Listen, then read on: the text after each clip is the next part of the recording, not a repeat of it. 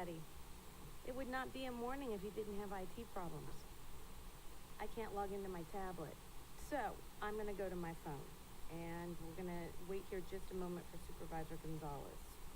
So if everyone could just bear with us for a moment. Okay.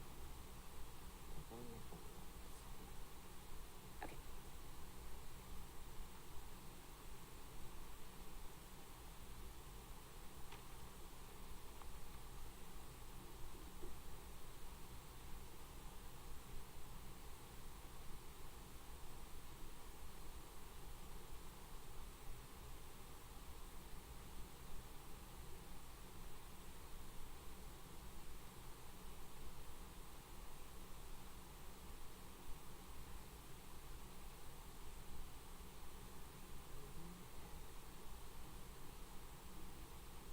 Okay, so we are going to bring the December 10th, 2024 regular board meeting to order.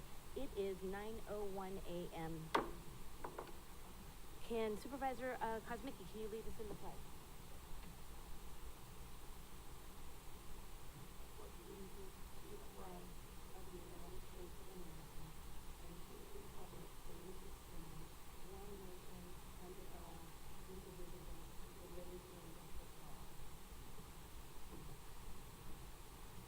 Okay, so can I get an acknowledgement of certificate of posting? So moved. Second. All in favor? Aye. Aye. Any opposed? That's 5-0. Okay, so we have a presentation of recognition for Supervisor Gonzalez for her 4 years of service. And it feels weird, but I'm going to go up here and do a little thing, so if you'd like to come with me.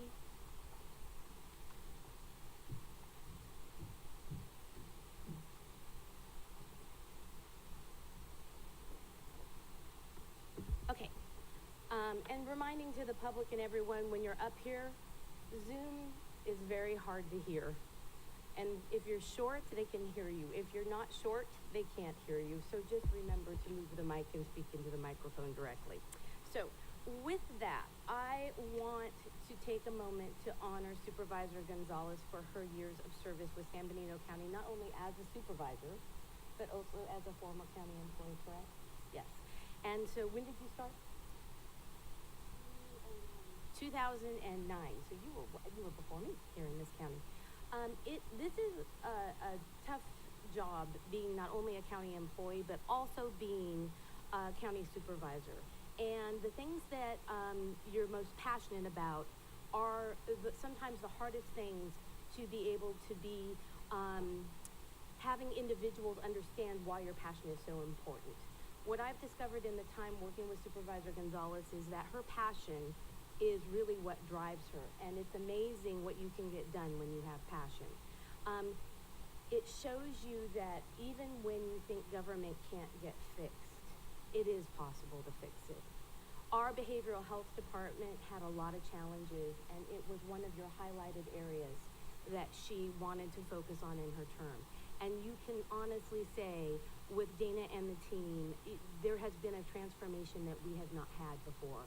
And if we look at government and change and embrace it, I think there's a lot of good that can be done. But also the public defender, ensuring that our residents have equal rights on both sides and that they're represented fairly. These are powerful and very passionate, and not many people get there's no glamour in this. It's not like you're like, oh, the glamour of the job is, shaking everybody's hands and being elected. No, it's not. The glamour is being passionate about what you believe in.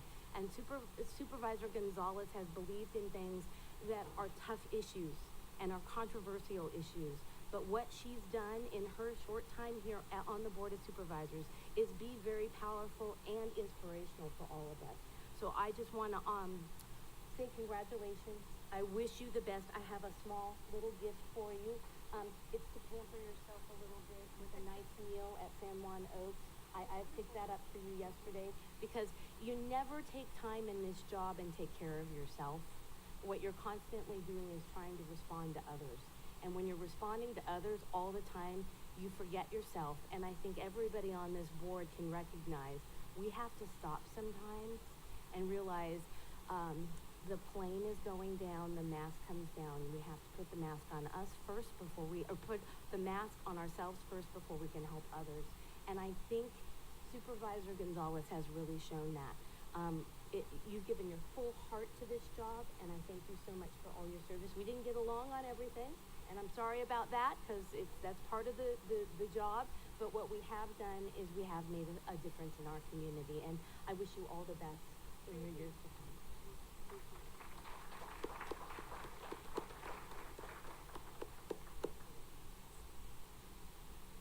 First of all, I apologize for my tardiness, because one of the things I have neglected is to replace the batteries in my key fob. So I couldn't get into my car. I just literally lived down the street and I couldn't get into my car. So I had to go run in, look for the spare, and find it to get over here. So my apologies for being tardy, but that's one of the things that we do. As supervisors, we do, as Supervisor Curro said, we do give our all, everything to the job, to the position. There are so many issues right now in the county, and the new supervisors coming in, those seated, each of us have our own area of passion. As she said, behavioral health was a significant one for me, as well as the public defenders. I only wish that I was reelected, because there's so much more still yet to be done here in the county. We know we're not perfect. We know that we've had some faux pas along the way in the past 10, 15 years. But it takes a bright mind, an open mind, to be able to come in and want to change whatever the stagnancy was. And so I'm glad I had the 4 years. I'm hoping I left an impact in this community. Those who know me know that I am passionate. Sometimes I get riled up. Supervisor Tiffany says, B, tell us really what you think, because I never held back. And for those of you who were in a public meeting with me, you would have witnessed it firsthand. But you know, the chairs are changing, and there'll be a new supervisor sitting in District 5. I'm hoping that he's equally as passionate as I was in helping the community grow and unify and just kind of work together and make some progress here, because I know that everything still has not been fixed. There are issues out there in the community that need to be addressed. And I know some of you sitting there smiling, and I know that we know that there's a lot still yet to be done. So thank you again for the time and the effort. And thank you again, Supervisor Curro, for this.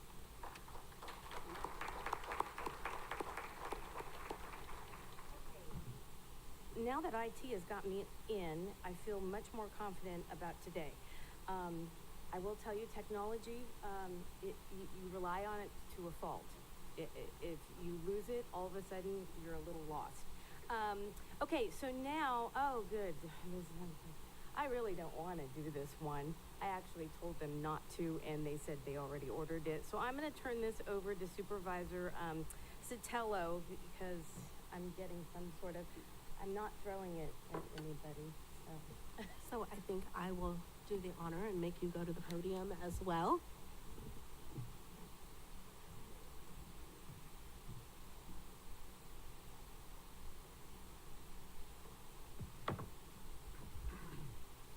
I'm not nearly as good as Supervisor Curro, so I had to write my stuff down.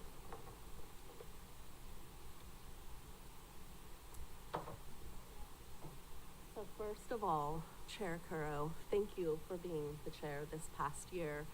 You've done a tremendous job. You've worked tirelessly, and I know the year has been amazing as well as challenging, all at the same time. It's been a privilege for me to get to serve alongside of you as your vice chair. You are fair, you're honest, you're transparent, you're compassionate, you're incredibly intelligent, and you're firm when you need to be. And your understanding of the county from being an employee has offered all of us up here a perspective that is helpful as we can continue to make San Benito County exceptional. You're a fierce advocate for our county and for your district.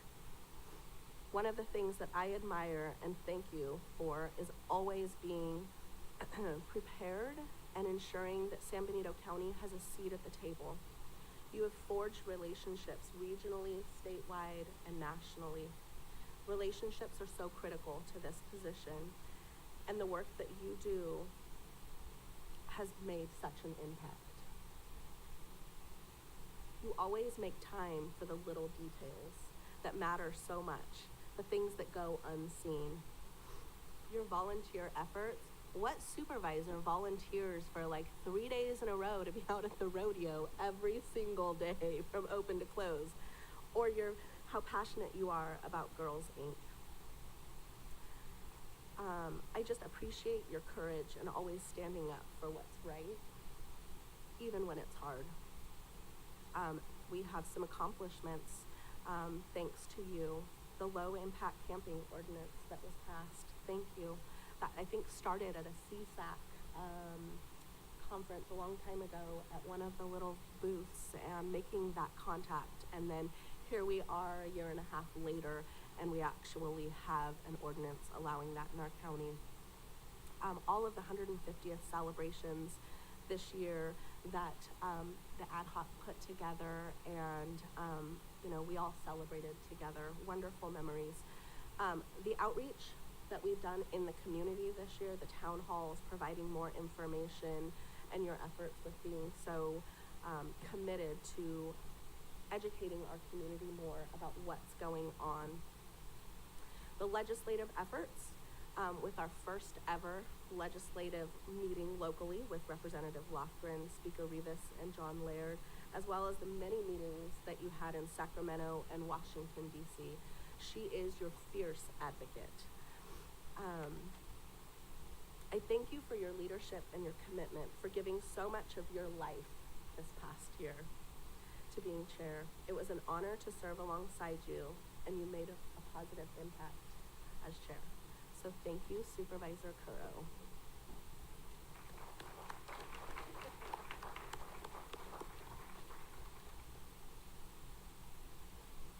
Yeah, I'm gonna do this super fast because we have a huge agenda and we have a lot more important stuff than me up here talking about nothing but nothing. I'll just say, if you asked me where I would be to this day, I would not think here and I would not think San Benito County, but I feel blessed because I am. The sacrifices, like I said earlier, that each elected official takes is a true sacrifice from their family, from their loved ones, and from themselves, because they're giving a part of themselves to the community. I have some other things that I will say, just that in preparing for today's agenda and with other presentations that we have going, it's amazing to watch the years go by and think back when I started local government in 1987 in Santa Clara County. I would never have thought in a million years that this is where my career would have taken me, but I'm blessed and I'm grateful for all of the staff. This is a team effort. There is not one person, without all of these elected officials and their passion and their beliefs, without all of the public and their passion and beliefs, and without every county employee, we would not be able to move things forward. And government is slow, and we try to set a firework under it. It doesn't always work. Sometimes it blows up in our face. We're not always right, but what we do try to do is the right thing. And I thank everyone on this dais, and thank everyone on this dais for their support and their commitment to our community. So thank you so much.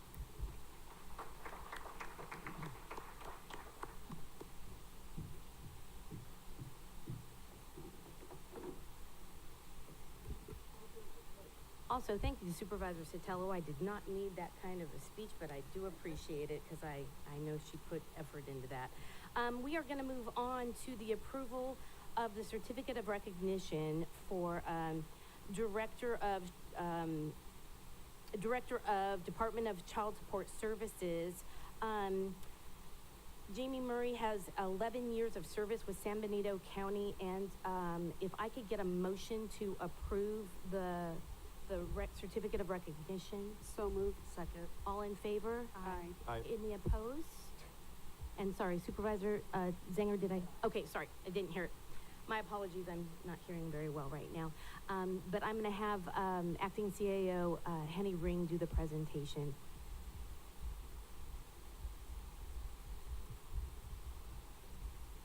I don't think your mic's on. I can't hear. There you go. This is a certificate of recognition for the hard work that Jamie Murray has done as Director of Child Support Services for San Benito County. Give a little bit of background. You're officially retiring on December 20th of this year, so she told me this morning, 9 days. After 31 years of commendable service to state and federal programming providing child support services, including the last 11 years as the regional director of both Santa Cruz County and San Benito County, which she's been doing since 2013. Some background, June of 2000, Jamie obtained her bachelor's degree in industrial psychology from California State Hayward, and then in 2006 obtained a master's degree in public administration with Cal State East Bay Hayward. Prior to her service, she with Santa Cruz County and with San Benito County, she served as the county of Contra Costa for 8 years as child support ombudsman, and then worked over 4 years as a senior program systems analyst for the Franchise Tax Board. Also worked 4 years with the California Department of Child Support Services as a consortia oversight manager and project manager and manager of the Change Management Coordination Committee. And then in 2009, she also worked with Sutter County for over 4 years. Her public service experience is extensive and is much appreciated. Just a big thank you to Jamie for all that you've done with San Benito County staff and Child Support Services, as well as San Benito County as a whole. And most of all, happy retirement.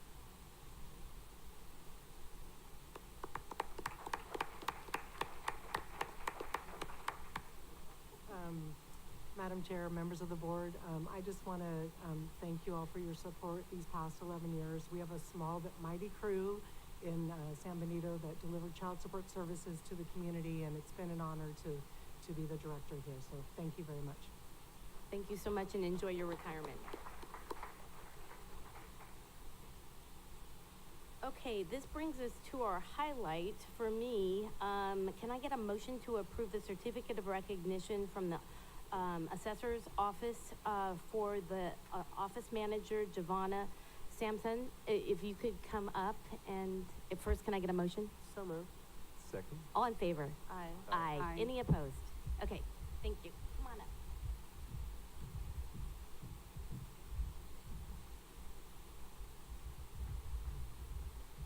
Oh, no. I brought tissue. We are not doing that. We are not doing that.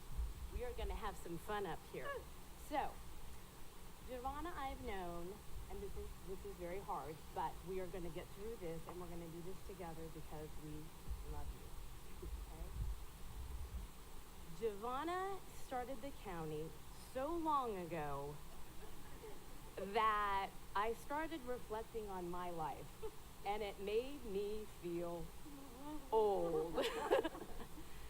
When I retire from this, well, I won't say retire, let's not speculate. When my term ends for this term, it will be 40 years since I started local government. It kind of made me go, wow. And Javana has a total of 34 plus years, and has all of it been with the assessor's office. I can't say that.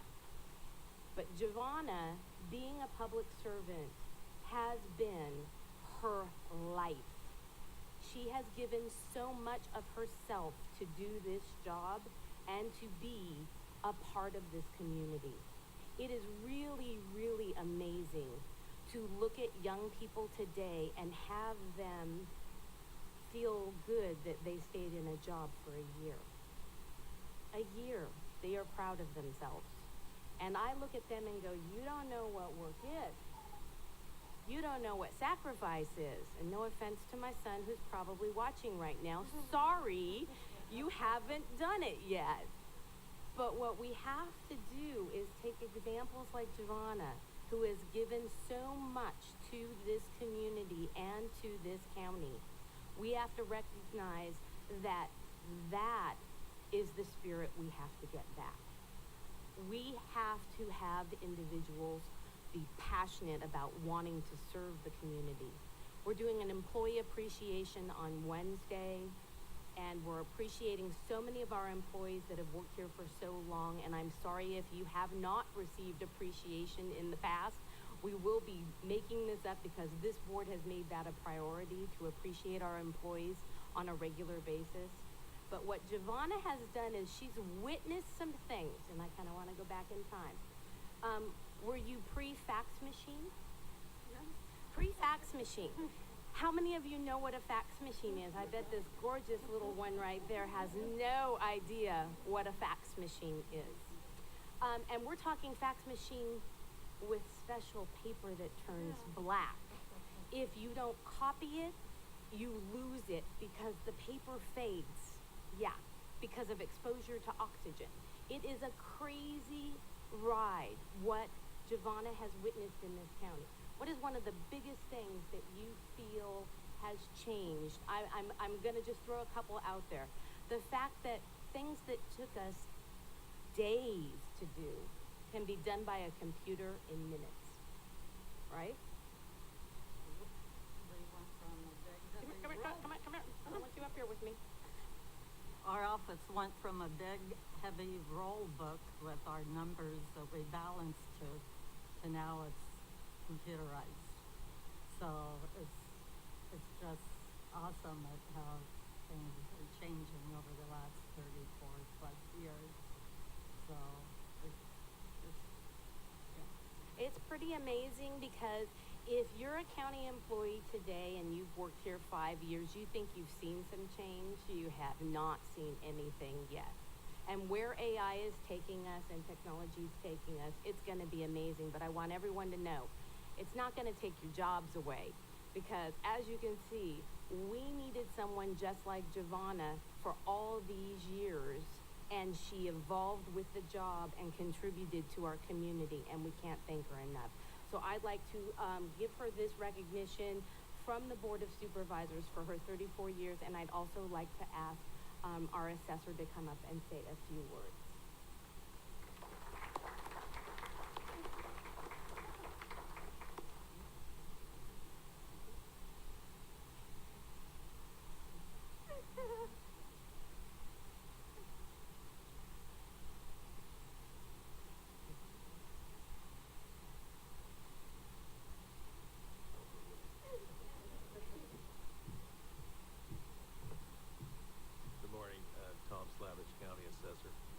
I've had the privilege to work with Javana for over 34 years at the assessor's office.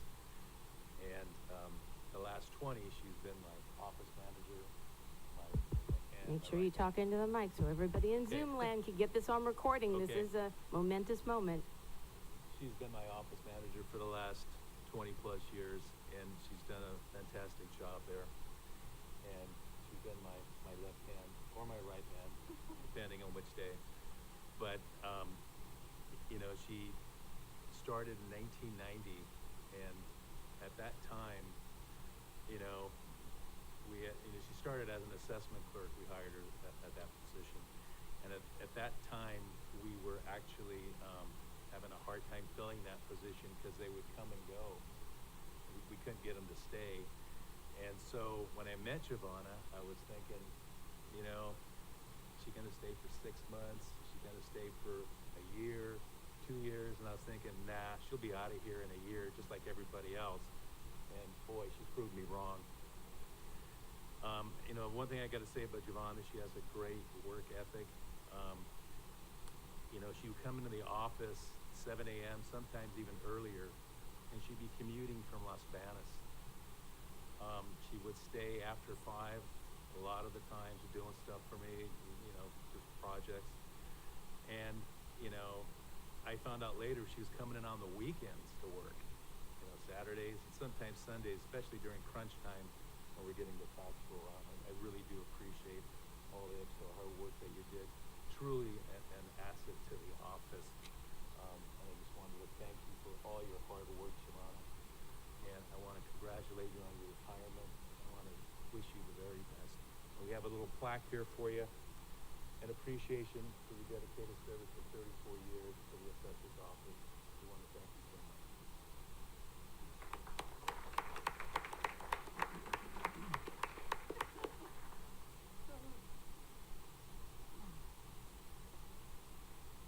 And if it's okay with Javana, if there's so much of the assessor's team that's here and her family, if you guys would like to come up and stand right up here and we'll be back here, we could do a group photo so that we can have this with everybody. Come on, Judy, don't, Judy, get up, come on.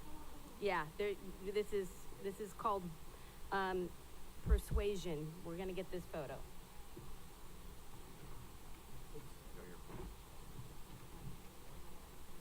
We'll do our little stagger thing that we do.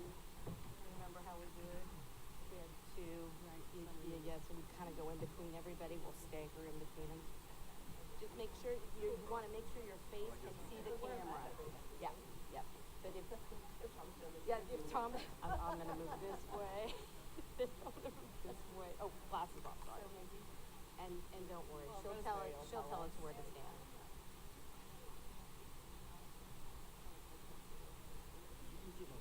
I can see the lens. That's all we have. You gotta move. You gotta move. You want? Yeah. Okay, are we all in there? That's Judy.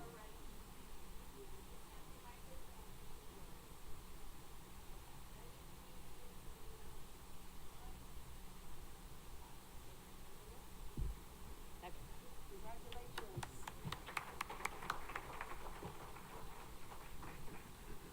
Yes, you come right up and you say a few words. And while she's walking up to the podium, I just want to say the assessor's office throws the best parties, the best potlucks, and the best costume competitions. If you have not been there at Halloween, it is the funnest place on earth. Sorry, Disney. We know how to party. I wanted to say thank you to the Honorable Board of Supervisors for giving me this chance, and for Chairwoman Curro. I met you last week at Payne's, and we talked a little about my incident. I was planning on working till the end of next year, along with my husband, and I agreed to it. He was taken from me in August of this year on Highway 156 in a head-on crash, and it devastated my life along with my family.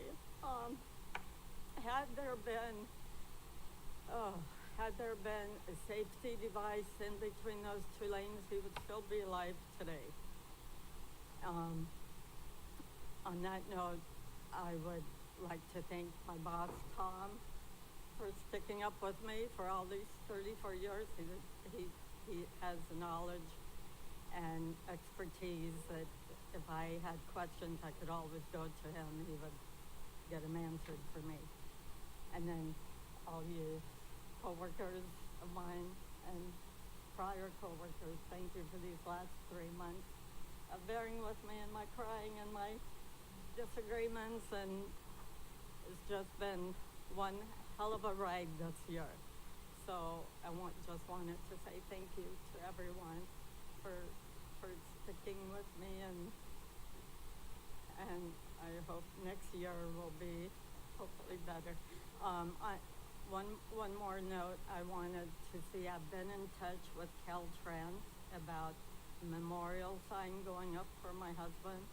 Curro said she might be able to help also in that process. I don't know if you, as the board. Yes, Supervisor Sotelo and I have already reached out to Caltrans, and we have the application and we've drafted it. I have included Laura on that email because I did not feel comfortable including you. Laura has what steps we need and what we need, and we're going to work with COG on getting that done. Thank you so much. You're welcome. Okay. Thank you, Javana.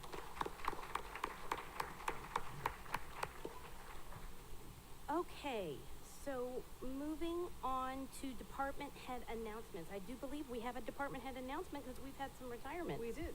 So we have, just to finish up the child support piece, Jamie's gonna come back up.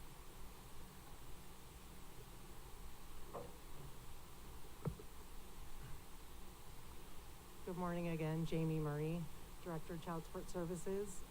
I would like to introduce Anna Rizzo. She's been appointed by the Santa Cruz County Administrative Officer as the new Director of Child Support Services. Her term will start on December 21st, and she's been working in the Department of Child Support Services in Santa Cruz for the past 6 years. Prior to that, 4 years in Health and Human Services in Santa Cruz. And prior to that, she has a lengthy experience in management and leadership in the banking industry. So we're really excited to have her in this new role, and I think she's going to be really excellent. So hopefully you'll welcome her. Welcome. Please say a few words. I just wanted to say thank you. It's a pleasure to be here and receive this appointment. I'm looking forward to working with the Board of Supervisors and the community to continue the work that Jamie has done, the wonderful work she's done in the local child support agency, to work with the community and support the program within your community. Thank you so much. Thank you so much and welcome, Anna. Do we have any other department head announcements? We do not. Okay, I'd like to take a 3-minute break just because we're going to have the board chambers. I know there's people that need to leave unless, if we could do 3 minutes, just 3 minutes. Thank you.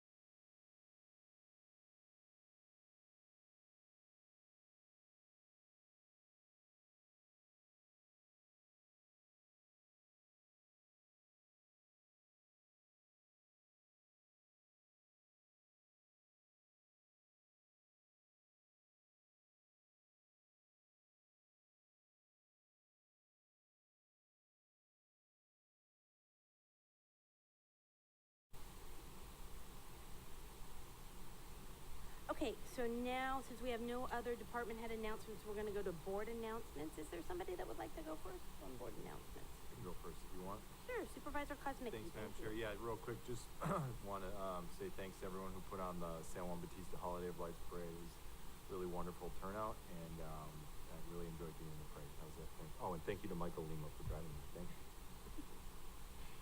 Supervisor Gonzalez? Supervisor Sotelo? Nope. Supervisor Zanger? Okay, well, I'm really sorry to do this because I'm not skipping this because there's a couple things I want to update people on. One, there is an employee appreciation luncheon that we are doing. If the employees did not know about this, they're not reading their emails. Shame on you. It's tomorrow. It'll be at the Vets Memorial, and we are starting the first phase of our new policy on acknowledging years of service with employees. So I thank everyone that's going to be attending. I was honored to be asked to attend the swearing in of the assembly this year, and being asked to join in the speakers area for the event. It was remarkable to see the extreme shift and change in our legislative representatives. We have a huge new freshman group, and they don't come from your typical political backgrounds. And so I think it opens a huge opportunity for us as local leaders to work with individuals that are really ready to make some change. So that was quite an honor, and and Speaker Rivas was reelected as the speaker, which was exciting to watch and very interesting to hear people debate on things. Intergovernmental, we have started a conversation on the homeless topic. Supervisor Kosmicki brought that forward. I think it was a really great start, and we're going to continue that conversation so whoever is going to be on intergovernmental next year, I really hope that they use intergovernmental and the homeless topic as a major conversation. It was great to have staff there and great to have the sheriff there. So I think it was a really good start. We look forward to working with both cities on this topic because it is a very important topic. We moved the Board of Supervisors swearing in from Tuesday, I believe, the 7th to, I'll make sure I have my calendar right. It's Monday, the 6th. And so I don't want the public not to be aware that that change has occurred. It will be on Monday, and an agenda will be going out, which will include, my understanding, the swearing in of the new board members or existing board members that are reelected. It'll be the chair, vice chair, and it'll also be any urgent appointments that are needed for that week. And I believe RCRC is one of the urgent items. I know we have a roads update, so I'm not going to talk about that. I did get to attend Food Angels and their recognition of all of their volunteers. Again, it's the community that makes all the difference, the combination of the public and the government in getting things resolved and being able to serve our community. It's really, Linda Lampa has been an asset to our community, and the work her and her volunteers has done is amazing, and I really am grateful for all she's done, but I'm also looking forward to collaborating with the new homeless encampment policy to be able to get more services to more people. The earthquake that happened that caused a tsunami alert, I want to use this as a reminder to all of our residents. Earthquakes can happen at any time, and if you're not prepared, you need to get prepared, because at any moment we could have an earthquake and we could have devastation that we've seen in the past. So please use the earthquake and the potential tsunami as a reminder to all of us. I forget about it until the earthquake hits, and then I'm like, where's my earthquake kit? Also, COG is working very closely with Caltrans on gathering more information and fact-based information about the history of Highway 25.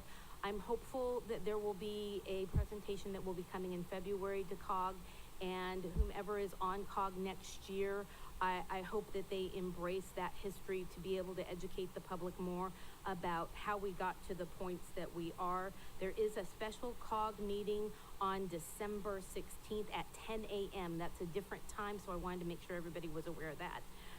Besides that, I want to wish everybody a Happy New Year and a Merry Christmas.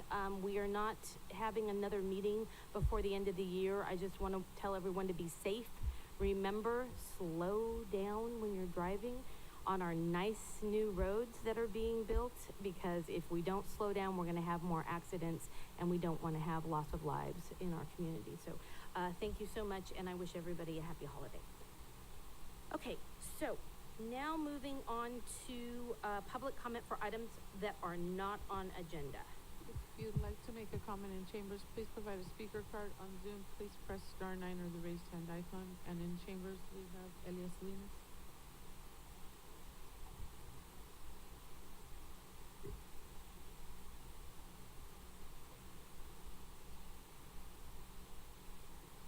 Good morning, Madam Chair and Supervisors, and I too wish you happy holidays Merry Christmas, Happy New Year, Hanukkah, Kwanzaa, all that good stuff that's about to happen. So I am here to ask for a future agenda item, hopefully after the inauguration in January 2025. Monterey County and Santa Clara County are already having meetings with regards to protecting our workforce in regards to, we really don't know until after that what's going to happen with mass deportation. And it's an important issue for San Benito County, as well as Santa Clara County, Monterey County. We have a large agricultural community, and that is our support workers there. And I myself have already started communicating with community leaders, having a meeting sometime in February with regards to just preparing ourselves. Maybe nothing's going to happen, maybe something's going to happen. And if something's happened, let us give the information. The state of California already had a meeting about 2 weeks ago, so there's already some information to go out there and to read. Also, I would like to somehow in a future agenda item that you bring forward the enforcement of penalties of those that have violated the codes here where there's monetary money that can be received. I'm thinking right now, if I remember correctly, it's off of San Juan Grade Road. I believe it's the Williams, the last name. They destroyed oak trees, and it's up to $10,000 an oak tree, and they destroyed many of them. Somewhere I heard 100. I don't know if it's true, but they destroyed a lot of oak trees, and there's a lot of fines. There's also the RV trailers where the person had people living there illegally and was collecting exorbitant amount of money for rent, and yet there's no fees against that individual who did that. There's several individuals who did that. There's also, I know that you guys are working with regards to the compost that caught fire, so that's a separate issue. But there is a lot of enforcement that is done, and there's a lot of enforcement that's not being done. And the enforcement that's being done, what are the penalties, and are you collecting on those? And I want to thank a big thank you to Bea. She's been a force to be reckoned with because she's passionate for this community, and I want to thank her for volunteering for all her time, and I want to thank her for her honesty and her integrity. Thank you. Thank you. Any additional public comment? Yes, I have two on Zoom. We'll start with Valerie. You've been unmuted and you have 3 minutes. Thank you very much. Yes, first of all, I would like to show appreciation for Bea Gonzalez and all of the work that she has done in the last 4 years. She has been a good supporter of our parks and community health. So thank you very much, Supervisor Gonzalez. The REACH Board would like to show appreciation also for the work that the Board of Supervisors have done for our San Benito County parks. We wish to move forward with the board in this next year with the implementation of the Riverview Regional Park and the Sunnyside Park. And it's been long coming and so appreciated by the neighborhood in Sunnyside. Let's see, we are grateful for the opportunity to work with the RMA Director, Steve Loop, in implementing grant opportunities this last year. The Old Stage Road, Anza Trail, Riverview Regional Park, and the San Benito County Historical Park. It will be a productive 2025 if some of the grants and new grants will be moving forward. So thank you very much, Board, for all your work with the San Benito County Parks on behalf of community wellness. And have a great new year. And then next, Celeste, you've been unmuted and you have 3 minutes. Good morning, board. I would like to show appreciation to B. Gonzalez for choosing me as her planning commissioner and also for the board and allowing and voting on my appointed position. And I look forward to continuing working with everyone and look forward to um, seeing what great would come as Colin Cosmicki will become my new supervisor due to the new redistricting. So I will make sure I do my civic duty and continue working with the board as a whole to make my District 2 community better. Thank you so much, everyone. One more on Zoom. Rob, you've been unmuted and you have 3 minutes. Good morning, board, and especially a good morning to B. Gonzalez. B, I will miss your conversations and your passion, and I don't know what's next in line for you, but I truly hope to be supportive in whatever, wherever you're endeavoring to be. I just wanted to bring up the subject of Hazel Hawkins Hospital. I've been spending a lot of time analyzing, their board packages and financial statements. And I just want to leave this one thought as the county, hopefully will continue the endeavor to save Hazel Hawkins Hospital as a permanent fixture of San Benito County, because we all know that we need it, and it's a very complex issue. But I just wanted to make this one point. The year prior to the crisis, the hospital made over $8 million. Since the crisis, about 24 months ago, this hospital has earned $30 million. And that's the dilemma we have, is how could they have even, put us through this whole crisis and everything that we've gone through, when, at least looking at their own financial reports, over $30 million in earnings since they came to you and asked for the $10 million bailout. So I just wanted to give you those facts, and I wish all of you a very Merry Christmas, and let's look forward to a terrific 2025. Thank you. Thank you, and that concludes public comment. Okay, that brings us to a consent. Is there any public comment for consent? If you'd like to make a comment in chambers, please provide a speaker card. On Zoom, please press *9 or the raised hand icon. And I do have Elias Salinas in chambers.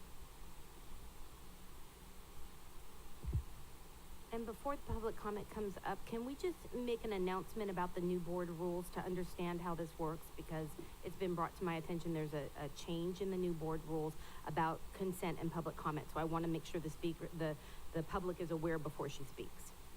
Good morning, everybody. This is Vanessa, the clerk of the board. So on the new board rules, it's 3 minutes for your comments for consent agenda. And if an item gets pulled and once the board comes back to discuss it, they will open it up for public comment again. But if you've already made a comment during the first set of public comments, you will not be able to make a second comment. How does the public know which item will get pulled? You don't. I didn't write the rules. I'm just having to enforce them so we can change those rules in the future. So if you want to make a comment on an item right now, you'll have 3 minutes. If you know an item's going to be pulled or think an item's going to be pulled, you can wait and do your 3 minutes at that time. So I just wanted to make sure that you knew before you spoke. Or lose your ability to speak. Yeah, future seeing. Gotcha. Okay, 1.3, 1.9, I believe 1.29. 1.3, it says approve amendment number 1 with interim. What is interim? In the amount of $250,000 budget increase, unless the updates and the rates, additional psychiatric services increase. So back to behavioral health. Last meeting, you approved almost $6 million for a third party called Pacific Clinics to be able just to come to San Benito County for emergency services on a calls, okay? And now this is about additional psychiatric services. What are these additional psychiatric services? I know the Pacific Clinics is not psychiatric. They're not even, some of the people that are coming to the calls, they're not even have degrees. They're just some family members that actually went through the crisis. Now they're considered, they go through so many hours of training, and now they have the ability to. But my issue here is we do not serve our community. We spend a lot of money, millions of dollars that leave San Benito County for services that are given to our community, yet our community is not really getting the services that they need. Somebody's making money and our community is not being served properly. This has been going on for years. There has been no change, and you need to really take it seriously. I would suggest exactly what the city of Hollister did. They actually did an audit of all the contracts and went down through every contract, and are they really being facilitated, and are they really necessary? And maybe there's a deadline that already entered on those contracts, and they still keep going forward. 1.9, you're gonna, the election took place. We have an individual that's gonna be sworn in, never lived in the district. Nobody said anything about it up here in the dais. I just wanted to say something on that. 1.29, this is really important. This is about, to me, this is about tiny homes, and I'm running out of time. I hope that one of you, please pull it, look at the contract, because the piece of paper that's attached to this just doesn't make any sense whatsoever, and I'm out of time and I won't be able to speak, and maybe I shouldn't have said anything now. Thank you for your comments. I have no further public comment on consent. Okay, bringing it back to the board, are there any items on consent that you would like to discuss or pull? Supervisor Zanger? Yeah, thank you. 1.5, 1.7, and 1.27. Okay, any others? Supervisor Kosmicki? Yeah, thank you. 1.17 and 1.18. Okay, Supervisor Gonzalez? Yes. I'm sorry, I was trying to Oh, let's document. go to anything from Supervisor, Sotelo? Nope. Okay, I would like to pull item let me make sure. That's okay. 22, 22. 1.22, as well as, reference to, Ms. Salinas' concern, 1.29. 29. Okay, so I'm showing, unless you have more. No, that's Nope. it. Okay, I'm showing that we have 1.5, 1.7, 1.17, 1.18, 1.22, 1.27, and 1.29 all pulled. No, it was 1.8. 1.8, 18, you pulled 1.18? 1.17, 1.18, yeah, 1.18, 17. 18. Yeah. Yeah, that's why I read them out. I wanted to make sure I got everybody's. Did you get that? Okay, so with that, can I get a motion to approve consent? So moved. Second. Excluding the ones noted by the chair. Correct. I was just gonna have the clerk of the board just send me those numbers again. I didn't get them all. Okay, with that, can I get a motion to approve? I mean, all in favor? Aye. Aye. Any opposed? 5-0. Okay, so with that, that moves us to, let's see here, regular agenda. Regular agenda, we have item 2.1, which is review and adopt the county communications plan outlining the framework of the county communication that enhances community participation and produces fact-based information. And I believe Rosemary's doing the presentation, and I look up and she's there, so that's great. Thank you. Yes. Thank you, Madam Chair and members of the board. Is this not on? Sure. I have a green light. Okay, good. Usually I talk pretty loud, but I can project my voice even more. Good morning, Madam Chair, members of the board, and friends and neighbors of San Benito County. I will be discussing with you this morning our communications plan, and we'll be talking a little bit about how it's been working out over the past year. There will be more information that's attached to this agenda for anybody who wants a little bit more in-depth, because this is kind of an overview of what we have to cover, and I'm trying to keep it within 10 minutes, but I can talk about this all day. So this communications plan is a living, breathing document that aligns with our goals as a county and for the community. And the plan will be assessed and updated annually, and it includes measurable objectives and outcomes. What's included in this is increasing transparency and accessibility, sharing the San Benito County vision, improving communications, engaging with the community, and enhancing emergency response communications. So our target audience is, of course, the general public, businesses, public officials, county employees, and traditional media. Some of the ways that we are increasing our transparency and accessibility is by providing information in Spanish and in English. Our biggest second non-English speaking population is Spanish, and so as often as we can, we try to put out all publications and videos in Spanish as well as English, or provide that information somewhere else that they can find it in Spanish. Something else that we're doing to increase our transparency and accessibility is by tapping into some of the more impactful and important topics here around the community. And we know that roads have been one of those hot topics. So creating consistent messaging with the help of Steve Loop and some of our other transportation partners has been part of that plan, where they can find that information easily on all of our social media platforms, on our website and on YouTube, and they can access that information that impacts them readily available. So that's all out there as well. Some of the ways that we have improved our communications as a whole is by increasing our engagement on social media, and I'll have other statistical information on that later on in this presentation. We also can reach out to the community and improve our communications by meeting with people face to face. We've had multiple town hall meetings that we have hosted this year, as well as other community events, and then our big 150th, which was a pretty great turnout.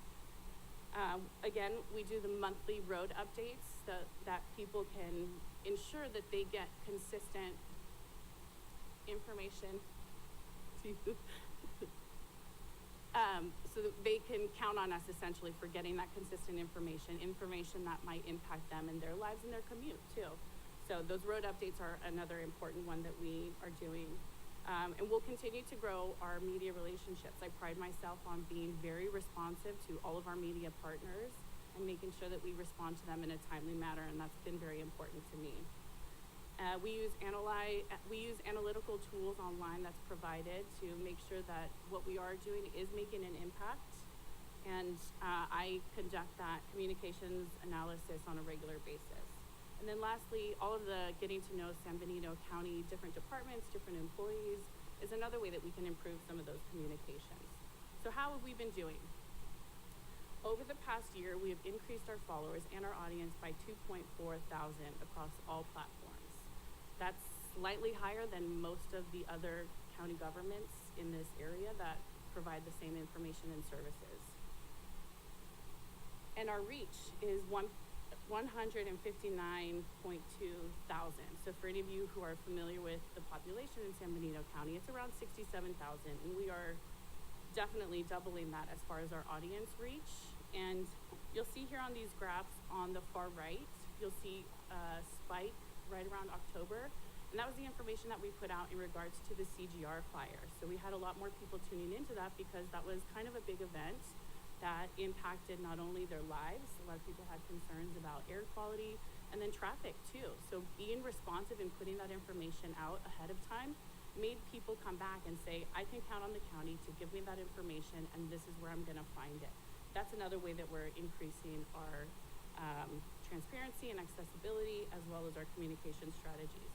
Now the spike in the middle is when we did the 150th. We had a lot of people tuning in for that, which we really appreciate, and I thought that that event was really fun, and we're still celebrating that up until February of next year. And then the spike on the far left, the little one, is actually a recruitment video that we did for HR, and those have proven also to be very successful. So, yeah, I think as far as these results are concerned, these are pretty good numbers, especially for a smaller county like us. It is nice to know in this graph that majority of our viewers are here in the Hollister area and San Benito County. So we are reaching the people who actually live here, who want to know this information. It's not, you know, some far off place, other, you know, areas in California. It's here, right here at home. And most of them are women, just I'm sorry. coincidentally. Can you guys please step out? Thank you. Sorry about that, Rosemary. That's okay.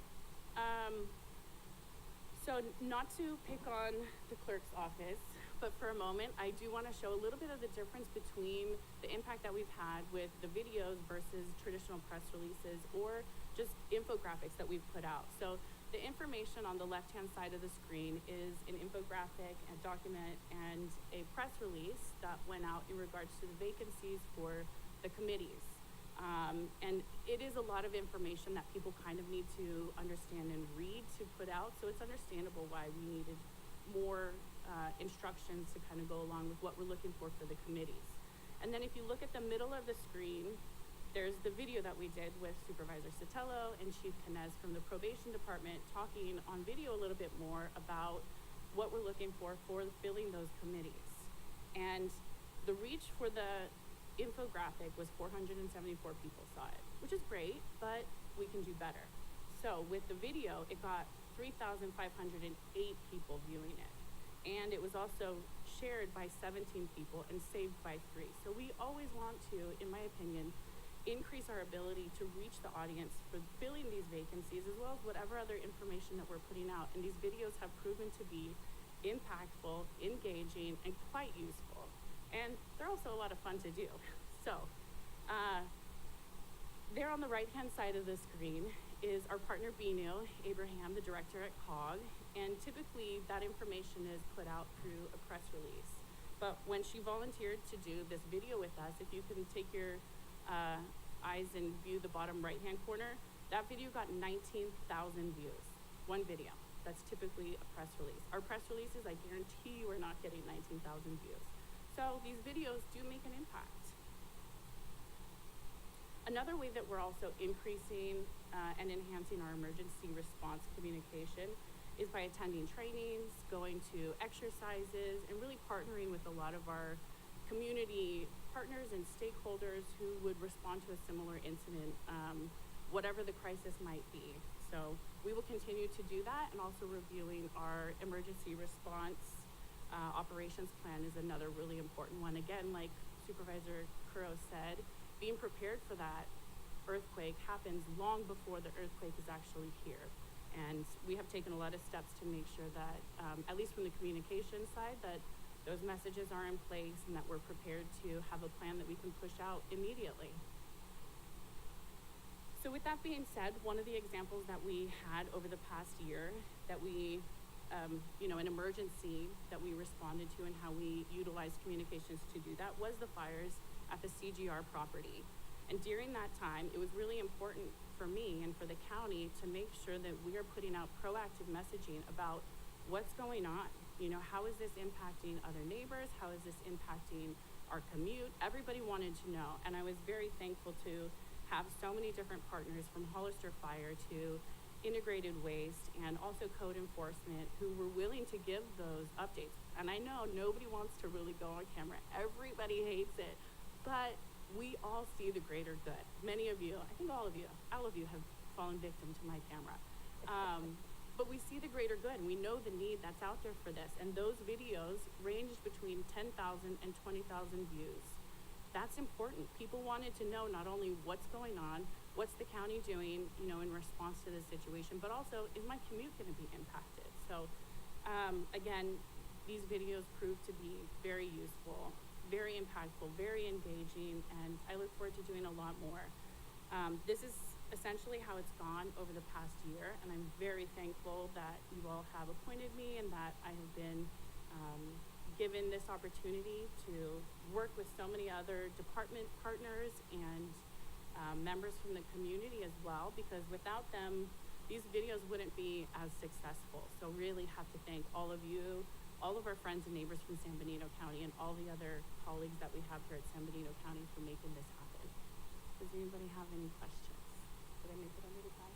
You were almost to the second. That was very impressive. So any questions before we open it up to public comment, and then we'll bring it back to the board for deliberation? Any questions?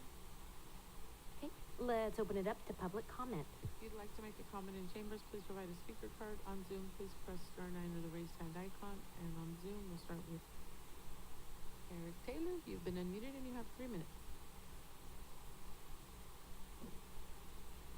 Hello, this is Eric Taylor, County Sheriff. I meant to be there in person. I'm trying to get down there for a later item, but I just wanted to speak to this real quick. This county is extremely, and our office are extremely lucky to have Rosemary as part of our team. She has single-handedly transformed the way that we communicate in the sheriff's office. One of the things that she's leaving out a little bit in her presentation is that she's always available also to bounce ideas off of. We've had to communicate some very difficult things that have to do with our own staff and things that have happened internally. And she helps us navigate those items. And I would just think that when I first got to San Benito County, I realized what a closed off county we were to communicating with the public. I think everyone's done a really good job trying to change that. And Rosemary's been a huge conduit for us to all get out from behind our desks, get in front of a camera, share the things that we're doing here. And she's an absolute invaluable resource. I just want to say from the sheriff's office and, with under CAO Espinosa's direction and continuing under CAO Ring's direction, they've made Rosemary available to our departments and our offices to help with things. And that's extremely important for all of us. So just want to give a quick thank you to Rosemary and thank you to the CAO's office and the board for making this possible. And hopefully we all continue to be transparent and open and share this information with the community. So thank you. On Zoom, Valerie, you've been unmuted and you have 3 minutes. Yes, thank you, Valerie Eglin, Samuel Batista. I am so impressed with Rosemary's work. She is right on top of every event. She is bringing people together for discussion, organizing and communicating. And it's been amazing to see how many postings she's done on behalf of the county to keep the public informed on disaster, on the roads, on just everything. I am very, very impressed, and I'm so happy that we have such a great person working in our county for us. Thank you.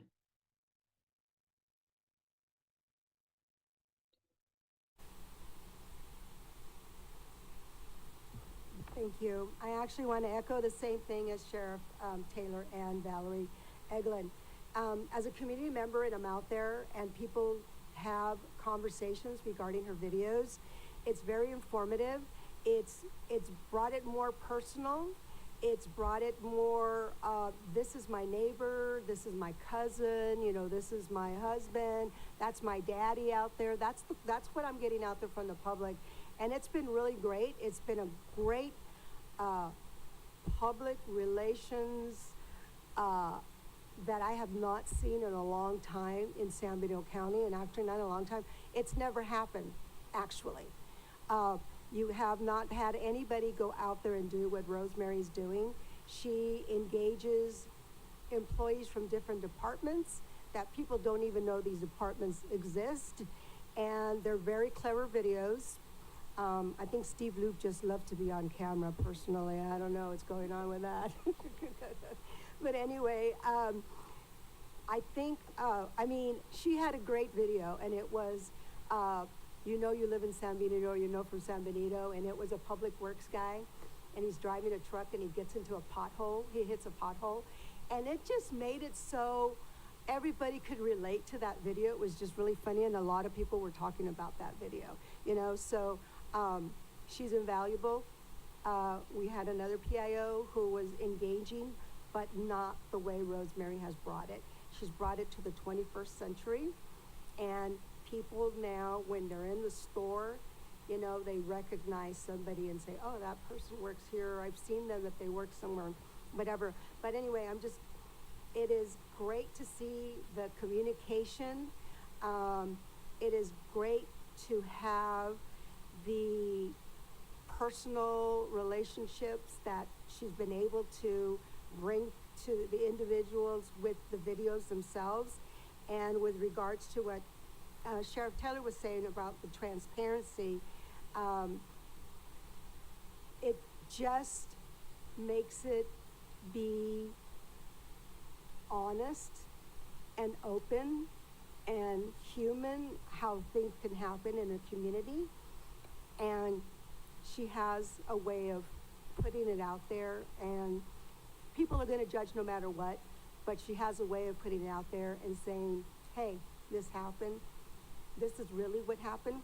And that's the most important thing, is that the information is putting out there are facts, fact-based information to go out to, you know, everybody. So thank you, Rosemary, for a great job you're doing. That concludes public comment. Okay, great. Bringing it back to the board. Any comments? Supervisor Gonzalez? I just want to say thank you. When you came aboard, you can see, at least I personally can see the difference in terms of the community's messaging and so forth.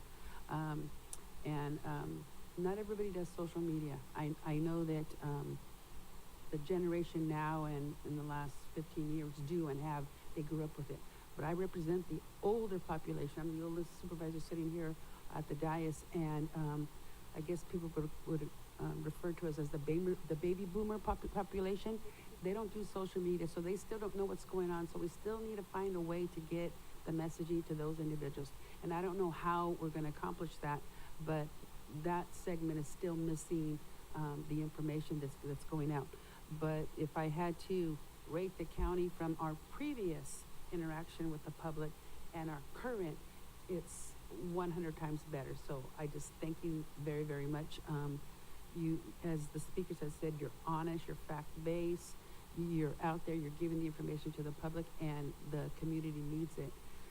I just hope there's some way we can kind of improve our messaging regarding the roads, road conditions, the work that the county is doing to make reparations to the roads and so forth, so that people can understand, especially the Highway 25. So I look forward to that item next year coming, you know, with COG and the history of it, because I can remember when I learned to drive, it's like, oh, a $40 million project and this highway is going to be fixed. Well, that was 45 years ago in my lifetime, and it still hasn't happened. So the community needs to know where their tax dollars are going, and I look forward to you bringing that information to the community and to the public so that they know what's happening with 25 and how the county is moving forward, where we're at and where we have evolved to and where we're heading, and when some of the roads are going to get a little bit safer. And I know earlier today there was mention about divide on the highway. Are we working with Santa Clara County and communicating some of our concerns, since we're so close to Santa Clara County, at least as to Highway 25, to make sure that they're working in conjunction with us? So I look forward to you sharing that message so that the people know that we are doing what we can to make our community safe. But just thank you very much for all that you've done. Thank you, Supervisor Yes, Gonzalez. We'll I certainly really miss you. Am I allowed to talk in between, or should I wait till you guys are all done? You can go ahead if you have something you need to respond to. Yes, go ahead. It's not necessarily a need, but to clarify, we do have a video in the works right now. We're just waiting to add the captions to it to make it ADA compliant for everything that has been done for Highway 25. And thank you to our partners at COG and Caltrans.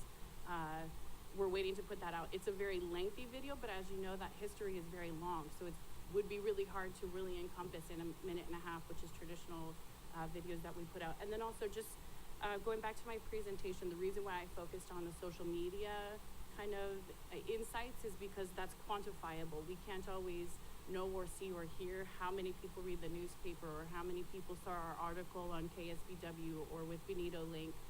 So these are the quantifiable data that we can kind of look at and say, yes, definitively, this is the facts as far as our audience and reach is concerned. But I I definitely hear what you're saying, and I would love to hear more suggestions. Like you said, you don't necessarily know how we can reach more of that population, but I would love to.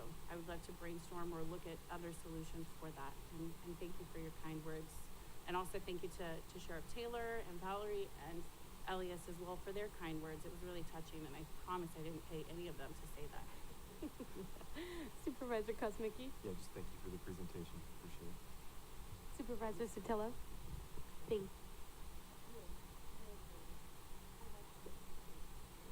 Sorry. As our public information officer, you're just outstanding, and it's such a privilege and honor to work with you. You push me way outside of my comfort zone. I hate those videos. But I do agree, and we're seeing they're making a difference, and I think that it's been so fun to watch. I'm trying to follow all of our pages, but it's really fun to watch all of the different, especially some of the recruitment videos you've done. So creative and so engaging. And I agree with one of the speakers that said you've just made it really personal, and I think it just has really, really made a difference. I do agree with Supervisor Gonzalez. I think that you've done outstanding, as with the public information and all of the things with social media. However, I do think, of course, we can always do a little bit more, right? And so I don't know what that is, but I do think if people aren't on social media, how are they getting some of this information? And I think we need to continue to do everything we can to make sure that social media isn't our only outlet for getting information. And so I don't know what that is, but we can continue working together on that, right, as a team. I just think when we're working with you, when you're out in the public, you're so professional, you're so thoughtful, gracious and smart, and we are so incredibly lucky to have you. So thank you so much for being here.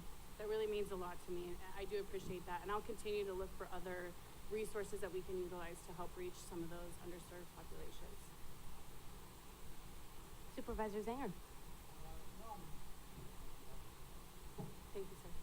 Yeah, I agree with the public comments and what's been said up here from the dais. I do also agree maybe we could do some sort of senior outreach where we do a collage of your videos, your like top videos, and take them to maybe senior centers or where organizations are that bring people that are not connected to technology together. So, but this is a living document. I do appreciate you saying that, because this is the beginning of a document that we haven't had previously.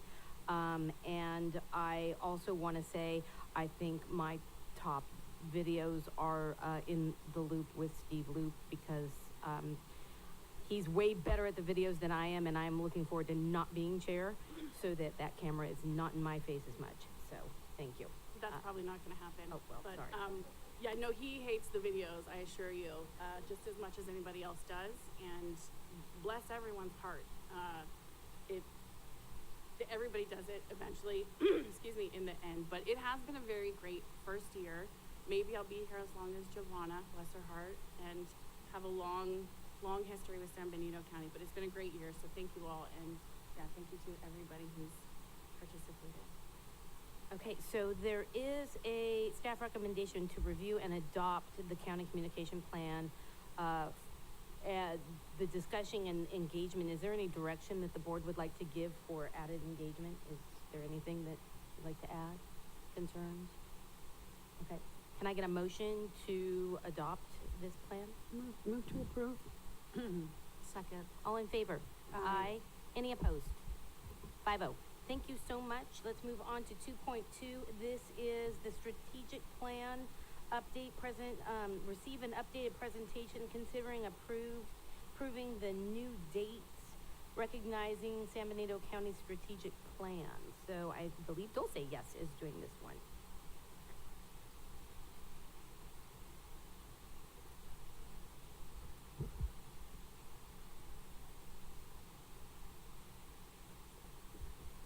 Good morning, Board of Supervisors and the community. My name is Dulce Alonso. I'm a Principal Administrative Analyst here at San Benito County. And as the board recalls, we adopted this plan in on May 7th of 2024. We updated we left the 5 focus areas intact, but what we did is we added very specific goals with time frames for various departments to achieve and accomplish. So today I'm bringing those goals back to the board, provide a quick status update, and we do have some recommendations on pushing some of the dates out. This was a working document when we implemented, so it's fluid, and hopefully in the new year we can set a date to review and update any goals if the board so chooses. So today we're just going to discuss the goals, and I'll provide brief updates. In the background of the staff report, there's additional details that various departments have provided, and they go more in depth on everything that they've been doing to accomplish those goals. So as you may recall, the 5 areas are operational development and excellence, planning for sustainable growth, technology, community engagement, and healthy and safe communities. You may remember that we put the most goals on operational development and excellence, and so that was a really heavy lift, but I'm just gonna read the goals and kind of provide a status update. So the first one was under enhanced community service, provide an in-house countywide customer training for all our employees. The action was to conduct a due diligence and gather information to create a program. And it was to be led by HR. So we're in the process of developing a program, and more time's required to complete. So we're recommending to push it out to summer, fall of 2025 on that one. Next one's finalized training program for training program for our staff. Also recommending, we have begun working on that process, but we are recommending to expand that out to fall, winter of 2025. Employee service recognition. The board actually adopted a policy for that, and we'll be implementing our first service award during tomorrow's ceremony. So that one has been completed, and we can cross that off the list or continue to do each year. Next one is under develop a comprehensive multi-facet recruitment plan for future employees. I want to say this is going to be an ongoing kind of working action, but specifically form an internal working group to collaborate with Deputy CAO for Human Resources. So the working group has been completed. Present findings and recommendations to the Board of Supervisors for consideration, which include but not limited to the development of marketing programs, job fair attendance, and other work plans to work with local colleges and high schools. So this has been started, and I think will continue. HR has attended job fairs and partnered with the high school and done various activities to promote our recruitment, and even videos, as Rosemary shared.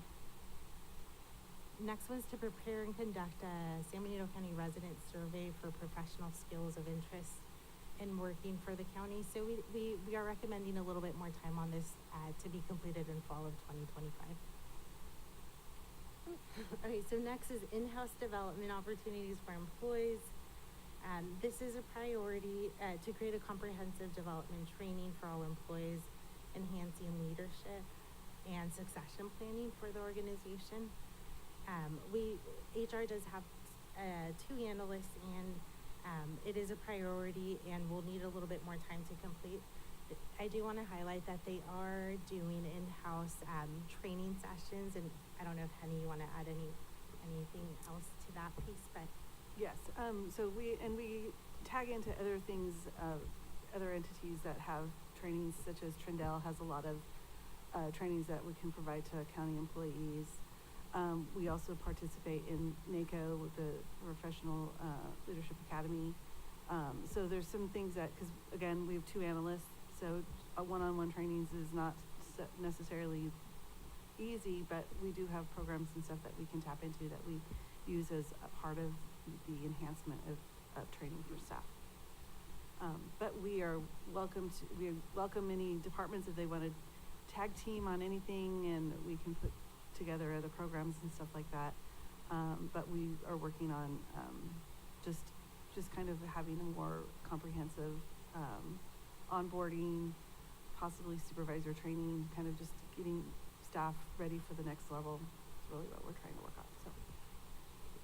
So with that, the recommendation is to push out the timeframe to summer 25.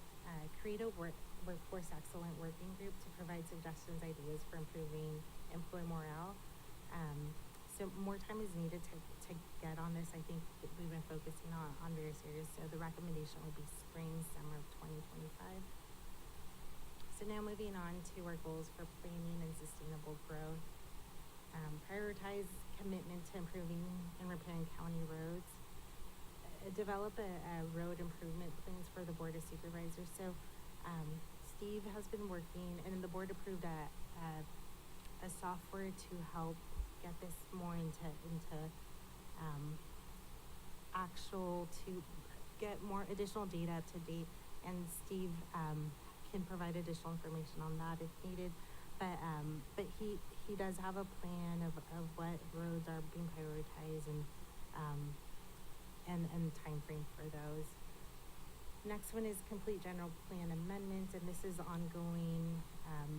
Planning is working on this, and there's additional details on the background of what they've done to achieve these, but some include updating the housing element, and they're in the process of the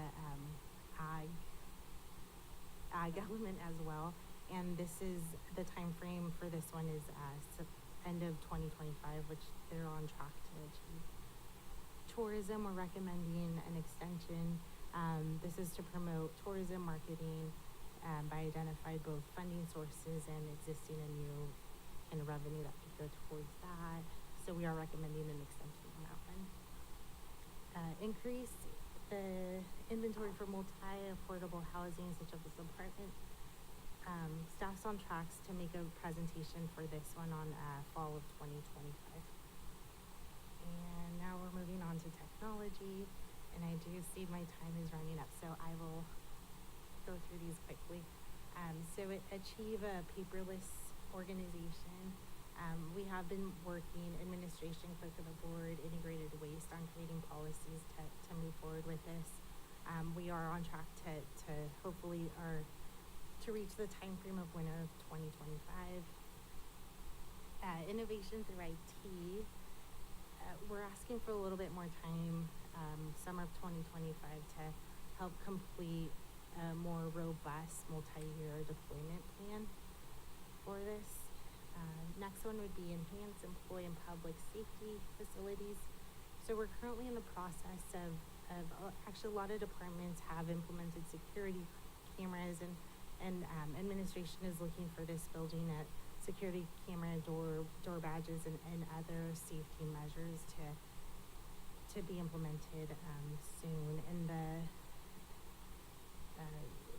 I think the time frame is fine on that one.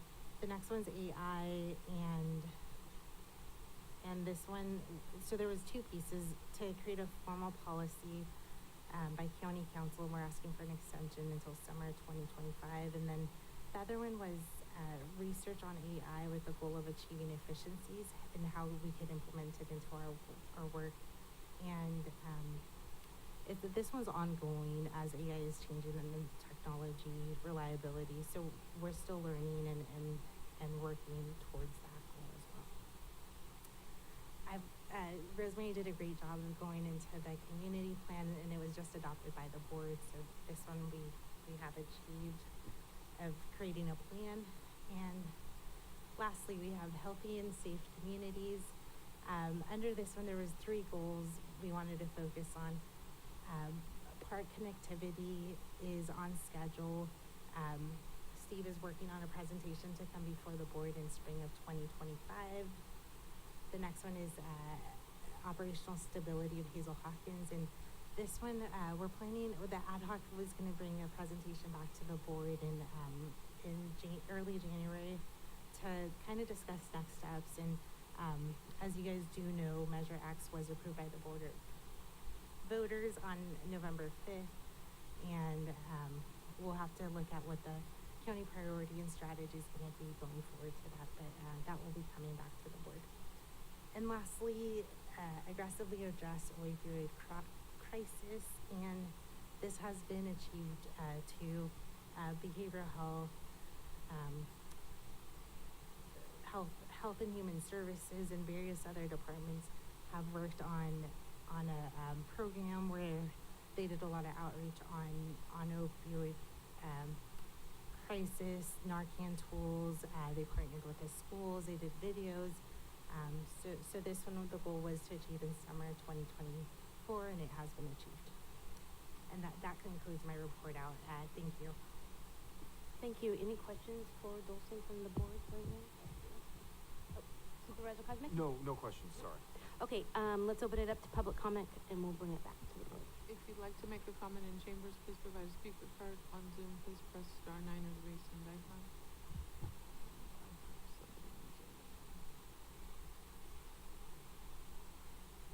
Valerie Eglin, you've been unmuted and you have 3 minutes. Yes, thank you very much. On behalf of the Reach San Benito Parks Foundation, I applaud the work on connectivity of parks between the historical park, Riverview Regional Park, Sunnyside Park, Brigantino, and onto San Juan. And with the possibility of 156 being opened more to pedestrian bicycle activity, it's a great possibility that we can have a bicycle path that works for the whole community.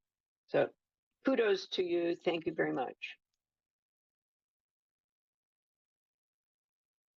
No further public comment. Okay, bringing it back to the board. Any questions, concerns, Supervisor Cosmic? I just real briefly, just, I saw road impact fees were mentioned. I just want to make sure that, that's a top priority going forward. I really want to, take a look at all the impact fees.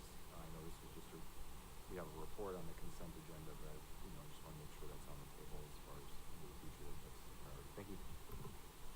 I totally support that one too. Supervisor Gonzalez, you good? Just that this has been a work in progress, and I really appreciate all the work that staff has put into it. And so thank you. Keep it up. Supervisor Sotelo? Thank you.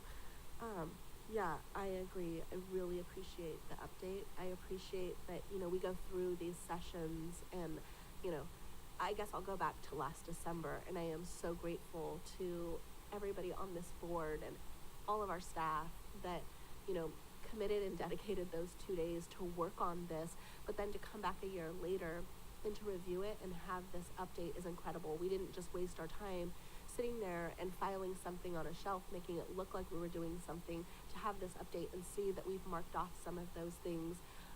It was a very aggressive plan, I remember, from the beginning, particularly on human resources. And in light of everything, I think it's completely understandable and appropriate that some of the items needs more time. So I'm definitely okay with that. But I really thank you all for this update and working on it, and it not going to just like, well, we're busy, we don't have time to work on this, and really making this a priority. So thank you very much. Supervisor Samuel? Okay, I just want to say thank you. I totally agree with Supervisor Cosmicki on impact fees, not just roads, but life safety impact fees. This is a living, evolving document, and I think the new board really needs to have a good look at this and decide how things are moving forward, but it's at least a movement that's moved forward. So with that, can I get a motion to approve with the new updates? So moved. Second. All in favor? Aye. Any opposed? Okay, that's a 5-0. Okay, we're gonna move, thank you so much, Dulce, you did great. Let's move on to 2.3. This is accept presentation regarding roads and bridges, projects and status. So in the loop with Steve Loop, here he comes.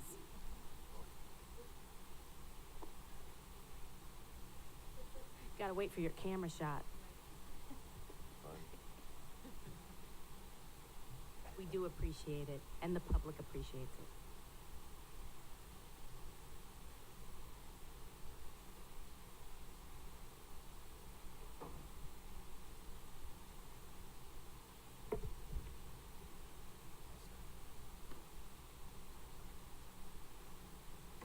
good morning, Madam Chair, Board, members of the public.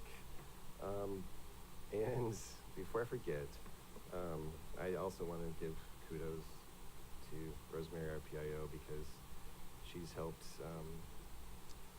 educate and inform our public about a lot of projects that I'll be talking about over the next few minutes. So she's done a great job with all of us, getting us to provide those updates. So here we go.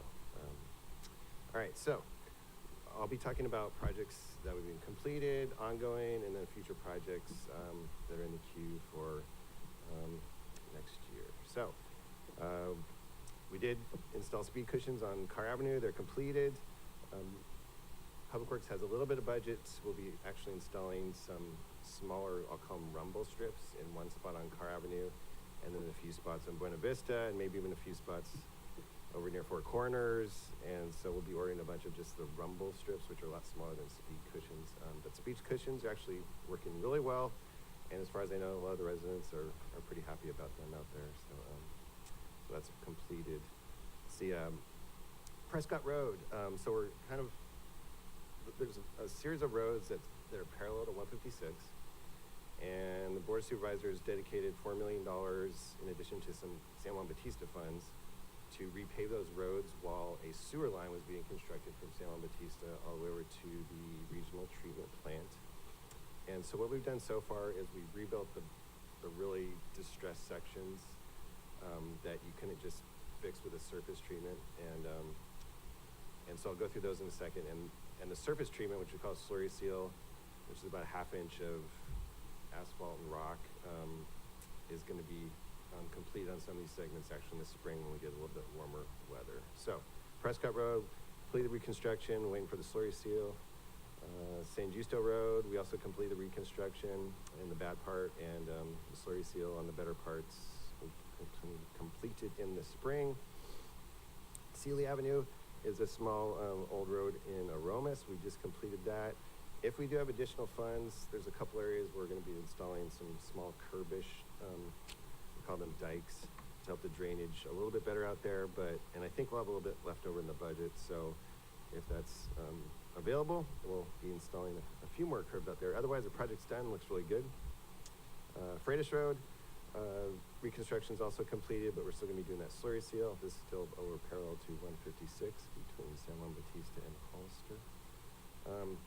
Duncan Road, it only is going to have the surface treatments, so it's in the same vicinity. So they'll just be getting the slurry seal in the spring. And similarly on San Juan Highway, in the segment is actually in pretty decent shape, so we'll just be doing the slurry seal. It's from Prescott Road down towards town. Bixby Road, we completed the reconstruction, but there's a little piece that we'll get the slurry seal. So Fairview Road, let's see, this project from Orchard to Los Fibros was actually completed with enterprise funds, and it's finished, and so it's over near 156 as you head towards town. There's a segment that we completed over there recently. Fairview Road, this project was actually funded by developers. We just did some inspections and things. So over near John Smith Road and the Catholic Church, down towards Highway 25, portions of the county road were improved, and then portions of the city road were improved. And but again, that was actually funded by the developers, so the county did not pay for that. Let's see.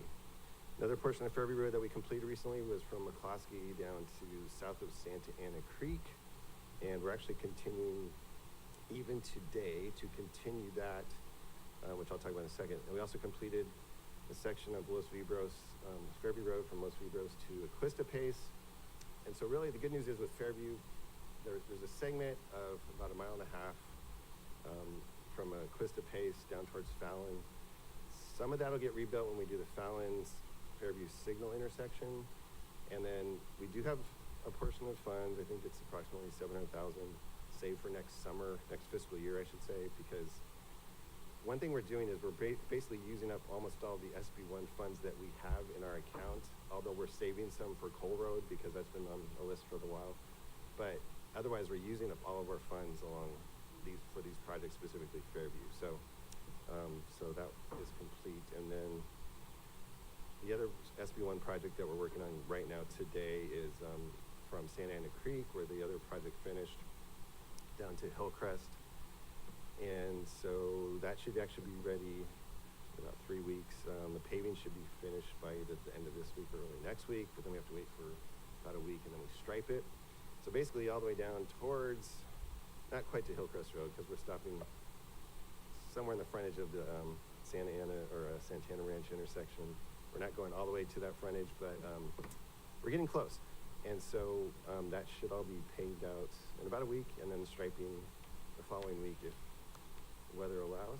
So, and again, that was also SB1 funds, which is a state gas tax essentially that we have. We get about 2.5 million a year, so we have to wait till those funds accumulate, and then once they accumulate, then we can start building these projects, because 250,000 at a time, it doesn't do much actually, but as they build up, then we're using them to construct the roads. So, Cienega, this is actually a road that was designated by a previous Board of Supervisor, and so we paved about 0.6 miles, maybe a little bit longer, adjacent to over near DeRose Winery on Cienega.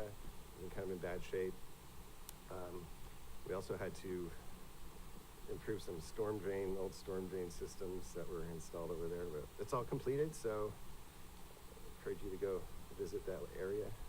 Union Road, near the bridge project. So I'll be talking about bridges real briefly a little bit in a few minutes. And so there's a little piece on Union Road where Caltrans won't fund bridge projects to improve miles and miles of roads. You can only go so far past the bridge, and the Highway Bridge Program will actually pay for that pavement, but they make you stop at a certain spot because everyone would just continue, paving roads with Highway Bridge funds. And so there's going to be a piece of approximately 200 feet. So when the bridge project's finished with its paving, then we'll be able to finish that small piece. And then Union will be pretty much finished all the way as far as paving from 25 down to where the karate company was. So a certain spot. I don't know better reference for it. And so, and then after that, we have funds. We all know where you're talking about. That's the problem. So, and then we do have funds starting next summer that we've been designing the project so then we can continue that all the way till Highway 25. So that design's ongoing, and so we'll be able to finish that. So Union Road will be finished all the way to, 156 to 25, basically. So, so we'll bid that out. Well, I'll talk about it in a second, but that we'll be working on next summer. Let's see, guardrails. So, good project. Our guardrails continue to be hit around the county, and the ones that got real bad were over by Fairview, Los Vibros. And we got that project completed. Looks really good. Shore Road, we already awarded the contract. We could start now, but we're going to wait till the spring just to be safe with the weather. But that's going to go all the way from Fraser Lake to San Felipe. It's completely rebuild that stretch of the road.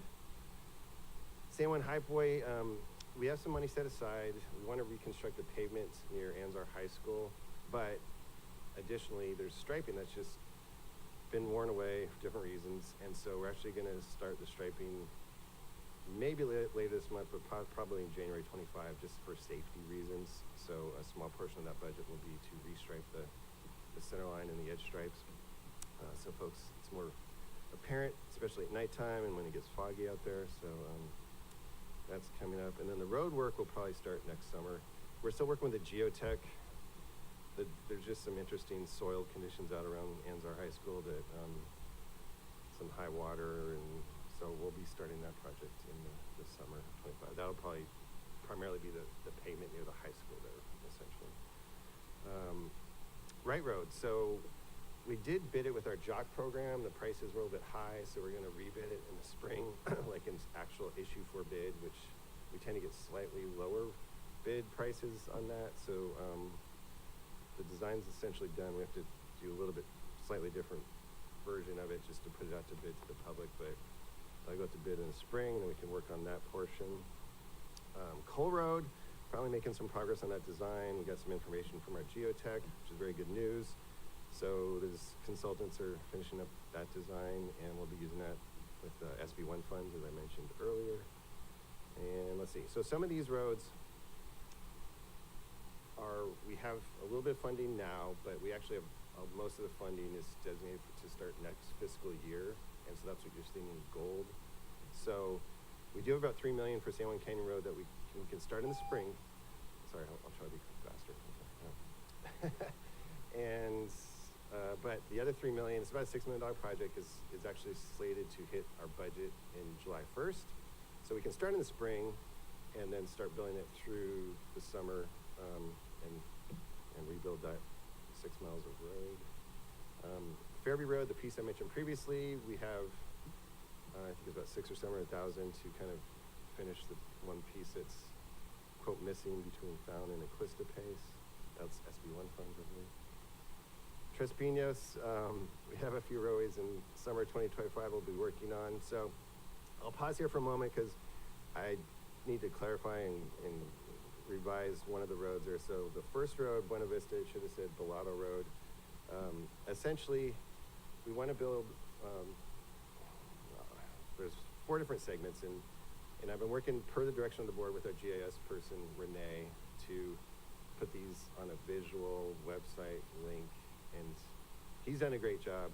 I just have to add the Tres Pinos roadways into this, and then he has a website ready and a link for the request of the board for all these projects, and then the ones coming up as well. So I'll work with our PIO and get that posted ASAP. But basically, there's Bellado Road from Quien-Sabe towards Southside. We're going to rebuild that. We have F Street, 3rd Street, 5th Street, D Street, 4th Street. So 5th Street, D Street, 4th Street is kind of the loop on the other side of town, and then F Street, 3rd Street is a loop on the southwest side of town. So we'll be working on a lot of those roads starting next summer. Let's see. And then Union Road, that larger piece I just mentioned, we'll start later in the summer with that piece. Fraser Lake Road, additionally, we'll probably put that through the JOC program because it's pretty straightforward. It's a straight piece of road. You just take it out, put it back. So we'll be probably working with our job order contract on-call contractors for Fraser Lake Road in the summer of 2025. And it's probably worth mentioning that most of these roads are larger traffic roads. The big roads are called arterials, like Fairview, Union, Fraser Lake, Shore. The slightly less trafficked roads are called collector roads. And so 90% of what we're doing is on focusing funds on the arterials and the collectors. There's a few local roads here and there, and even the ones in Tres Pinos are kind of smaller, but generally speaking, the funds are being focused on the roads that have the most traffic, and then when we get those built, then we can kind of start doing the peripheral local roads is the general strategy there. So we're still working on the Shore Road, Fountain Road signal, and we're going to be hopefully starting right-of-way acquisition soon. Should be noted, there's going to be a lot of utility relocations with PG&E and some communication folks on the utility poles there, so sometimes that's a bit of a scheduling issue, but we're starting to reach out to those folks. Let's see, and Salinas Road, we actually have funds to, and we really haven't started the design of this one yet, but Salinas Road is scheduled hopefully to be started fall 2025, if it's a mild fall. Otherwise, we'll probably wait till the spring, but that's this old county concrete stagecoach road. So if you're heading out of town, going to Monterey, we actually have some funds to rebuild that road. So, yes, as was mentioned earlier, please drive cautiously through our construction zones and through our new roads, and drive within the speed limit after roads have been paved. So, I can pause there or just go to bridge projects. Just go to bridge project. Okay, real quick, highway bridge program. So, bridges that are identified in the highway bridge program, typically the federal government through Caltrans pays for 90% of that construction. And their engineers, they actually do bridge assessments every year pretty much. They kind of rotate through the different bridges, and they identify the bridges that need assistance. For example, our Union Road Bridge. And then we do have a couple of locally funded bridges where they're not on that program yet, basically because they're too short. If a bridge isn't at least 20 feet long, it's not on the highway bridge program.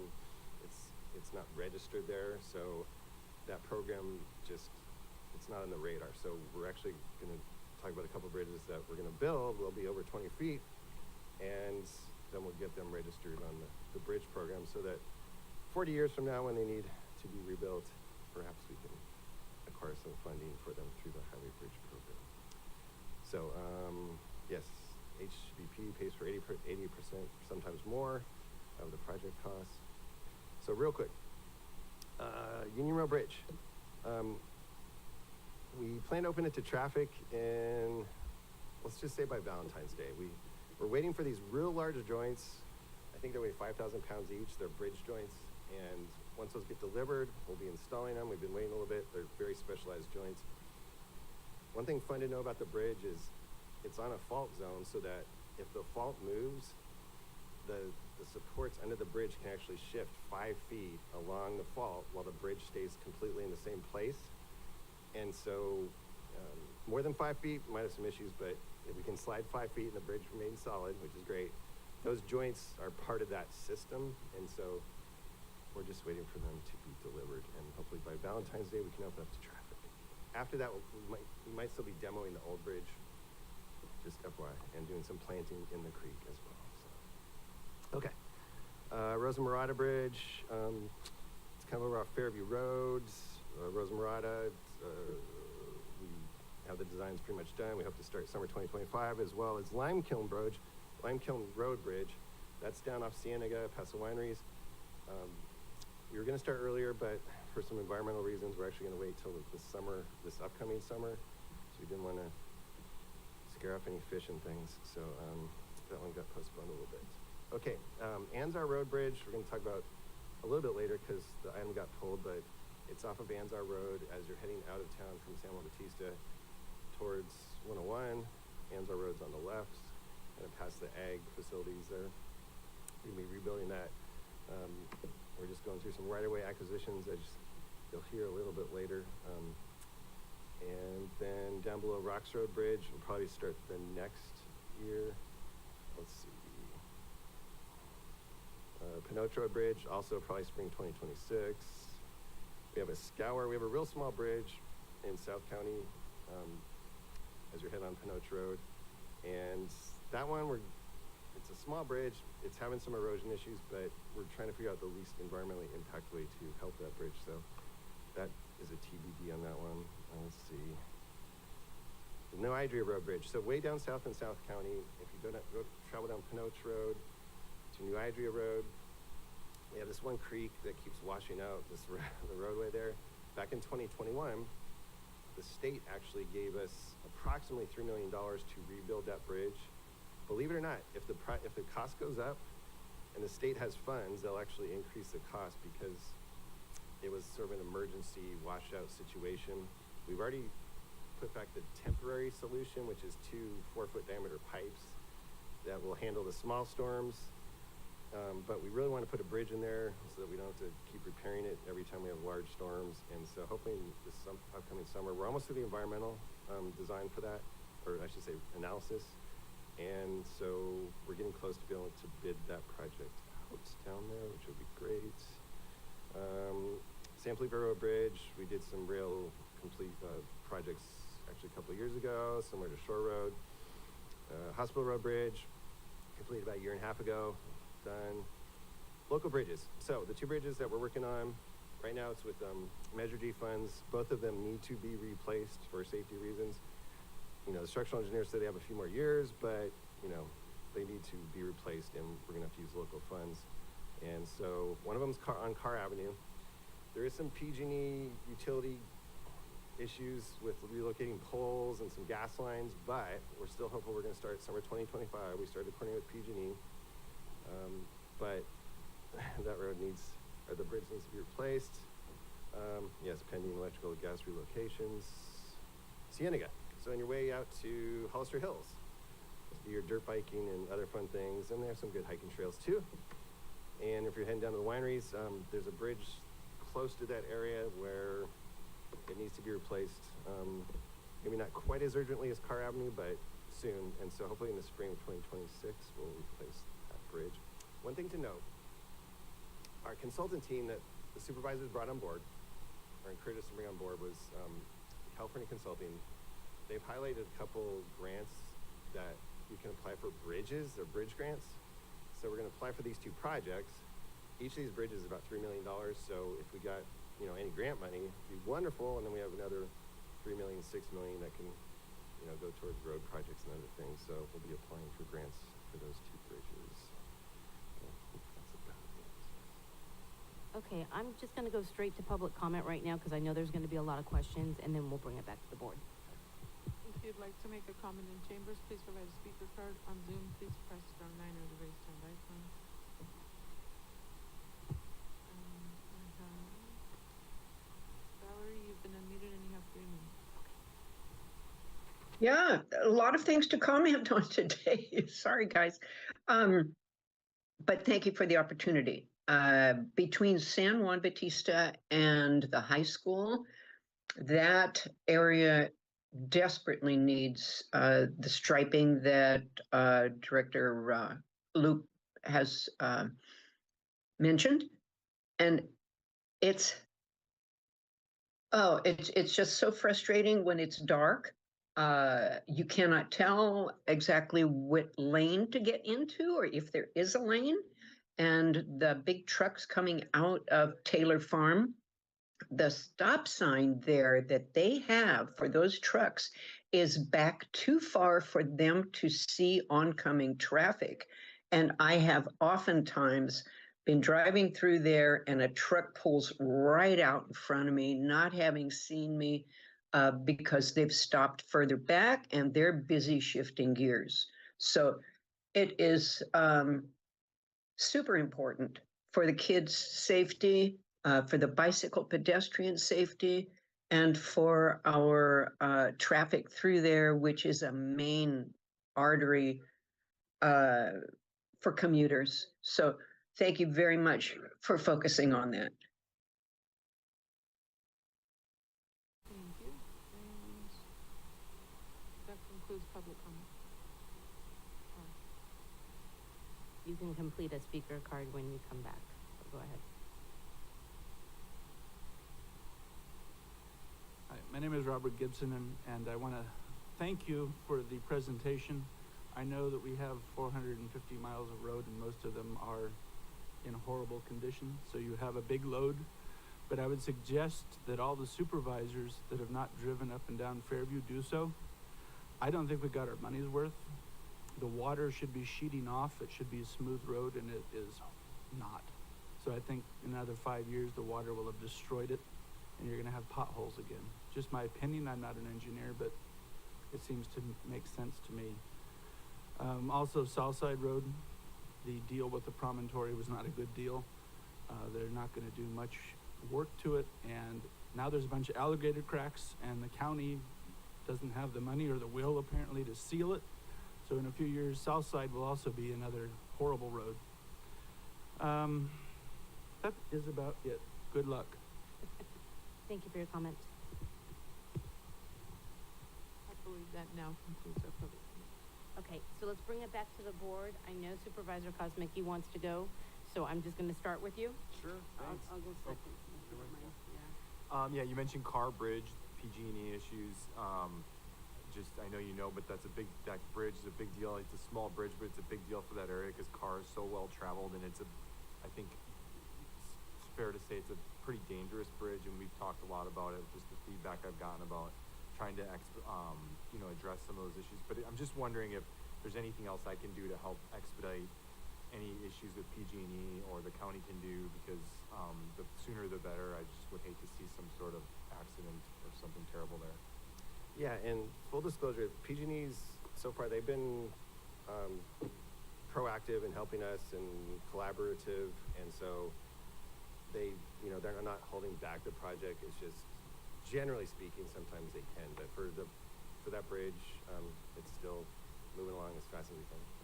Okay, and then the clarity on the Rocks Bridge, you said the next year, but I didn't know whether you meant 25 or 26, so I can communicate that. So Rocks, let me go see. That one's a little bit behind the other.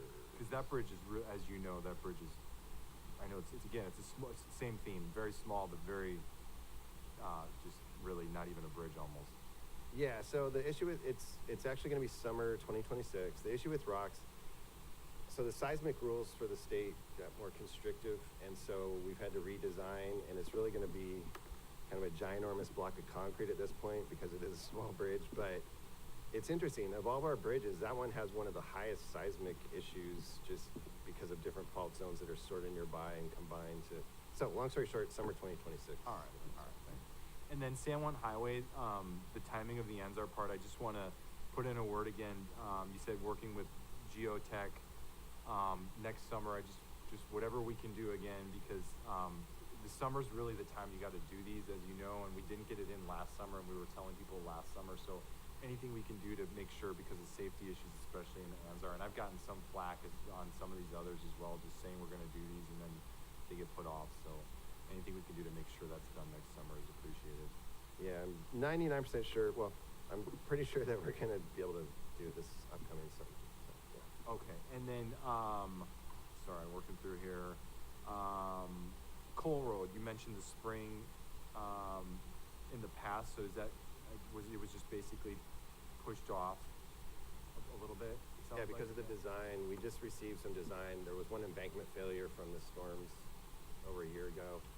So we just received that information, so the design team's finishing the design so we can put it out to bid and hopefully start in the spring. Okay. Bixby reconstruction done, but you said slurry seal remaining. There's been some comments about some wear and tear on Bixby already. I know we used, and then I saw something on social media about new Idria as well, and I know we use this sort of new technique in-house, I believe. Do we need to reassess that? I'm just wondering, because if these roads if they're just going to get torn up right away, I almost wonder whether we should be doing, that technique that we're using. So, two things. Bixby, the piece that's adjacent to the old 156, yeah, we just reconstructed that sort of ourselves with our own crew. That wasn't part of this piece. It was just to get it done for rerouting traffic. The other piece, so the process you're referring to is called full depth reclamation. And what we do is we use the asphalt there, the rock if there's any, and even the dirt, mix it up, put cement, and make that the base instead of just base rock. With new Idria, I guess it's worth discussing. This might be on Benito, since we talked to Benito. So with new Idria, we had a certain budget. We even asked for more budget, but we were going to originally do a double chip seal over that FDR base on this actually about 7 miles of the winding part of new Idria. Well, besides those 7 miles, there was 9 miles that we ground up and pulverized that we were just going to leave ground up and pulverized. So we only put a single chip seal over the windy part. To answer your question, if we're going to do future projects in the area and we do that FDR, we should at minimum put a double chip seal. And a chip seal is just a layer of asphalt, kind of like tar, rock chips, compacted. And so what we learned with new Idria, and we're learning, is you really have to do a double chip seal minimum when you do that FDR process. So moving forward, yeah, I mean, we could spend another $400,000, put another chip seal on new Idria if we all decide to next year, I guess. But that is kind of one lesson learned. Okay, so we're learning as we go with that process. Yeah, and the upside to that is we paved 7 miles of road with about $2.4 million of the bad portion, which is pretty cost efficient. But in the future, like say we do Lover's Lane, I would recommend we do the FDR process and just put a double chip seal on it minimum, and then I think it should work. Well, and then Bixby's getting torn up, obviously a lot of farm traffic, which you're going to expect, but then you have all these back road commuters that are using it and just zipping down that road. They are, and there is a piece that's still not finished yet on Bixby, but it'll be finished in the spring, so yeah. Okay, and then the website list, do we have a timeline on when we might get the list that I've been asking for a long time? Well, yeah. I'll say this, our GS person has it ready. Believe it or not, the only last piece is the Tres Pinos roads that I have to feed to him. And then what we're gonna do, there actually is already a website, believe it or not, but we're gonna update it. It's called Road and Bridge Project Status. So you'll click on, I'll present this in January, but yeah, you'll click on roads, click on Road and Bridge Project Status. There's actually a page there today, but it's gonna be updated with all the newer information and a little more graphics. And that'll happen before, I mean, I'll say the next week or so. He's already pretty much got it done. It's just the Tres Pinos road mark. GIS a list is just a copy and paste, right? That's what I'm talking about. So we're gonna have the list and we're gonna have the graphics Right, on the same got it. page. Is that? Yeah, I get it, and I'm fine with both. I just personally think the list is probably a little clearer than the GIS and the dots and all that. And then, you know, for me, I'm hoping that we can prominently display that. Maybe even, I would prefer having it on the homepage of the website all the time. That's just kind of my take on it, as opposed to clicking 3 times to get to it and having to figure out where that is. I don't know how the rest of the board feels about that. And there's a larger issue, I think, with the website itself that I believe we need to address at some point. And then anything, you mentioned rumble strips and on certain areas, and I just want to put this out there that I'm hoping that traffic calming can be a priority as well going forward for the county and for the board, and to potentially bring that, you know, next year as another priority issue to look at just potential areas for traffic calming, considering the level of irresponsible driving that we're continuing to see out there. And then Union Road, I had a complaint on Union Road, and they said they know that it's going to be summer 2025, but they mentioned I'm trying to read here, the lines are so faded they can barely be seen, and when you have oncoming traffic, especially at night, they cannot be seen at all in some places. And then the mention about San Benito intersection, and that the lines don't actually line up with where you're going toward Hollister, and I think I know what they're talking about there. The curve. And then we had 2 near head-on collisions and one almost off the road, just in our little area there. So whatever we can do, I know we're a year away from, less than a year away from construction, but I don't know if there's anything we can do to potentially address those safety issues as well.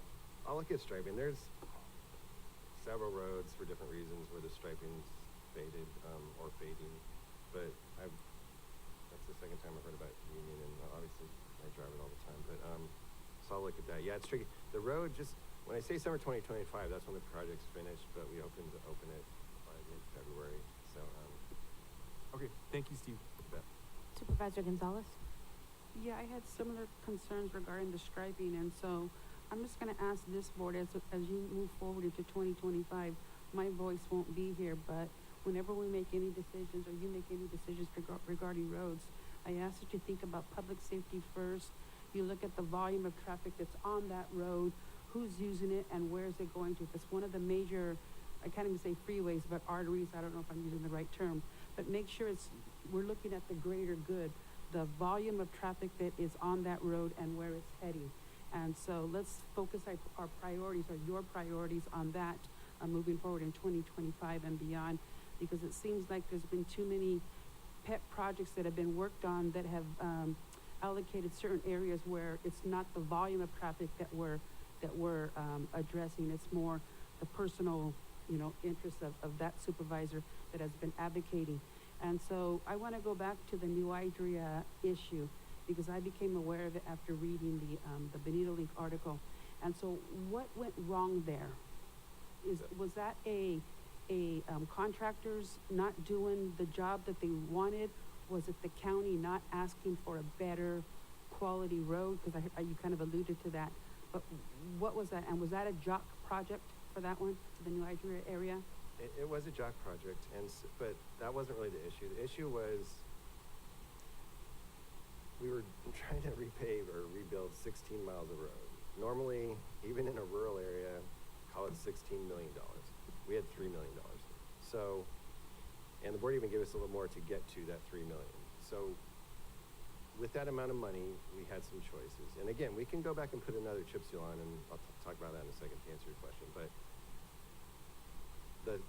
talking to the local residents and the contractor and our staff for the 9 miles that were not the windy part near Griswold Hills. So New Idria kind of straightens out as you're heading towards the mine, and there's 9 miles of roads there that were bad shape, big potholes, and we decided as a team, the county, to grind up the road and compact it in place, just because it was safer. I mean, the ranchers were using the shoulders more than the road. That's how bad it was. So we said we're going to grind it up, compact it, and see how that holds up. Well, we kind of knew, but weren't for sure that it wasn't going to hold up great. So what we did was we shifted about $400,000 from the extra chip seal that was going to happen on the windy part and put some oil and sand on the straightaway, which is holding up fairly well. It's much better than just a gravel road.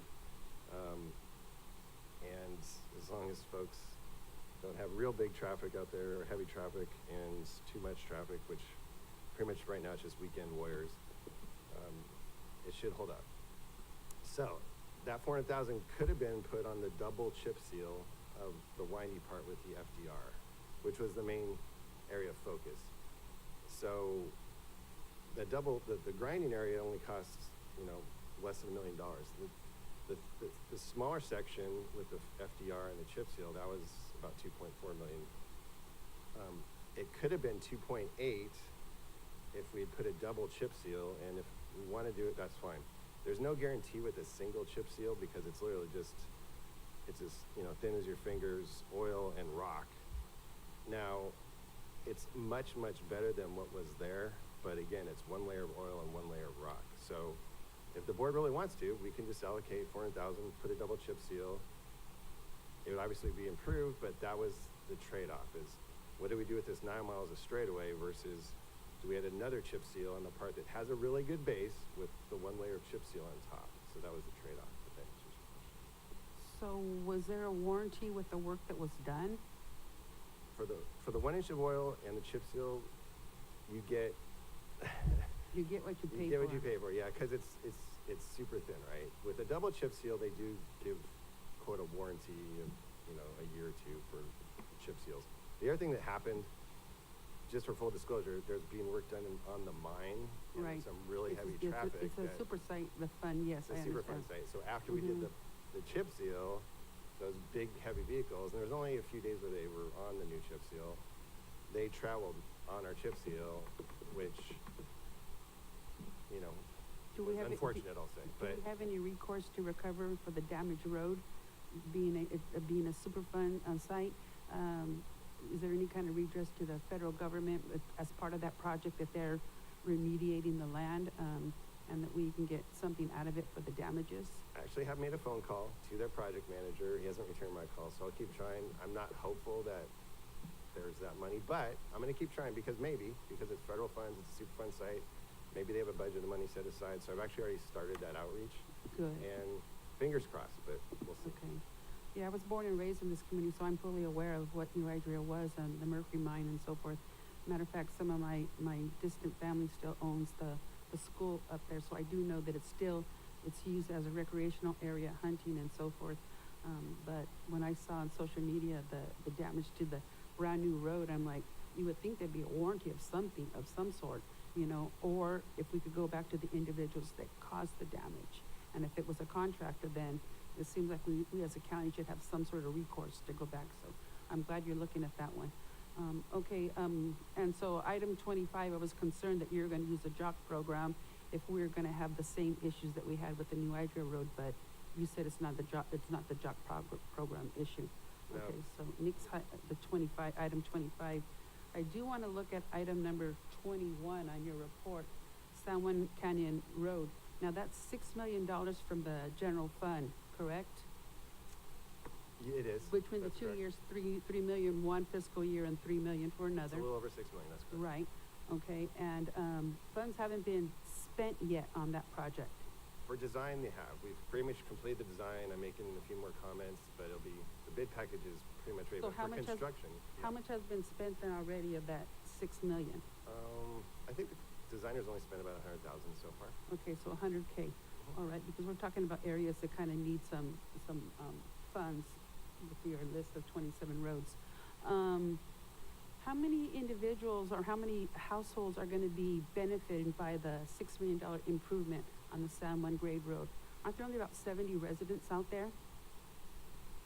That's probably on the low side, say 70 to 100-ish along the 6 miles. Okay. Of San Juan And it's a road that's taking you up to Fremont's Peak, correct? That is correct. Okay, and so that's not what I would call a major artery. Again, going back to the sense of public safety and the volume of traffic, why would we as a county spend $6 million that's gonna benefit so few individuals, going up to the state park? Shouldn't the state park contribute anything to that road repair roadway?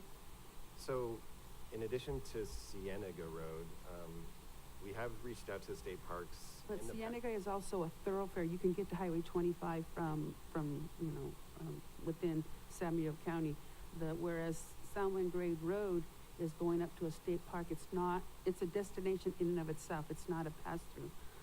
What I'm looking at is, as we allocate funds and we look forward to expenditures, that maybe we look more at your item 27, which is Salinas Road, which we all call San Juan Grade, but spend the monies on that, since that's actually a road leading somewhere. It's going from San Juan, the back roads of San Juan, getting us to Salinas. And whenever there's major accidents on Highway 101, that road becomes the artery for people to traverse back from Salinas to Hollister. And so I would rather spend the funds, the $6 million, on a road that's going to be used to a greater degree of drivers. And so since we haven't really spent much on San Juan Grade Road, I would hope that this board would look at the expenditure of $6 million on a road that's really going nowhere and benefiting so few people. I think we have our priorities a little bit mixed up. But going back to the striping that the public comment made from Valerie Eglin, is we have a number of roads out there that aren't in line to be repaired, but the striping is missing, and that creates a public safety hazard for anyone driving on the road, whether they're residents or people from outside of the area. If you can't see the line, you can't maintain your road. I remember when I was first learning to drive, I know that was like a long time ago, but I had asked a stupid question in driver's ed, and I asked the question, if there's no lines on the road, does that mean you can drive down the middle of it? And then of course everybody laughed at me, and it was a stupid question, but being, 14, 15 at the time, it was a common sense to me where I didn't know. And it's like, no, you stay on your side of the road. Well, what if you can't see what is your side of the road because of the lack of striping? So I think that puts us as a county in a predicament where there might be some liability out there that we might be looking at for lack of striping. So I would think that as we move forward on these road projects, those that aren't ready to be improved or fixed or repaired or resealed, chipped, whatever you call it, that at least they get the basic striping put down, because how much can it be to do striping? And I guess that's a good question for you. How much is it to stripe? It's for three stripes, it's $6 a foot generally to stripe a road. And the good news, I agree with you, by the way. The board actually we spent about 1.2 million last year just on striping, and we're actually having the contractor go back to redo some of that striping in like a different process. And our public works, we have an old striping machine that's basically just outdated that, if we got more road crew, we've talked about having folks stripe, our own crews actually, because that'd be the most efficient way. But for now, we're gonna have to use contractors, and I agree, that's why I think this year more than some other years, we've started to focus more on restoring striping. Yeah, I'm just kind of concerned about the volume of traffic accidents that we're having here locally, and whether it's driving too fast or people from out of the area that aren't familiar with the roads. But if striping, $6, what did you say the price was again? It's about $6 a foot for all three stripes. So you have a center line and your two log lines, so 1,000 feet, $6,000. That doesn't. Yeah, it just doesn't seem like too much money to spend. It's actually a little bit more with mobilization and things. Anyways, but it's. You need the manpower too. I understand that. Right, exactly. Yeah. So that's just material cost. But long story short, I concur with your sentiments. Yeah. Well, I'm just concerned the safety of the roads in general in San Benito County. I try not to travel as if I don't have to, because again, there's just so much going on and people in such a hurry.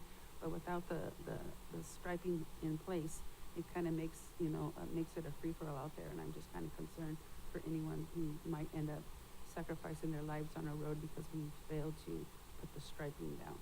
And so please consider it as you're moving forward. And my voice isn't going to matter beyond January, so. It'll still matter. So I'm taking my opportunity to express those concerns now. But again, I would hope that we're going to look at the greater good that's going to benefit from the money that we invest on the roads.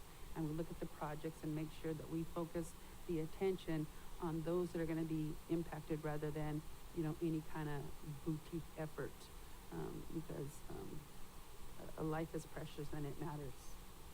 Yeah, thank you. Thank you for your comments, Supervisor. Supervisor Zanger?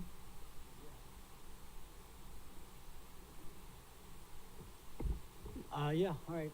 Hey, Steve, thank you for all the information. A couple questions, I guess, right off the bat. Did the county switch, pothole mixes as of recently, or I guess from a year ago at this point, or is it the same? So we have two mixes now. We have kind of our standard cold mix, and then we upgraded, well, I don't know if I upgraded, we did switch to a newer mix that we think is more permanent, if that answers your question. Where have you used the newer mix, do you know, off the top of your head? That's a tough one. Generally, the larger potholes, I guess you'd say. A good example is Fallon. We use a new mix. I don't know if you got on Fallon. Yeah. So, if that answers your question. But Yeah, it's all yeah. over the place, kind of. I was just wondering because it seems like they've been holding up better, at least in District 1, the roads I've been on. It seems like the mixes, even after the rain, they're not just flying out right away. So that's great. It seems to be holding up better. You mentioned the striping being redone. Do you know if Santa Ana Valley is going to be on one of those that is going to be redone? It is. Santa Ana Valley, there's actually three. We do, well, Anzar, it's a timing thing. There's some striping around the high school, Anzar High School, that was going to be redone. And then, Comstock, I think there's three roads we're going to have them redo. And it wasn't necessarily the contractor did something wrong, but it was the chemical interaction. But long story short, they are going to redo half the segments that they did. Cool. Okay. Just have to get scheduled with them. Great. I'll say the guardrails on the Fairview Los Vibros Bridge, they do look great, and District 1 very much appreciates that. I've actually, one of the rare times I've actually gotten a lot of messages in thanking us for that project, for the roads there, and Fairview in general. I've gotten a lot of good reception from that. So we appreciate that. Question regarding Shore Road. I caught you say we could start now. So what would why we not start now if we could, I guess? It's a tricky one. We kind of got in this predicament with Carr Avenue, where we had good weather, everything was going great, and we got blasted by the Pineapple Express, and we're still catching up to Carr Avenue's reconstruction and some roadside ditches and things. So there is not a lot of storms in the forecast. Fingers crossed from that perspective, from a roads perspective. I think we're supposed to have one little storm this month, but once you open up the road and you start construction, if we do get blasted by some storms, then it just has impacts and cost implications and things. So I think it's just better to wait till the springtime. And Shores obviously needs to be reconstructed. We tried to patch it and do some decent asphalt, kind of thin slurries on there, and I know some of it's already wearing away, but I think it'll last through the winter okay, and then I think it's probably best this spring. Okay. And then same with Fraser Lake. I know it said fall, I think. Is that right? Yeah, and Fraser Lake, well, actually, we can start that, but we have about, I think 600K allocated, so we can start right before the fiscal year, and then we have another, I forgot, 100 million-ish to go after. So long story short, that'll be a jock project where we'll use one of our on-call contractors to just kind of remove and replace. It doesn't take a lot of design. So yeah, it'll actually, and let me go back and see if I said summer. I think we can start that one in the summer. So yeah, summer 2025. Okay, yeah, just because I know those two roads are extremely highly, trafficked, and we kept hoping, for this last spring that we passed is when ideally we were going to start, and I know things happen with Shore Road with the redid. So just, I know, whatever we can do to make sure they don't end up pushed back at all next year would be great. The signal at Fallon also. So December 25 is what we're thinking now? That's for start, completion? Completion where we could start it. So we have the right-of-way areas designated. We're gonna have to acquire some right-of-way. We're just starting to outreach to PG&E for the utility poles. So I think, in my humble opinion, it's at least still a year away from being ready to construct. And I know we wanted to do it sooner. And it's interesting, that road, there's been a lot of designs and redesigns over the years. I don't know why the intersection just never received a signal. But to answer your question, I think realistically it probably won't be ready for bidding until next fall. So we'll probably start the spring after. Oh, wow. Because again, that's one of the ones where we talked about hopefully we'll start at the end of this year. So we're talking about more than a year away. Yeah, I mean, it's possible we start actually the end of next summer. It depends how fast we get the utilities relocated. There's been a couple different designs, and so the current design, it has some pretty significant impacts to the utility poles there and right-of-way. So when you have right-of-way and utilities both combined, it's a good design, but I think it won't be ready till late next summer. And maybe, fingers crossed, we could possibly start next summer, but we'll see. Okay. Thanks.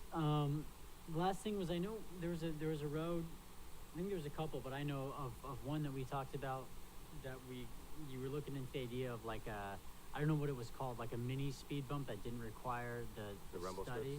strips. Is that just rumble strips? So we looked at Magladry off of Lone Tree. Is that still something that is being worked on? It is, yeah. There's Magladry, Buena Vista, Carr, and the intersection of Four Corners, Fairview Shore, San Felipe. Those are the ones that are going to be getting rumble strips. We're debating whether or not we should have our crew probably not install those, which means we'll go to the JOC program. The new JOC program starts, we're going to pick contractors in January coming up. So then we'll have 6 on-call contractors. So we'll just have one of those folks install the rumble strips. Okay, so we're gonna get them in January. So hopefully, like January, February, spring, spring next year. Yeah, and we can install those anytime as long as even if it's raining. Okay, great. The only other question, I guess, is generally, is the county in danger of like a catastrophic loss of road on Lone Tree? Is that a problem we need to worry about? Like, or is the road, do we have to worry about it falling away, or is it? Are you talking about past the road close sign? Yeah, pretty far up Lone Tree where no one really lives up, maybe 1 or 2 people live up there. But I know the road is not looking good at places, and I just don't know if we need to start thinking long term about what to do if we're gonna just like eventually have the road fall off the cliff there. Well, hopefully not, but it's a valid point. Like right now, we're up there just patching, and we're gonna clear out some vegetation that's overgrown into the road. But you're right. I mean, the hill there, the shoulder is starting. You can see the road as you drive. The shoulder's kind of having issues and whatnot. So long term, and maybe 2026-ish. I'll put it down to be considered because I drove it the other day and I think it's valid. I don't know if it's going to fall off into oblivion anytime soon, but it's a valid concern. So I'll put on the list for like a future SB1 consideration. So yeah. Got it. All right, that's all. Thank you very much. Supervisor Sotelo. Thank you. I don't have a lot of county roads in my district, but and I want to say this with the utmost respect to all of my colleagues up here. I'm gonna touch on a few roads that are not in my district, but and I don't want to step on any toes. But I am on the same team as you all, so hopefully we can get this done together. First of all, Steve, thank you for the work that you've done. It's nice to see some completed, there's actually more than just a couple, like there's a lot that are completed. Enough so that people are starting to call us and saying, hey, it's so nice to drive back into the county. I've been out of town or whatever, and there's been work done. So there's been things that are really visible. And so thank you. I know it's a tough job that you've got, and with 450 miles, it's never enough. We will never be done. And I hear the sentiment, and I agree with the sentiment in some respect that we've got to be looking at kind of our arterial roads and kind of for the greater good. At the same token, we have people that live on some of these very rural roads that are paying taxes, that have businesses, that are, and it becomes a life safety issue. And so I am not 100% focused on only those arterial roads. It makes sense, and I get it, but I get calls from county residents that live on some of these roads that are really in very challenging conditions. Lone Tree is one of them. And, you know, we've got to do something. It is scary. I'm scared just driving on Lone Tree, and people have businesses up there. There's large cattle trucks coming up and down. And so, I'm happy to hear that you guys are working on Lone Tree. On Fairview Road, near Spring Grove Road, there are some pretty large potholes. I know you said that from kind of Fallon to Comstock, you guys will be doing that in summer of 2025. But if there's any possibility that your crew could get out there and fill some of those large potholes, from kind of that Fairview store to Spring Grove, or kind of Spring Grove Road is where I've noticed them a lot, to where it's like, oh gosh, you know, you're really gonna hit it and maybe pop a tire.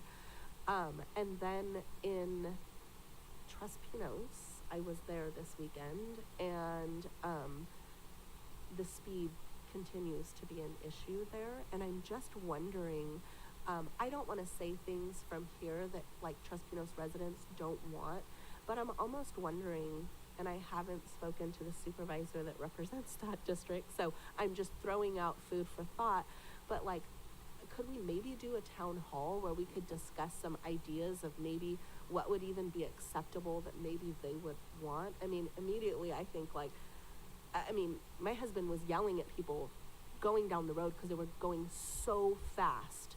And I think it's, you know, I'm only there occasionally. People that live there are dealing with this every single day. But are speed bumps something that they would want, or is that oh my gosh, absolutely not?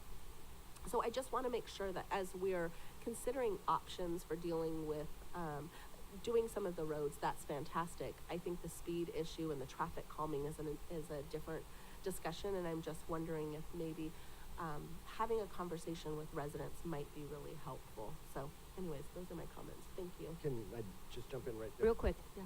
Well, please. Okay, so we reached out to Caltrans. We had a meeting. They don't have any projects in the queue whatsoever to slow down downtown Trespinos, which is Caltrans Road, Caltrans Wideway. However, Supervisor Kosmicki wrote a letter to Caltrans about possibly closing off the access from Rocks Road across 101 and where the big eucalyptus trees are getting chopped down. Long story short, Caltrans is actually doing a study now because of the letter from the supervisor. So if other supervisors or the supervisor in that area wants to write a letter to Caltrans, and I can even provide you the template, or we'll get that to you. And so that's one way to maybe put on the radar more, because I know the supervisor, Curro down there, we've met with Caltrans because of that exact issue. They don't have any plans or projects to slow the speed through that town. It's their right away, but maybe if we write a letter to them, and I'll give you the folks to contact, that might help. So I'll just. Thank you, Steve. And I know that Supervisor Curro has brought this issue up many times. It just was glaring to me. There was a big event this weekend. There was a lot of kids out there, and it makes me nervous. And so it's just something that I thought I should probably bring up again. I know Supervisor Curro probably hears it daily, but just I'm here as support. And if you need me to help write a letter, or you want me to write the letter, I'm happy to do that. Thank you. Steve, great update. We could talk about this all day long, and unfortunately, I'm going to have to ask you that we're going to have to consider pulling some items because we have some hard stops on this.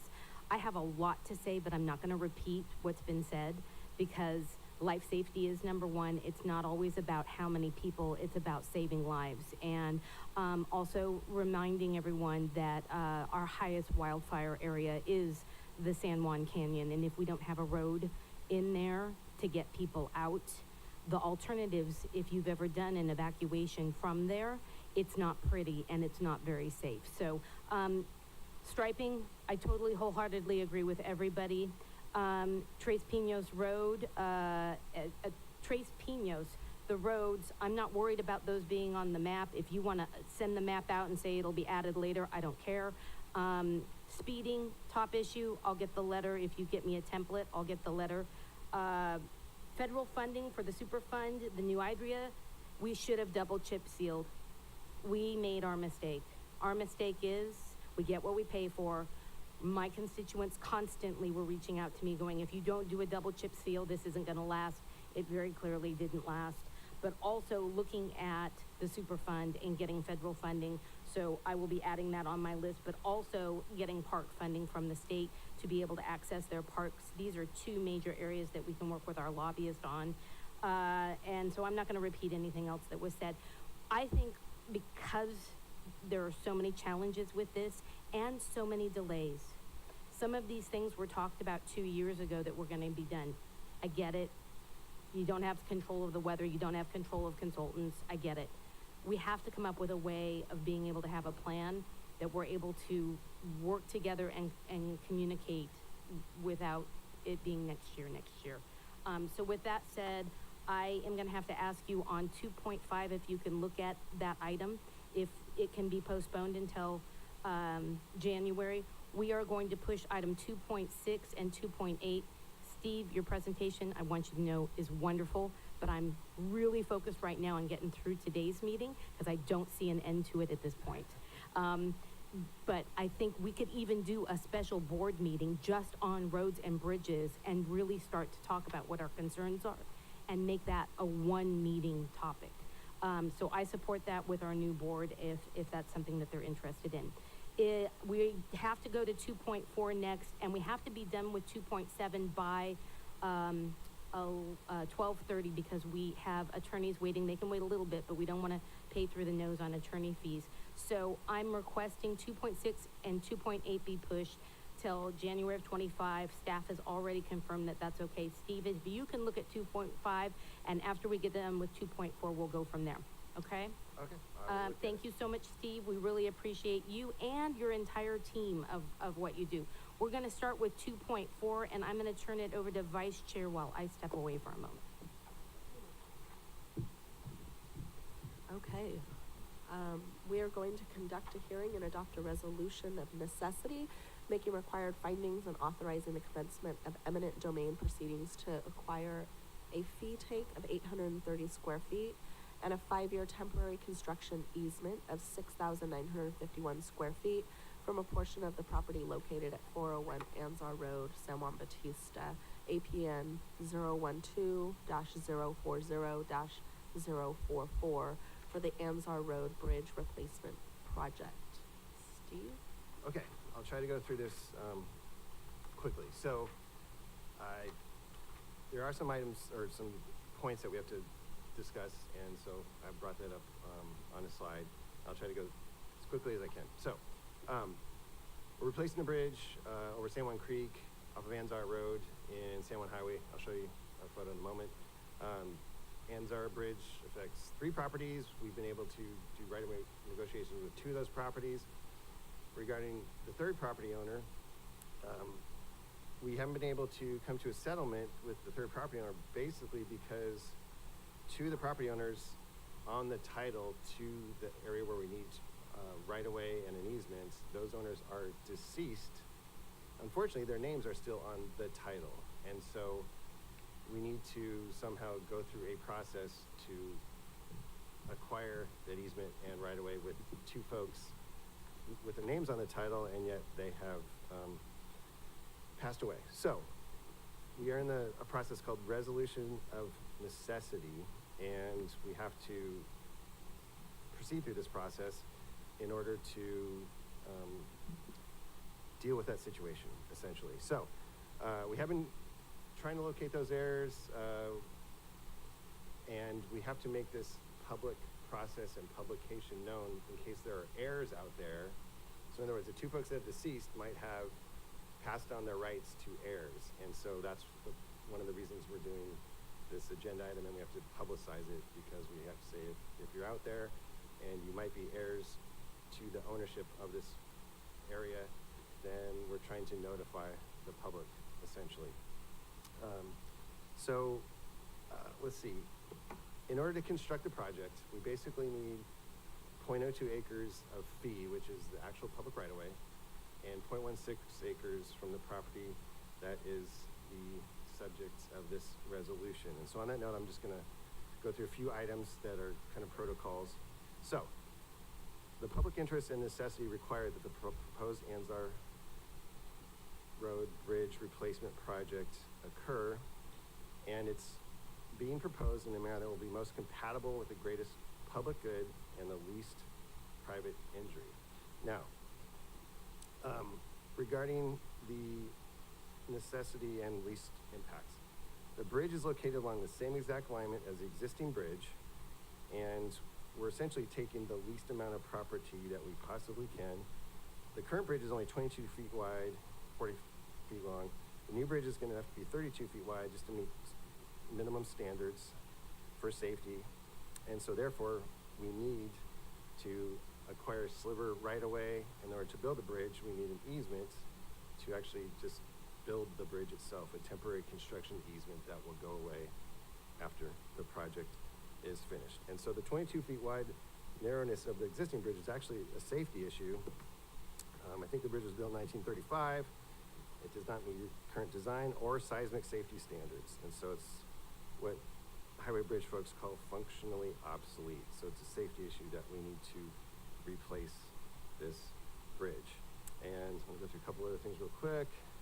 So location, heading out of town from San Juan Bautista towards 101. It's along Anzar Road off of San Juan Highway. Let me just go through all this. Okay, so actually let me go to the overall layout first. So this is the bridge. You're looking north. San Juan Highway's to your right on the slide. And so we need a little sliver of right-of-way, which is basically the same on both sides of the bridge, on the south side of the bridge, so that we can get in and have rights to maintain the bridge later. So a little sliver right-of-way. And then to build the bridge, we need that construction easement area that's adjacent there just to get in there and actually build the structure itself. So that's the reasons for that. And I won't show you the two plat legals, but they basically just show on the left is that sliver right-of-way that we're asking for, and the wider area is the temporary construction easement. So we do have County Counsel Shirley here if we need her help. We have Brenda Aguilara, our eminent domain counsel. I think she's online. We also, I think, have our Vanessa Cochran, our right-of-way agent, also online. So if there's questions, in case I miss anything, they can fill in the blanks, but that's the reason why we're having this discussion today. Okay, with that, if there's not, Shirley, are you adding something? Sorry. Oh, no, it's okay. So there's, Okay, sure. Thank you, Shirley. So, per the staff report, the property described in the resolution of necessity, Ron, is necessary for the proposed project, and that either the offer required by section 7267.2 of the government code has been made to the owner or owners of record, or the offer has not been made because the owners cannot be located with reasonable diligence. So we did make two offers to the known heirs who have been working with us, but we can't make offer to all the heirs because they're deceased, and the new heirs haven't been able to be located. Okay, with that, we're gonna open it up to public comment, and we'll bring it back for the board for discussion. If you'd like to make a comment in chambers, please provide a speaker card. On Zoom, please press *9 or the raised hand icon. And I have no public comment. Okay, with no public comment, are there concerns? Any questions? Okay, with that, I don't have any concerns or questions. My one topic on this one is that I had no idea how complicated this is when you're having to do this. So I thank you and Shirley and your team for taking this on. That's a big deal. Okay, can I get a motion? Move to approve as recommended. Okay, first and second have been made. You got them. Okay, all in favor? Aye. Aye. Any opposed? Okay, that's 5-0. Steve, that gives us time. We might be able to do 2.5 right now. Does that, Okay, if you I'll can try to- squeeze it in, because I think we can still get 2.7 in before we have to break for our consultants. Okay, I'll try to be real quick. No, you're good. Okay. Thank you for accommodating. I appreciate it. Well, thank you, and sorry I spoke so long on the rest. Okay, so, good news. We've been offered a grant by the U.S. Department of Transportation in the amount of, the total grant award would be $590,000.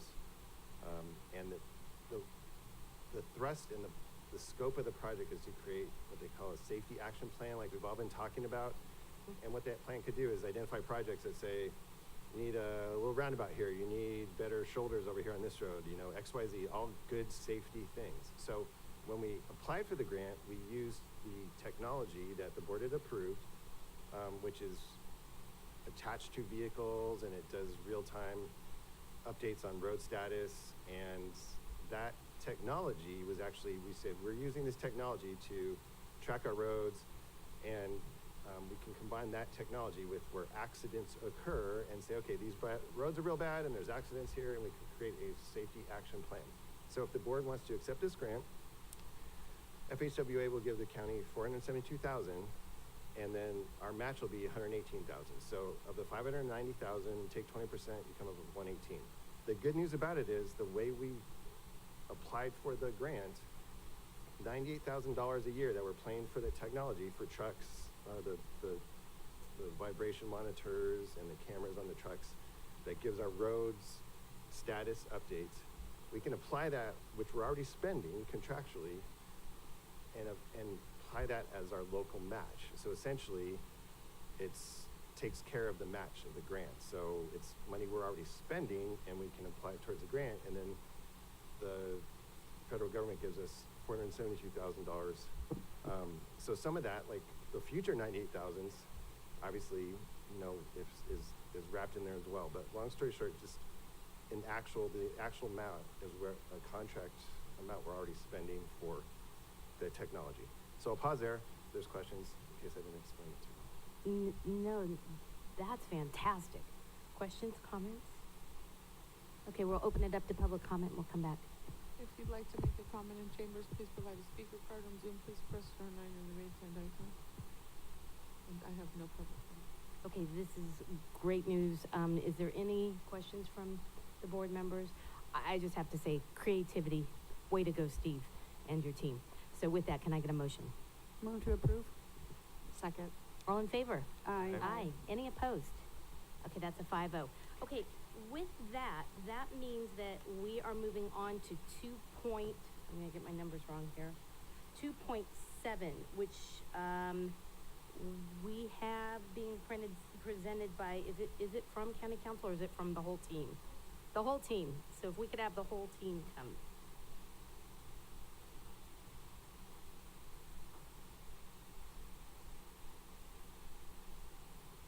I wanted to give you guys ample time because this is a big topic. So thank you to Steve for helping us move this along. Good morning, Madam Chair, members of the Board of Supervisors, members of the public. I'm Rebecca Mojica here on the underguide. And we're presenting on an update, some general updates on the encampment policy, as well as some cost updates and a report on the potential for flipping or renovating the shelter. So some general updates. The letters to private property owners have been finalized, as well as the cover letter that you all saw at the last meeting, and those are being issued by the Sheriff's Department.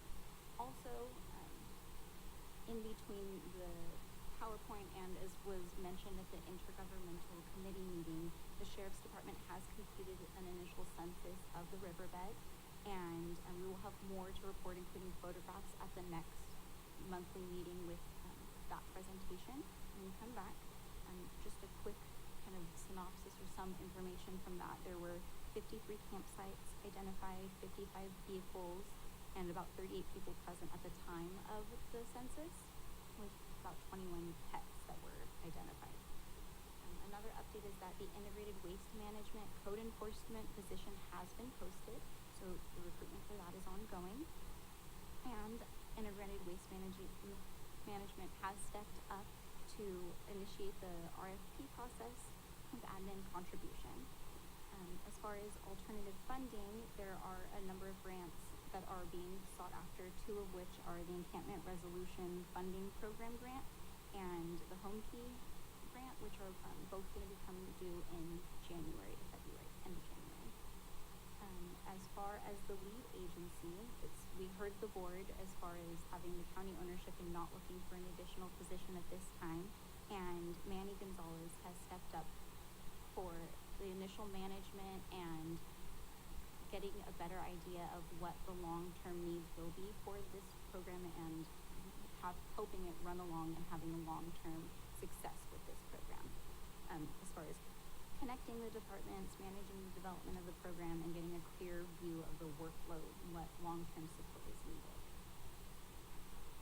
As far as cost updates, so at the initial October 15th meeting, there was an approval of $352,000 as a one-time fund towards this effort. Of that, $130,000 are allocated to the sheriff's office for that new deputy, and up to $7,000 is anticipated allocated towards storage costs, leaving approximately $215,000 available for contractors and other cleanup costs and efforts. No funds have yet been transferred in relation to the project, as we are still clarifying which line item this is going to be transferred to. And I'm going to turn it over to Amanda. All right, good morning, Honorable Board. At the last board meeting, we were asked to explore a plan to renovate the conference room at the homeless shelter to add additional beds. We are exploring what that might look like and would like to just take a moment to refresh the board and public on the current status of shelter operations and funding for further direction. As you can see, currently we have a contract with Community Homeless Solutions to run the shelter operations. This includes comprehensive supportive services and staffing. Our total contracted amount from fiscal year 23-24 to 25-26 is $1.5 million. For fiscal year 23-24, the total cost to operate the shelter was a little over $500,000. And for 24-25, this first quarter, we've already expended $163,000 approximately. Just to take a moment to look at past years in terms of how we fund the shelter. If you look at fiscal year 23-24, we use a lot of fund braiding, a lot of combining of our funds. So we use the Homeless Housing Assistance and Prevention Program Round 1, the HHAP Round 2, Round 3, Round 4, and the Community Development Block Grant, or CDBG. And this is what helped us fund for fiscal year 22-23, apologies. And then in fiscal year 23-24, the funding for the shelter was a combination of PHLA funds, so Permanent Local Housing Allocation funds, from both the county and the city of Hollister. And we also used the HHAP funding round 4 to round out for 23-24. In this fiscal year, we're using the PLHA funding for the county so far. We also have funding from the city and funding from HHAP. As you can see, each year, this funding is different.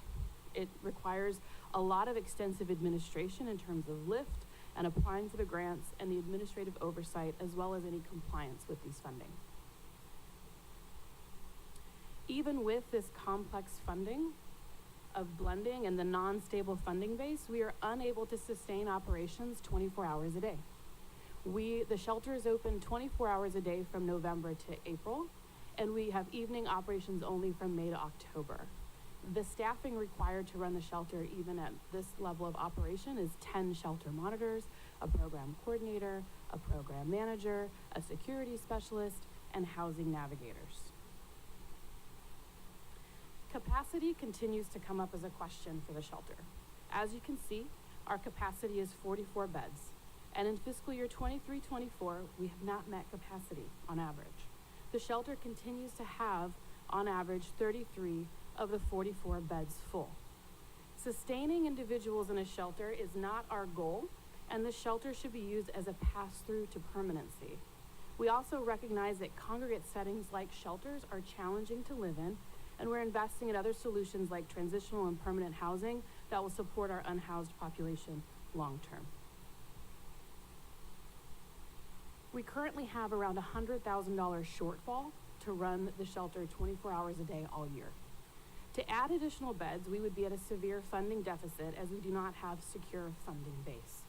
Other jurisdictions have county general fund dedicated to support shelter operations. We are facing uncertainty in this fiscal year just to maintain the shelter at its current operational capacity. If the board would like HHSA to continue to cost out renovating the shelter and allocating staff time away from direct services to support further exploration of renovations, we would ask a commitment of county general fund to provide one-time costs, to be determined, to renovate the conference room that is currently being used for community organizing and programming. Also, dedicate county general fund to support the ongoing operational costs, which is that additional $100,000 to bring the shelter to full operations 24 hours a day all year, and additional funding would then be needed to include staffing costs for the additional beds post-renovation.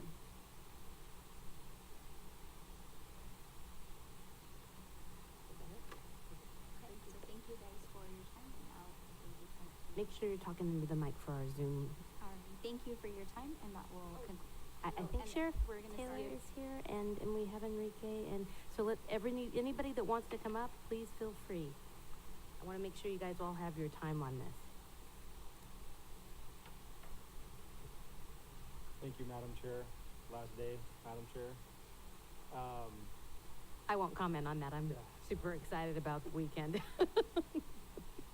So I apologize you're getting this in a paper copy, but I wanted you to all have it. I was asked to come up and just kind of go over this with you. A couple of you have seen it already at the intergovernmental, but I wanted to make sure it was here, and I left copies on the back table for anybody here in the room. You know, we've talked a lot about our quote-unquote river cleanup and what we're going to do to address the homeless in our community. And I know that Supervisor Kosmicki, I brought this up at the intergovernmental, he's been patiently asking when is this going to start. And so as we're going through this process, I felt it was necessary to get down into the river area and find out just what are we looking at for what the slip is going to look like. So I'll go through this very briefly. Unfortunately for anybody outside of the room, you're not really going to see it, but I sent a team of our task force and some other of our department or our office staff down into the river. The best way to explain it is we kind of went from Hospital Road out towards Buena Vista, and I wanted a good overview of what we were looking at, what we're dealing with down in the San Diego River. Excuse me. They were able to locate and geotag 53 separate campsites, 55 cars, trailers, and boats. They contacted 38 people who were present, and there were 21 pets down there, dogs and cats. You'll look through some of the notable photos, and I thank Detective Eric Martinez for putting this together, and Sergeant Brian Penny for organizing and conducting the entire operation with our task force. A lot of work went into this, and so this is a living document, and we'll be able to bring it back to present.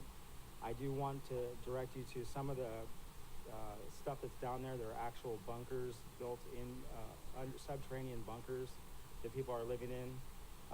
There's actual little, for lack of a better term, towns down there that are actually fenced off, so they're difficult for us to get into. With all the vehicles, some of them burnt, some of them disassembled, some of them able to be moved, but there's a lot of stuff down there. You'll look, and we're working with Renee and GIS on this, but they actually were able to get GPS coordinates for everything that they came across, which will make it easier for us to go back and get. And then the maps you've been provided, the first map shows everything that was documented. That's vehicles, campsites, dump sites. And then the last map that you'll see is just the campsites that we documented. And so, I just wanted you to all have somewhat of a, we need to do that more often. Let's do the 3 minutes more often. So open any questions that you have, but want you to know that we have started the process of figuring out what's gonna happen down there. And if you have any questions, I'm happy to answer. Sheriff, I'm really glad that this was brought forward. I was very hopeful that this is what was gonna be presented today. But I know there's gonna be questions. Is there any questions before we go to public comment that you wanna ask the sheriff directly? No, go right ahead. Ask now. Go right ahead. All right. Hi. Hello. Are the bulk of the homeless residents in the community in the riverbed? Yes.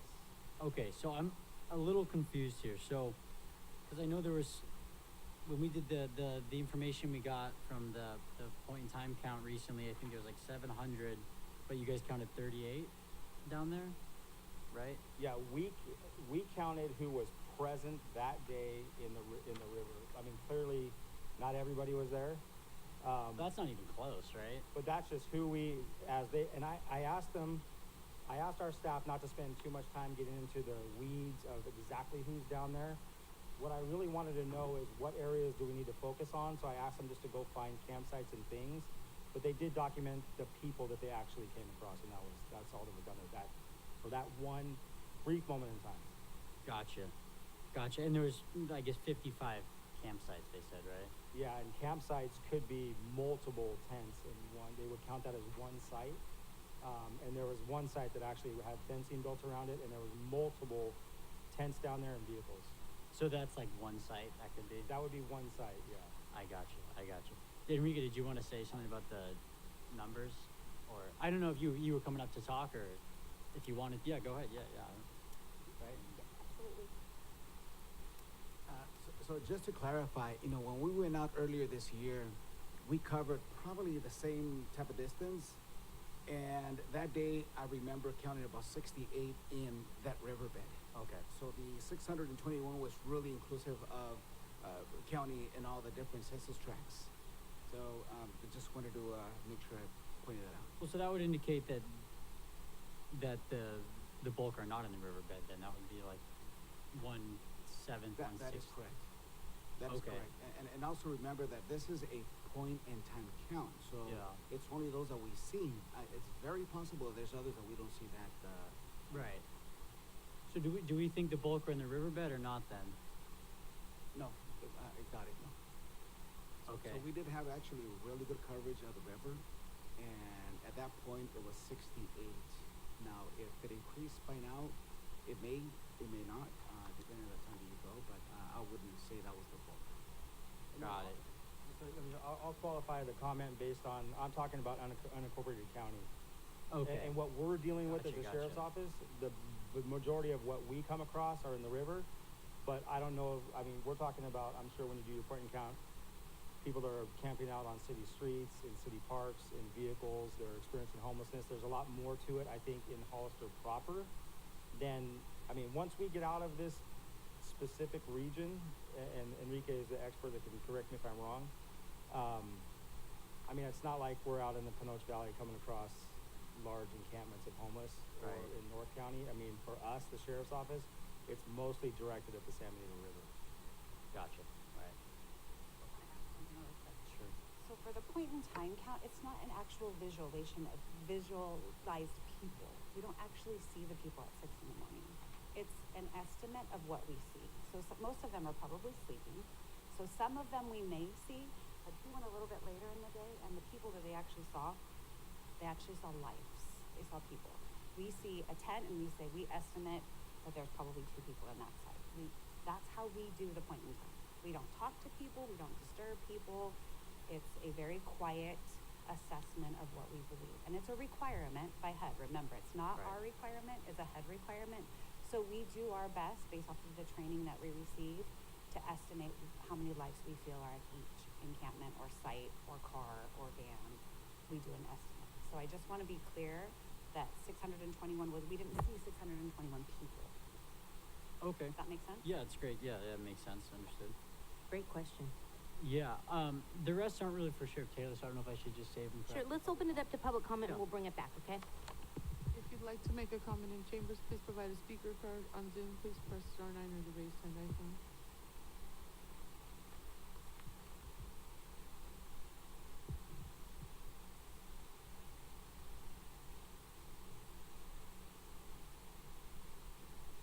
So I just, Elia Salinas, okay.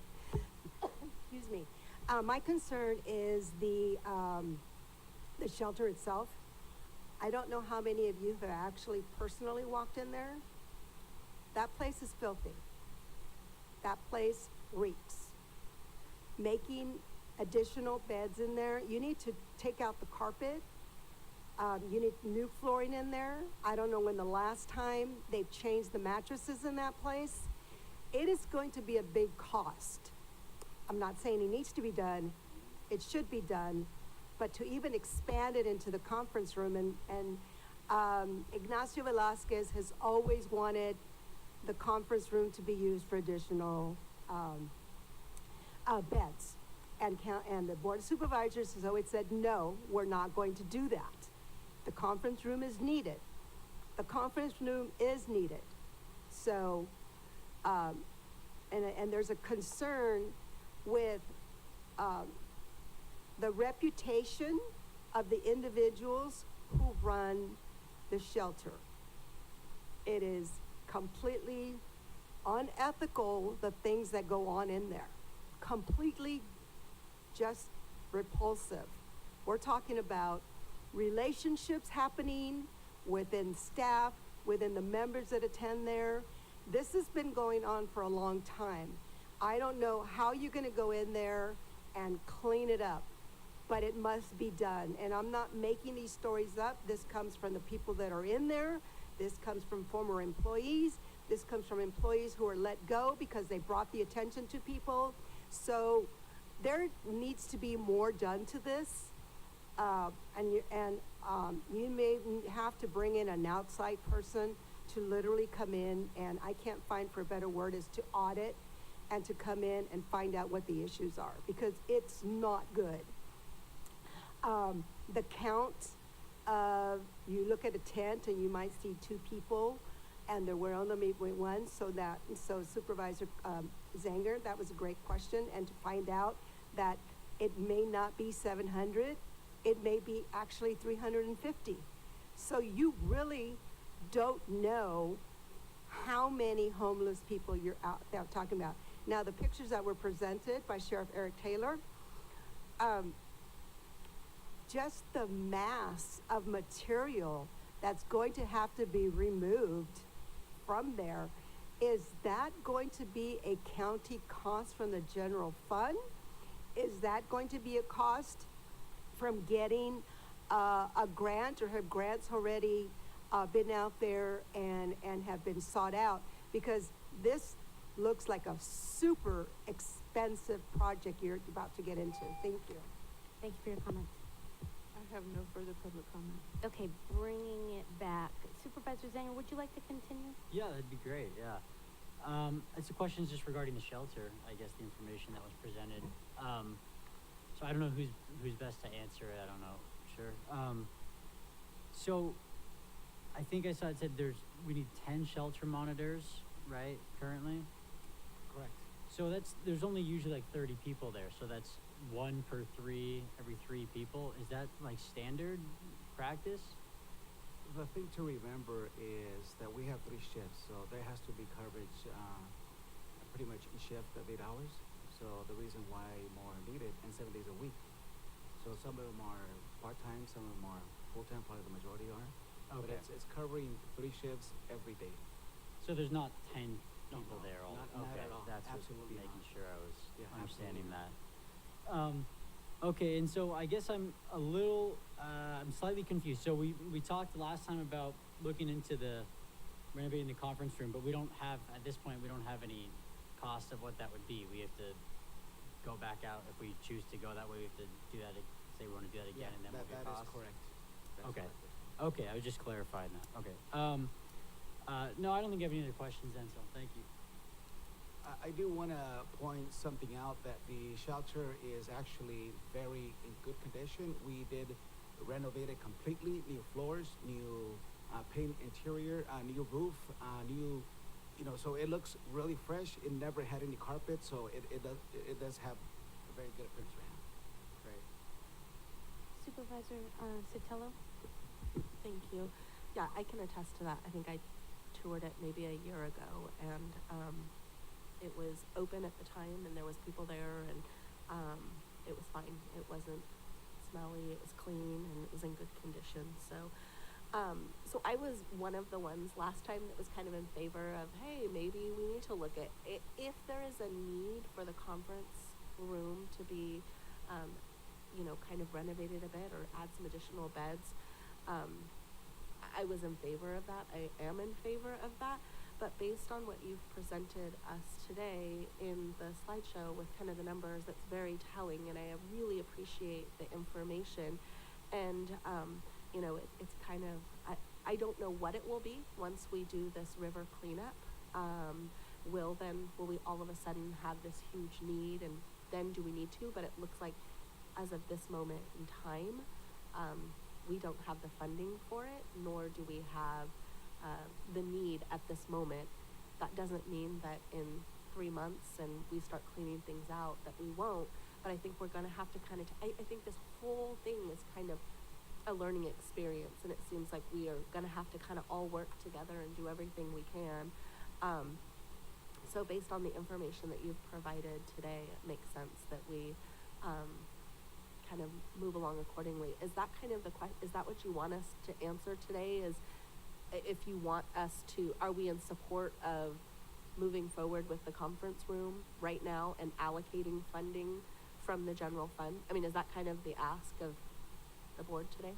Kind of give us an update. And okay, so I'm okay with a pause on that, but I'm not opposed to it if it's needed. You know what I mean? If we get to a place where we are turning people away, and maybe that's a question. If we're turning people away, which I know we're not doing right now, but I'm just saying hypothetically, if we got to a point where there was a need and we weren't able to help people, what are there options for people? Or, I mean, what do we do in that instance where all of the beds are full at the shelter, and if we had to turn people away?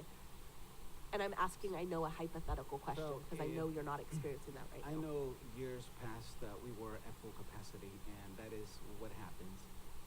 They did dedicate 3 beds for overflow, so they might still have some cots available, but for the most part, the general response is that if it's full, then there's no other resource. From time to time, we may have some hotel vouchers, but that is very, very, very seldom. I think this lends a bigger question that we have to think about interim housing versus congregate care. Most folks don't want to live in congregate settings. It's just not feasible, it's not comfortable. And so we've talked a lot about internally at our agency about what options are there. We've had pallet home presentations. We just had a presentation yesterday at our task force from a different entity that builds these short interim housing environments.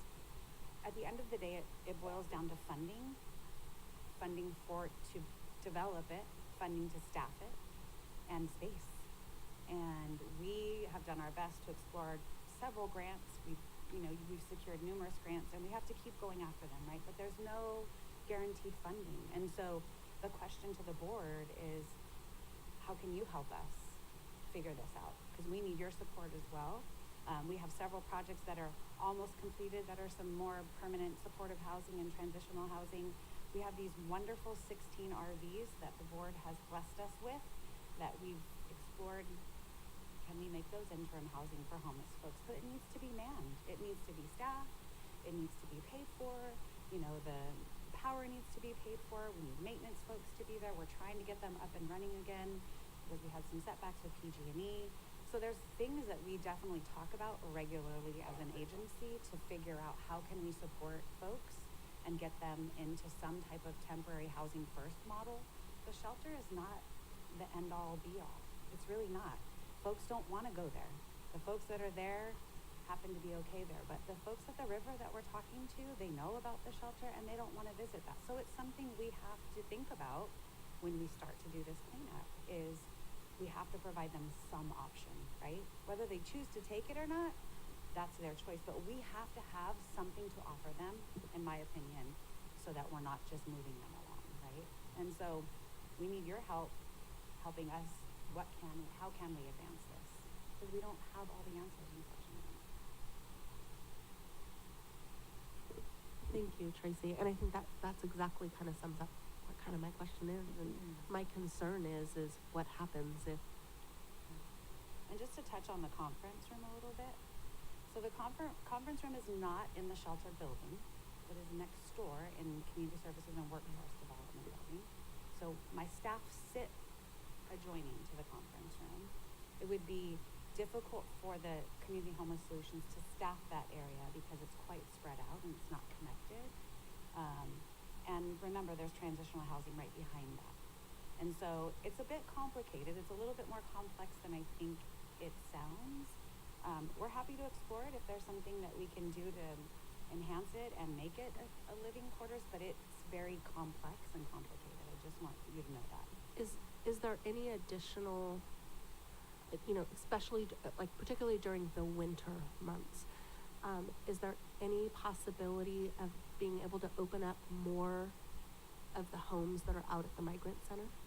Or I know that you have to, everything has to get approved through the state and all of that. And I know that there's a lot of, because you'll say, oh, but there's a bunch vacant. Well, that's because the state requires that you can only, the county can only utilize those for so many months and so many units, et cetera.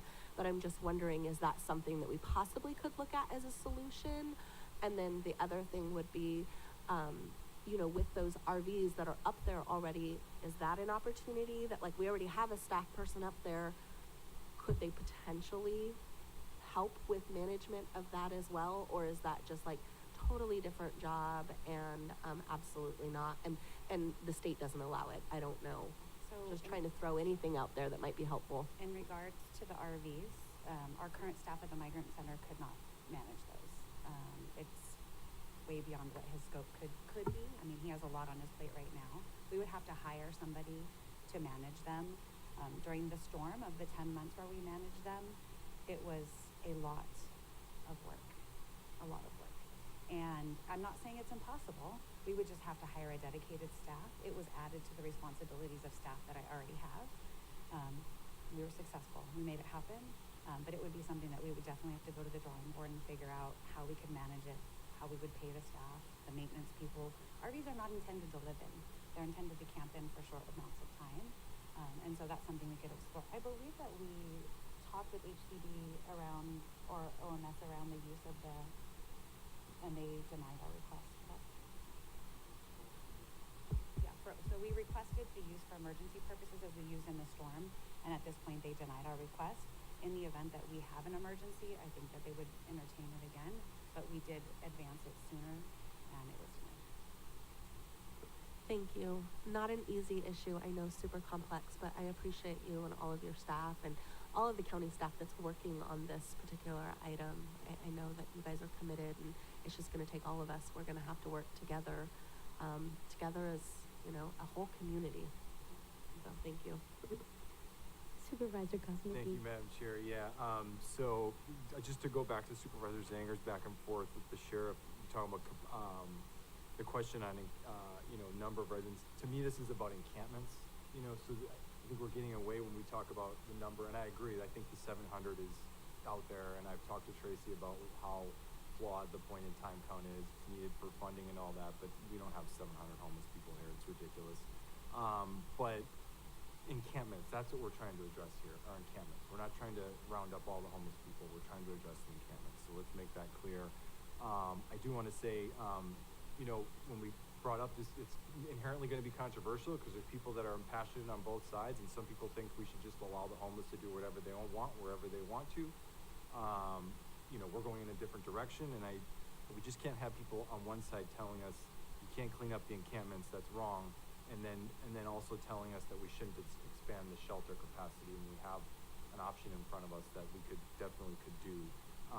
And I I do wanna point out the specific motion was to bring back a plan to renovate the conference room. It wasn't, to consider the potential for it. And, so I would like that to come back and have a more openness and a more willingness to explore realistic options, as opposed to telling us why we shouldn't be doing this. I would like that to come back in 2025 as the motion was stated. Because I know that and it goes back several years. I know there are staff members that are just staunchly against renovating the conference room, but it's our job to make really difficult decisions when we have to, and this is about priorities. If we're hearing that, and again, to sort of piggyback on Supervisor Sotelo's point, the whole point of this is because we're going to be cleaning up the riverbed, and we're going to be telling people they cannot be living in these public spaces anymore, so inherently we're going to have to deal with the repercussions of that, which is that we have to have options for places for them to go. So we would have to only assume that we're going to need more space at the shelter, and if they all turn it down, then then we're at least offering them, we're having more flexibility for offering space. So I would just say, this is about priorities. If we're deciding between, even if it's a challenge, if we're deciding between maintaining a conference room that's occasionally used, or having some options on the table that are reasonable to add beds to that area, then to me, we have to look at what we can do to add the beds to the area. And it just seems like a no-brainer for me. And if more funds are needed, I don't think we should talk about general fund. We have other options as far as if we have to shift funds, again, we have to make, and I think this is gonna come up later in another conversation that I pulled on consent. We've gotta make difficult decisions when it comes to what our priorities are. And if there are essential needs that are more essential, then we should be focusing the limited resources we have on those. And so I would like to see this come back as a plan that encompasses where we can get funding from potentially, maybe existing sources of funding that are going in certain areas. That this seems like this should be a priority to me. That's what I would like to see. And then just to reiterate that, and maybe we look at the city of Hollister and have a conversation with the city of Hollister further, that we want to expand the shelter space, but we need some help here. So can we talk about some sort of funding partnership there? So I would like to see this come back though and have more discussion on next year. Thanks. Supervisor Gonzalez. After looking at all the details for this item, I kind of made a note here. Is it a good investment in order to expand the space at the shelter by utilizing the conference room? Now, I've toured the actual shelter. I've toured the traditional housing, transitional housing that we have out there. I have attended meetings in the conference room, and the conference room is a space internally within a building of offices. It's not conducive for housing individuals. It just doesn't make sense. Though it sounds like a good idea, it's just not. What I was hoping that you would have brought us funds or a figure of what it would cost to renovate it, so that way we can look at the reality of it. I think if we're going to be looking at trying to expand, we need to look at the capacity. And granted, when we move forward with clearing out the rivers and making it impossible for the homeless to occupy the space there in the riverbeds, I think it's going to impact the numbers of beds that are going to be needed. Currently, I was looking at your grid, and on the history that you presented to us, it shows that we've never exceeded the capacities. So if we're going to spend any kind of money, investment in expanding the ability to house the homeless, I would think we would look at the current site itself, see if we can expand the walls. I just don't think that the conference room is a worthwhile investment. If you really take a tour out there, you will see for yourself. You have to go internally amongst some office building staff, current staff, just to get to the actual location. And that's just not going to be conducive to having regular 8 to 5 hours for our county employees. So think about that. Do we want to place county employees within the vicinity of the homeless population? I personally wouldn't want to do that, because that would make a dangerous situation in the workplace. I would think it would be better if we looked at ways to expand what we have already, the transitional housing, the actual, homeless, center itself. Keep in mind that we do have the RVs, and granted, they're not there for long term, but if we're just looking for like the winter months, you know, that might be a possibility because families don't want to be in a shelter. And I know that the grants or whatever they are that we give for hotel vouchers are minimal, and then again too, we have to look at the availability of the hotels in the area. Can they house the number that we're looking at? So I think we're just looking, we're too short-sighted in looking at the conference center right now as a possibility. Again, beyond January, I'm not going to be here to make a decision one way or another, but I would encourage the entire board to go out there and look at the actual conference center to see if it's even viable. I don't think that it's viable. And then the impact to the county employees is something that you need to look at too, to see, do you want to place them in a work environment where they're one wall away from a homeless population?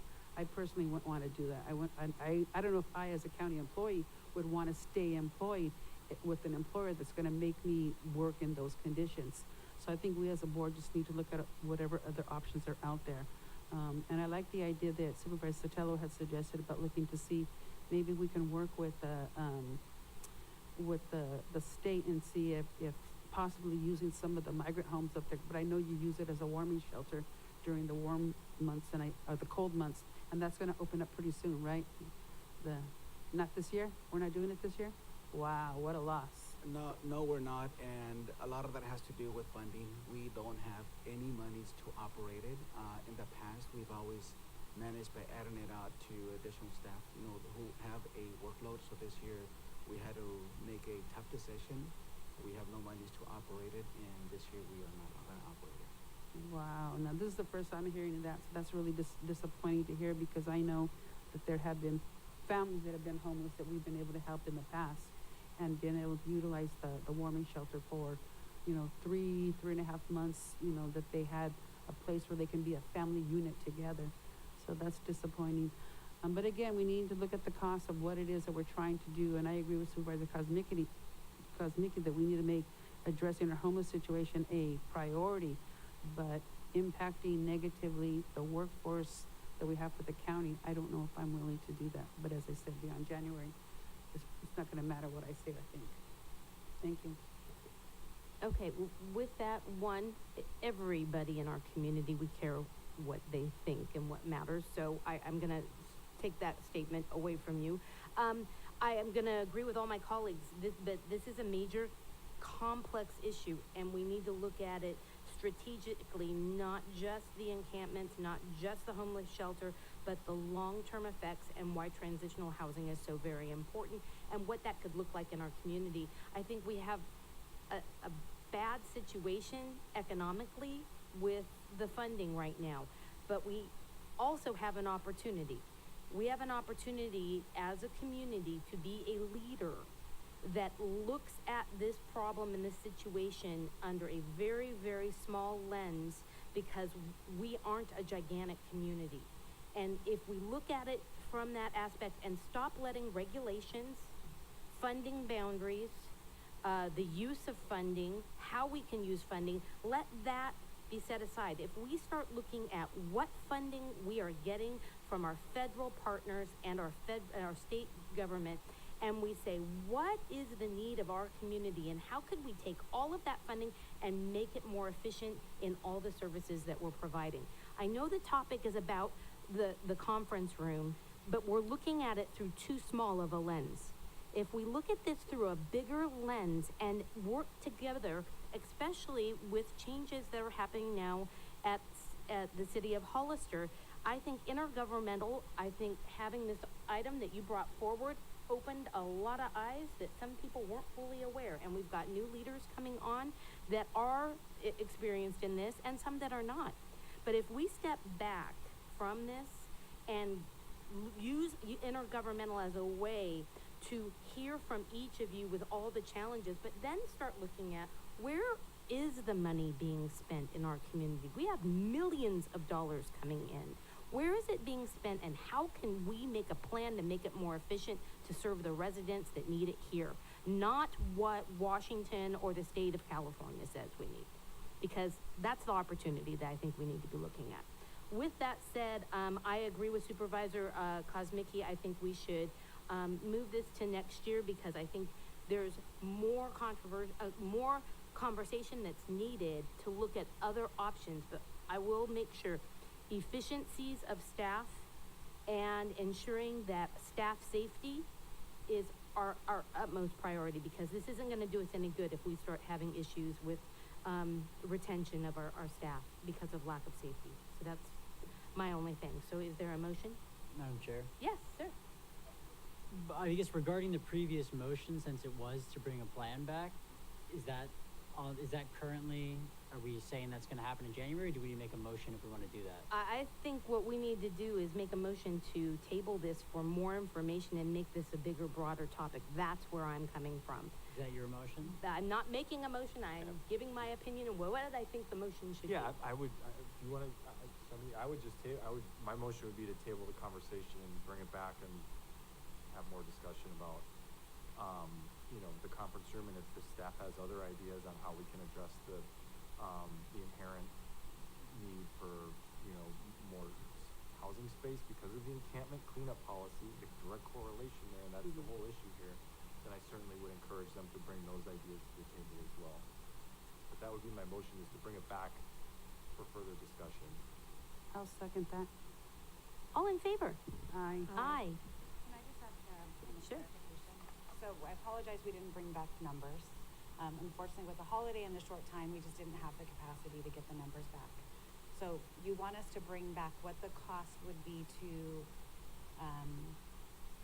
make our conference room a dormitory for the shelter and to keep it secure so that the staff are safe and for access. Is that what you want a price point from us? I mean, we'll have to work with RMA because if my staff, we don't build anything. But we would have to work with them, which we're more than willing to do. I just want to be clear on exactly what you want us to bring back. To me, that's one point, one part of it. That needs to be known because this is an idea that's been thrown around for a long time and we need to get the numbers on it. But we also need to work, and I would recommend that we do that if we're still on intergovernmental. I have no idea if I'll be on intergovernmental, but have intergovernmental continue the conversation that they started from last week, which I have to say, Sheriff Taylor, that was a great way to kick off how do we have this conversation when we're talking about the reality of what you're doing, and having that intergovernmental where we can collaborate as a region, not just a county. Thank you for saying that, and then I do think, like, going off of what Supervisor Kosmicki said, and unfortunately Supervisor Kosmicki has tried to apply logic to this for a long time when the state and the country are being illogical about it. But here's the reality. This community, this county voted pretty overwhelmingly for Proposition 36. So we're going to bring back some more penalties for criminal behavior that have been gone for a long time. So that's going to be an ongoing effort of my office to make sure that we're enforcing the will of the voters in that, and that's going to create some fallout with criminal penalties based on some of the behavior that's down the river that's outside of dealing with people that are unhoused. The other thing that I would say is increased enforcement in the San Benito River is going to push a population into the city limits of Hollister, not into the unincorporated county. It's going to push the population into the city of Hollister. So I think we're intergovernmental where we started the conversation where unfortunately you didn't have good representation. As we get into the new year and you have more a change in representation in both the county and the city, I hope that we continue as a county to look at the city for help, because it's really going to push this problem front and center into this core of the city of Hollister. And if they're not there to help us and be a part of the solution, I know I have a great partnership with the police department. They're willing with their code enforcement to work alongside us to do this lift. But I think the city really needs to be at the table to pitch in, and it shouldn't fall all on the five of you to figure out how to fund it. That's all I have to say. Thank you. Did we give enough clarification? We didn't have a meeting set on this motion. So in the future, I mean, I would say whoever is the chair next year, this should be a topic that should be discussed with the new chair, and the plan of how that moves forward. And if there's an update that has to happen before the whole plan, but I think intergovernmental, this should be a continued item that really starts to grow. Intergovernmental could be a very powerful tool if it's used correctly. Madam Chair, can we Yes, sir. maybe formally add it to the future agenda list then, so that it's just out there, or whoever's chair can just Whoever's bring it chair back, can I do guess, whatever, because well, it's an except for we ongoing- have some rules, but this is an item that this board has It's an said, ongoing bring issue. it back, we want it brought back. Got it. Yeah. Sounds good. Okay, Madam Chair. Supervisor Sotelo. I just want to make sure, like, it could be that it's modifying, like, that's one of the options, but, like, I don't want to limit you guys. If you guys get back to the office and you're like, oh my gosh, we could transform this space and this makes more sense. Don't be just focused on that conference room, whatever makes sense. I think the end goal for us is just knowing that we have a space for people that are going to be removed from the riverbed, and if there's a need, we've got a space, a bed for them. And that leads me to a question, Sheriff Taylor, and maybe it's not even the appropriate time, but do we know when we're going to start implementing this? Like, is there, January 1, you guys are going to start moving people out, or when is this starting to be enforced? When the new laws hit the books, I can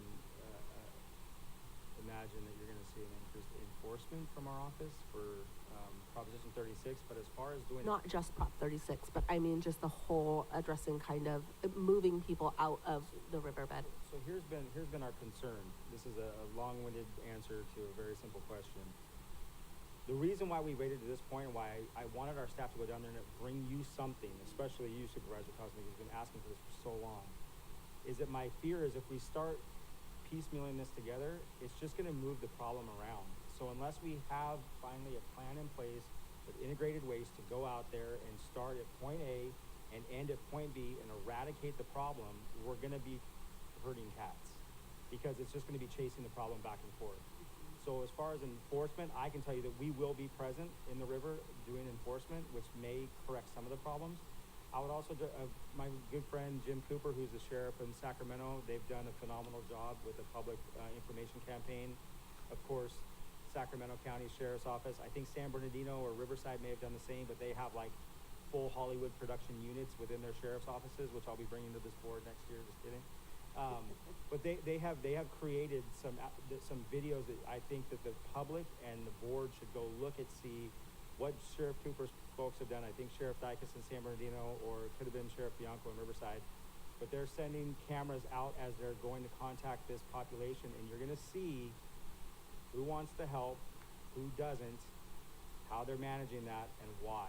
And then I think it's going to help, because one thing I did mention at the intergovernmental, that I think that Tracy, her team, especially Enrique, it's difficult to pat yourselves on the back, but I've watched them as we talk about enforcement of this issue, and I know that there's a lot of passion on the other side of helping folks too, and I think that that's where we all work so well together, because we're trying to be balanced in this.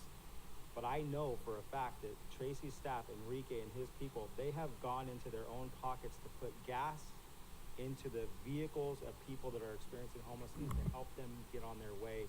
They are doing so much that it's not visible to our community just how hard they are working to help these people.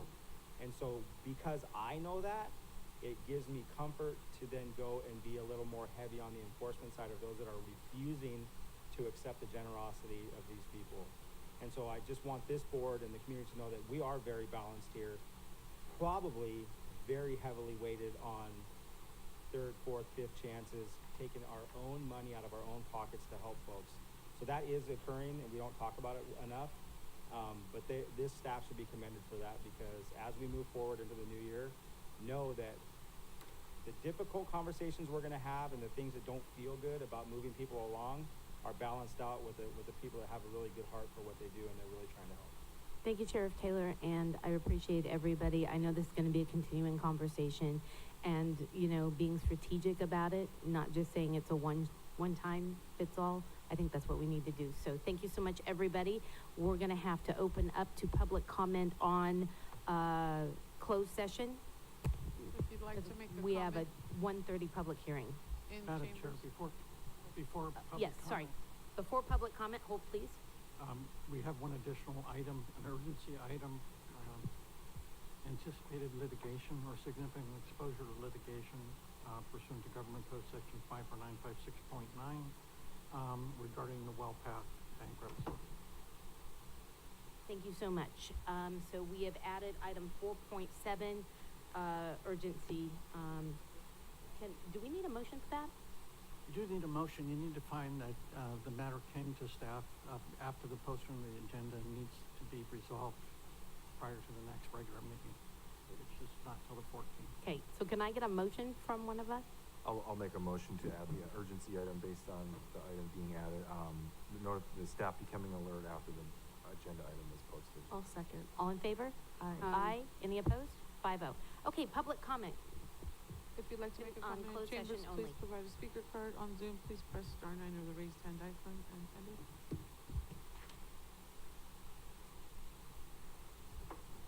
Good afternoon. Just real quick off subject, Linda Lamke should be considered to be joined in this conversation. Please stay on the topic. I of know, I this said I was going to be off topic. conversation. So I want to speak on regarding your closed session with regards to the lands of Lee. I spoke last time that the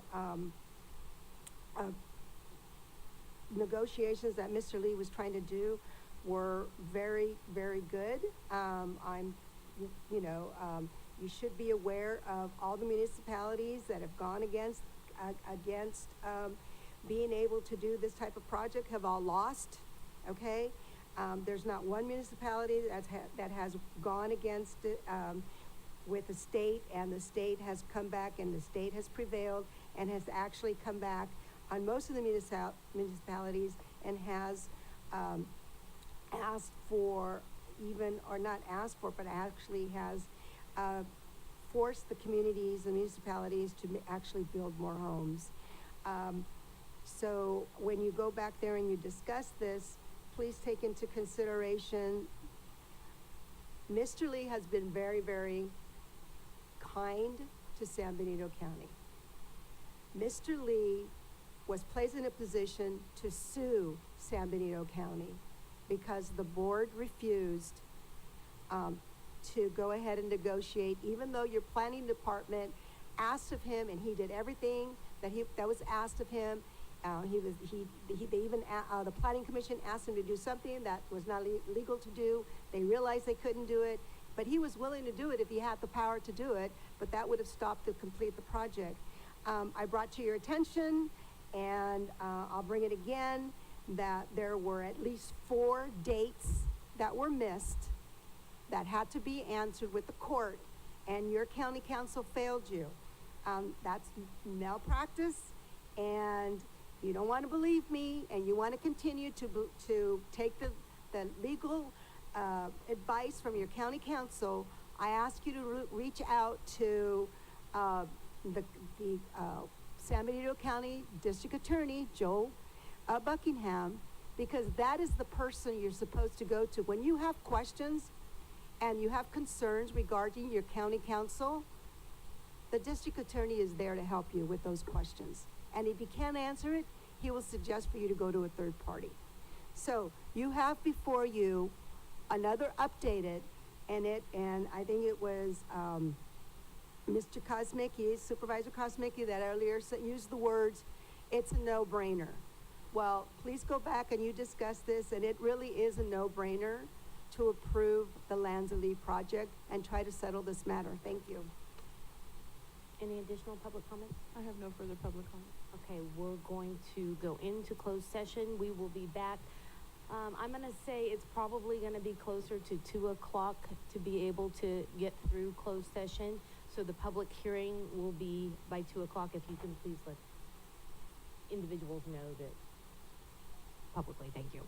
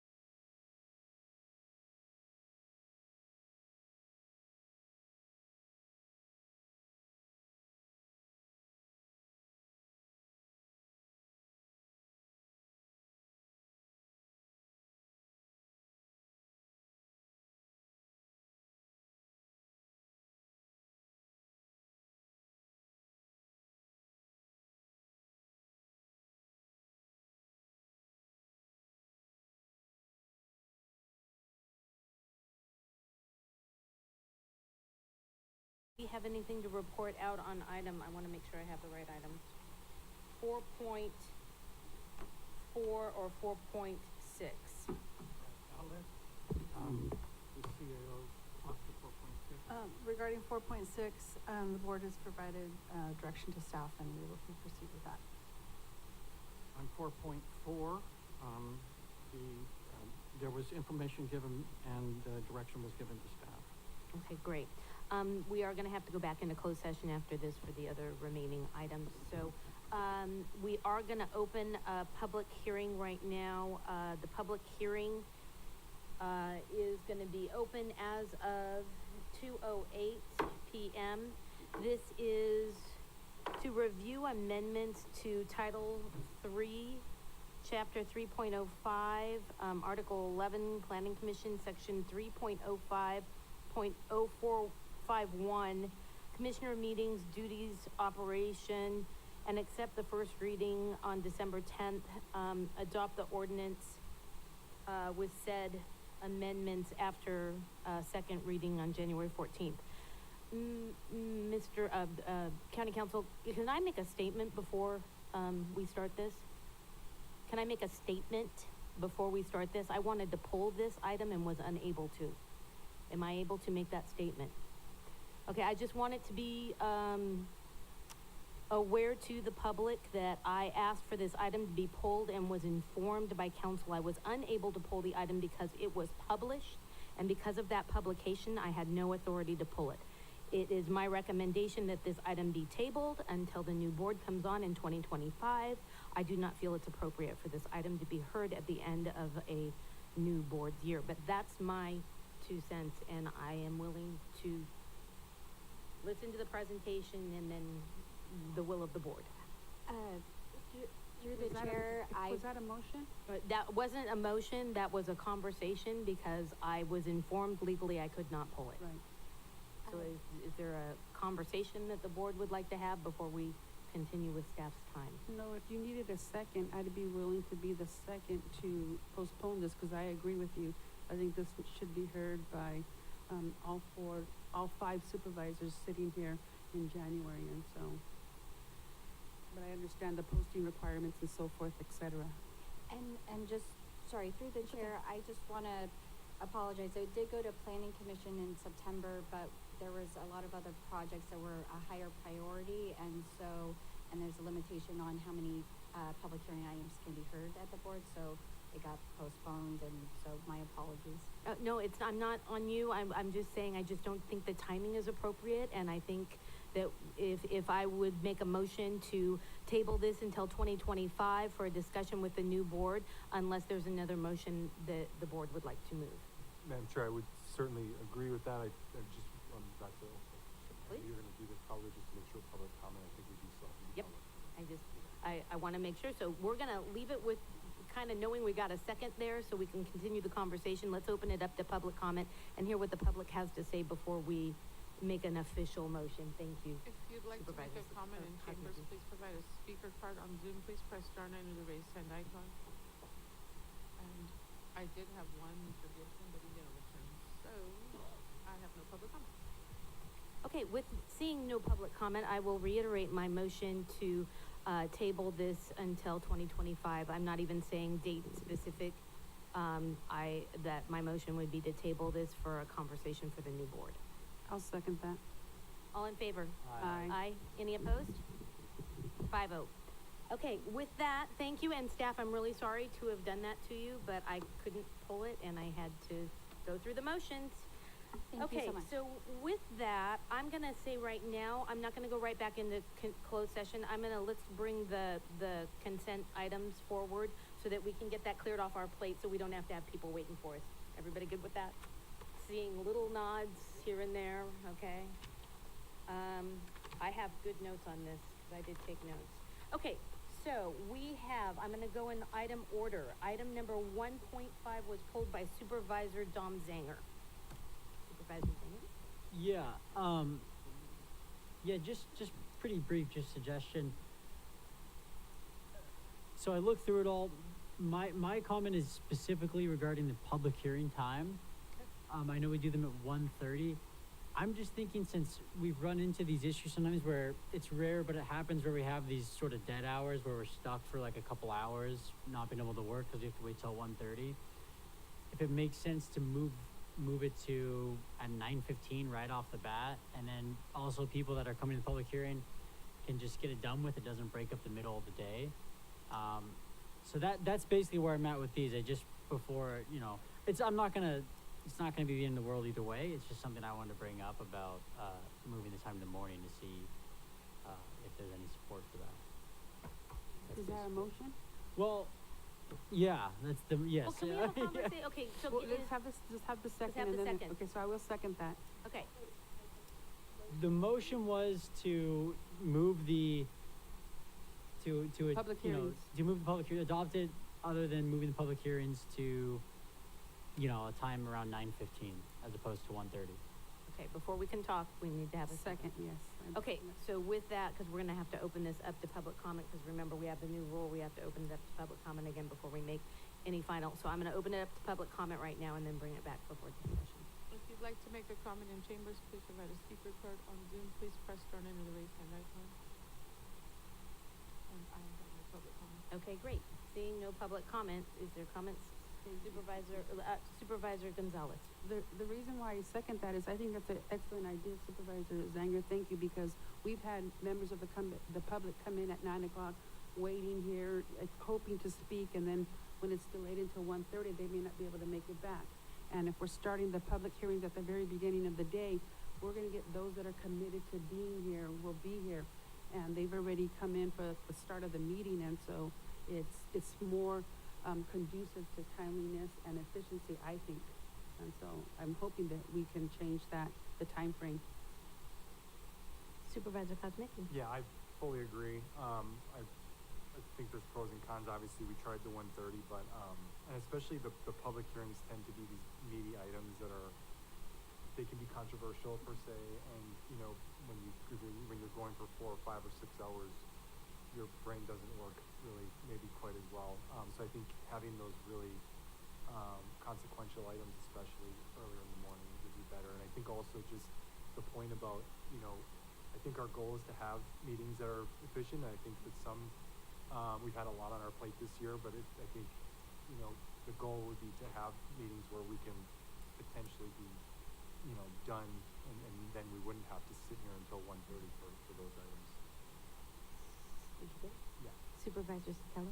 So I may be the only one, but I actually like the 1:30. I think there's been maybe one time this year or once over the last 2 years where we've actually had to wait around. I guess, one of the downsides of doing the 9 a.m. is that you have everybody here for consent. So much of our staff is here at 9 o'clock for consent, and there's public hearings that could take 3-4 hours, and then we've got staff just waiting around for. So there's pluses and minuses with every single one. I could go either way, but I do actually like the 1:30. So. Okay, I agree that some of the meatier items are these public hearings, which are in the afternoon, which I'm sorry, after having to go into closed session, rush and eat and come out here, you're not necessarily at your finest. I'm fresher in the morning. So I don't have any problem trying this. I would only say the acting CAO is working on a streamlining process for agenda items. And so some of the things that we've wet out this last 6 months will hopefully be implemented next year with the new chair, and that will make some efficiencies happen so we can be more consistent. But I would like to address consent, even though this isn't that specific item. When you're moving consent to being later, I think if we could negotiate a deal of we move public hearings to the 9:15 so that we try it out, but then have the 1:30 be where we start consent, no matter where we are on the agenda. So the individuals that are, items that are pulled, they can watch from the office, still be working, and know they can come here after lunch, and at 1:30 we'll start consent items that have been pulled. That's just my 2 cents. Can I make a suggestion? Absolutely. Understanding the point, we could schedule consent. To me, you could move announcements later. So I think if you just do consent right away, announcements can be something that's done, we can have flexibility with announcements because announcements are not vital. It's just us saying what we've done and all that. And just have consent off the bat, first thing in the morning, pledge of allegiance, consent, then public hearings at 9:15 or shortly after 9, whatever the time.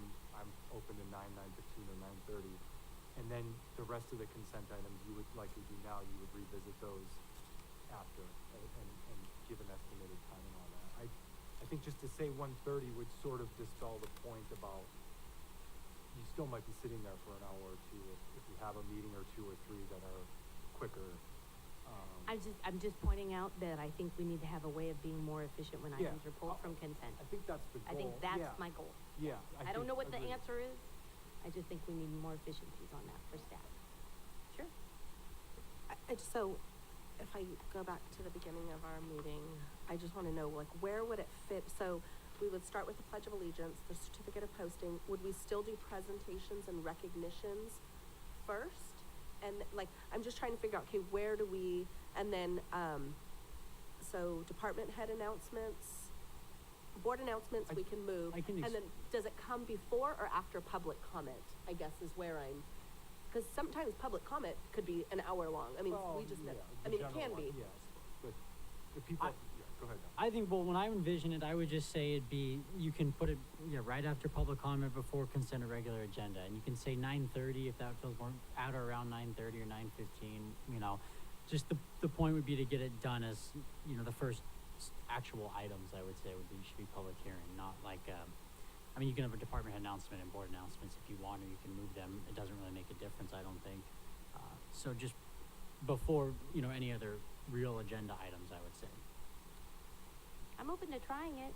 Also, I would be open to, with a new board member coming on and a new chair being selected, I think that we can try this and see how it works and then Yeah, right. kind of tweak it. Right, if it doesn't work, we're all gonna see that it Yep. doesn't work. I'm fine, yeah, we can destroy it after one meeting. Prior to consent is where I'm hearing, is that public hearings would be prior to consent after the regular items that follow above that. And did I state that wrong? Yeah, I think so, I think that makes sense, unless unless we wanna poll our items first before the public hearing so that we know, or it doesn't matter. And we do have to have an exact time, is my understanding. So I would actually suggest just saying 9 o'clock. And if people are for a public hearings, they're gonna be understanding if they have to wait 10 minutes to actually, we'll do Pledge of Allegiance and basically just get right to it.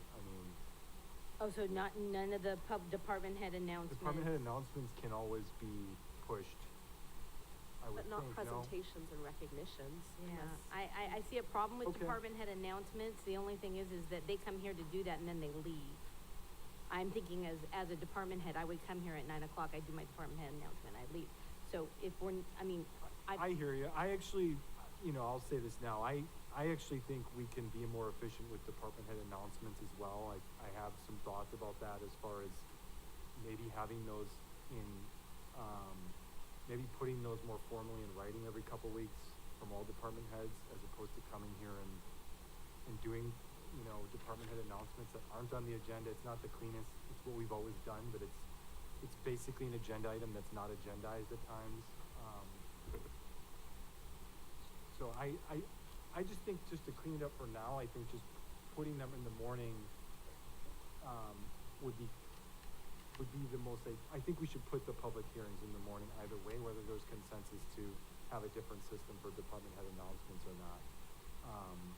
So I would recommend, and I have no trouble starting this or trying this, is that, making a motion that we make public hearings at 10 a.m.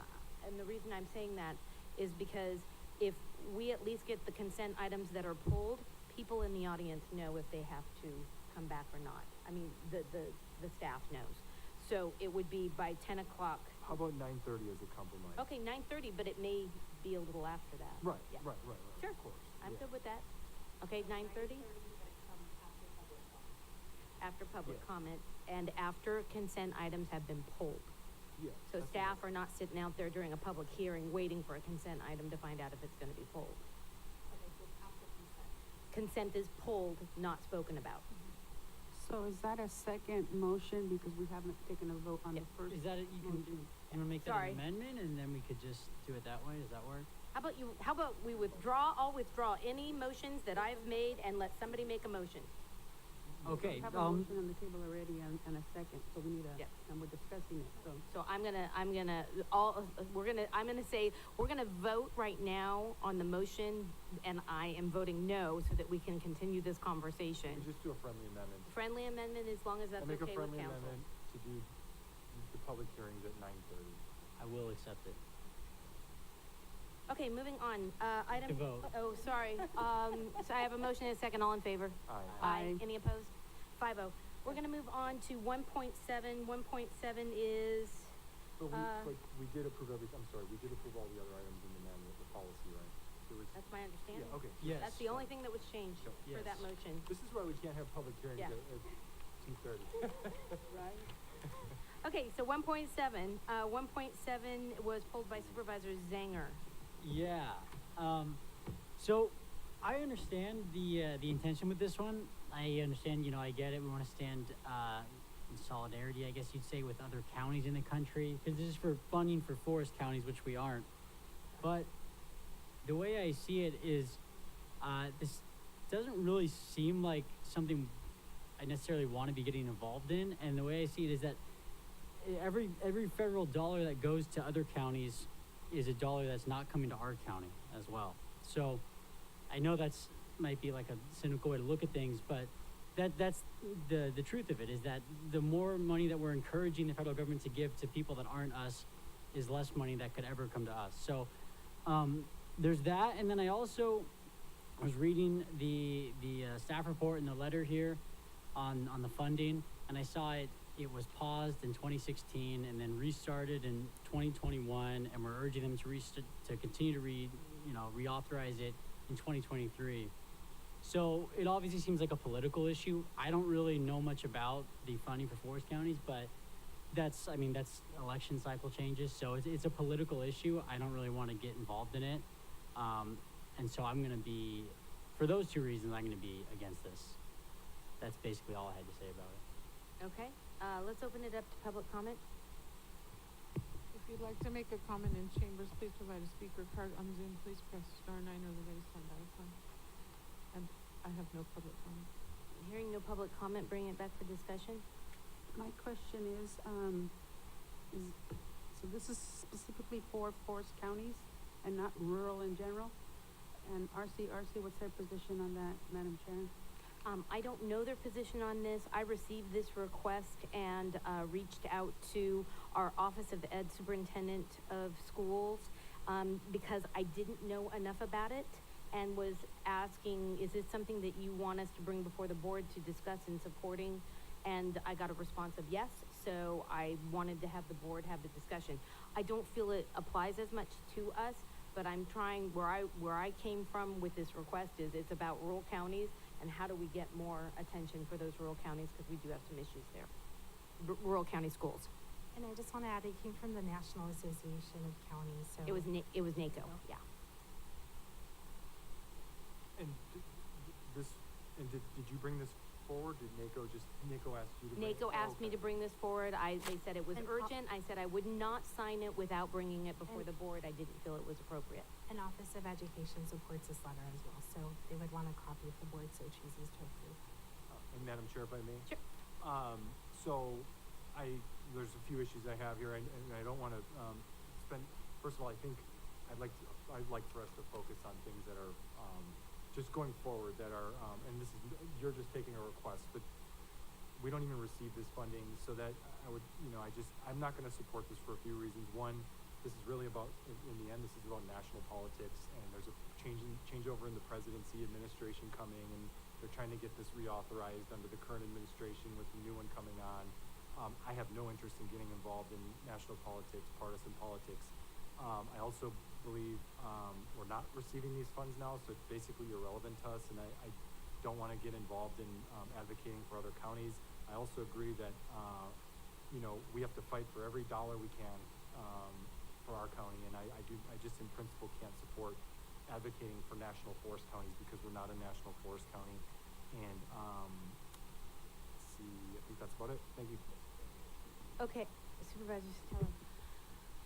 Well, I would just offer that there are going to be times where we're going to need that support of other counties advocating and helping, you know, in causes that do affect us, like the Williamson Act and things like that. Not that it's made much of a difference thus far, but I just think it's, you know, it's a way for us as a rural county to be able to be supportive, especially because our county office of ed is also supporting this, that I would be supportive of this. So, thank you. And I felt uncomfortable because it was a political topic. I felt uncomfortable as chair saying that I was going to sign this, even though I'm on the Ag and Rural Steering Committee. I'm also very close to some of the individuals that promoted this item at the national level. I didn't feel it was appropriate as chair to be signing something that is a political item. And I hear where Supervisor Sotelo is coming from. And I am going to go with the superintendent of schools, because that's really who I was relying on. Is this something that will help not just us, but them? Because we don't fund the schools directly. It's all indirect through property taxes and such forth. But I just wanted to have this conversation. I understand the political side to it, and I'm willing to go with whatever the will of the board is. Is there a motion? Sorry. I'll go ahead and move to approve item 1.7 for staff recommendation then. I'll second. All in favor? Aye. Against? No. No. And I want to just make a comment on that. The reason I'm going no is because I'm the tie vote, and because I felt uncomfortable signing this in the first place. I don't feel comfortable that there was a unanimous vote on this for the board, so that's why I'm voting no. So moving on now to item 1.17. 1.17 is our probation department. The item was pulled by Supervisor Koznicki.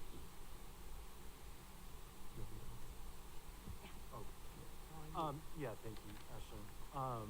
Yeah, I just think CCP funding. I think for me, and then we have a changeover coming here. I'm just hoping that we can take a step back and have a broader conversation about how CCP works as a board and get an understanding of, you know, I know it's basically AB 109 funding, and then we have this advisory. Essentially, it's an advisory board, CCP, and Supervisor Sotelo sits on it with various law enforcement and other the judicial representatives. But the item itself jumps out because there's, you know, I would like to get a better understanding once we have the new board in 2025, and we can have that conversation as far as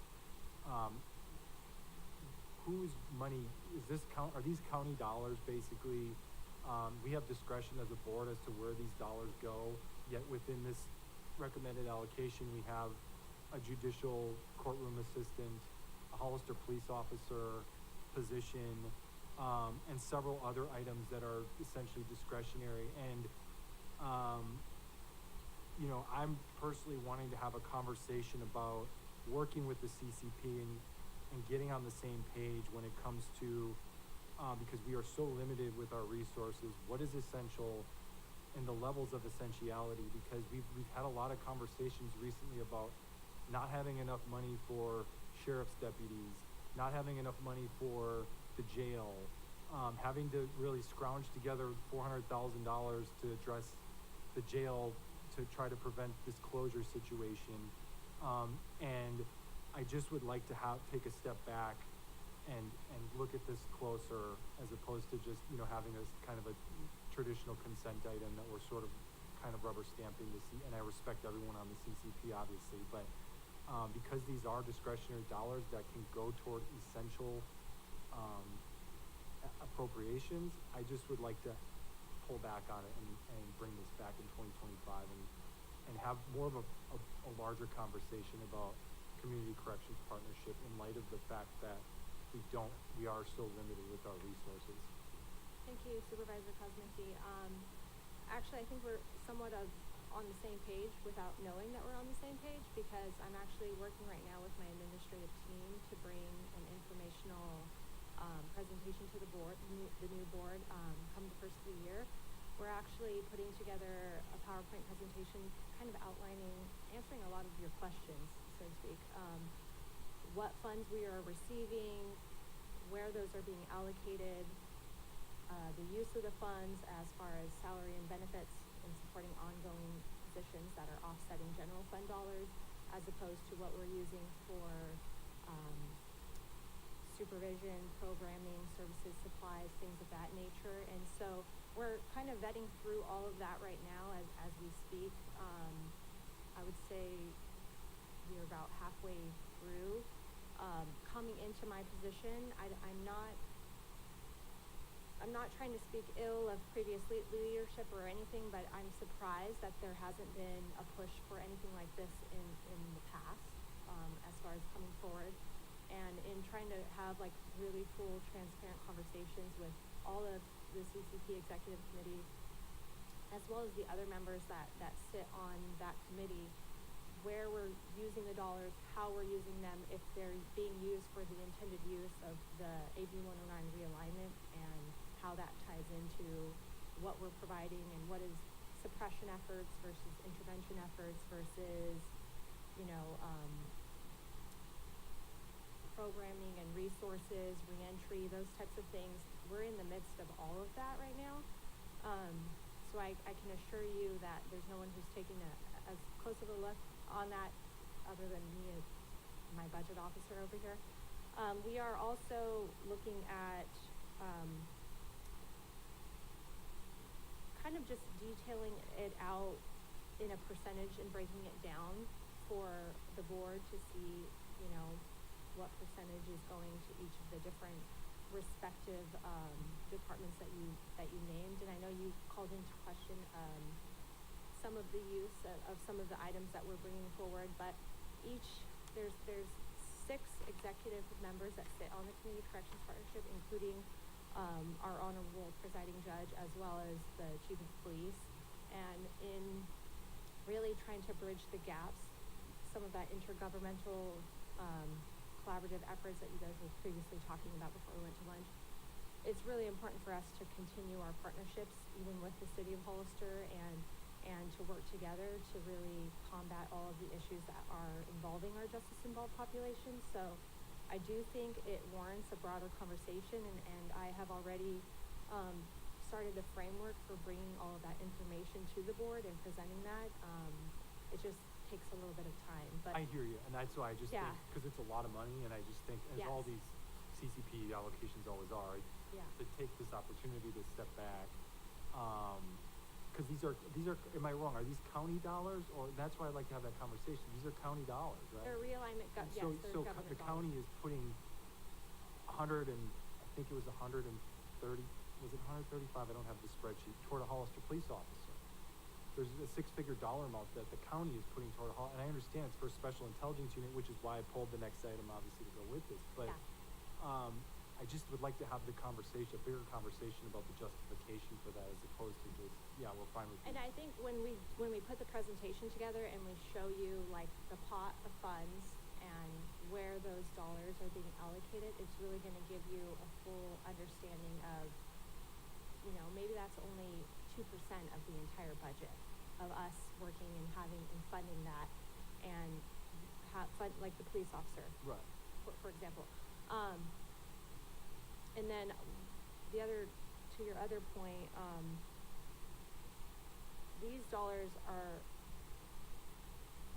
somewhat offsetting general fund costs because we have increasing demands in what we're required to provide, and in our supervision efforts, in our custodial efforts as far as providing basic needs for those who commit crimes and then require supervision or alternative forms of supervision. Yeah, but I guess So- just to put it more, to simplify things, the sheriff has been adamant about, I only have 2 patrol officers, for instance, or 2 or 3 or whatever, for the 1,400 square miles. And I've asked for traffic enforcement, but there's an impediment to that because we don't have resources. We have the jail situation where we all know what that situation is. And so we have to make tough choices as a board. And I understand that the CCP, everyone's kind of working together, and everyone kind of wants to get a piece of the pie.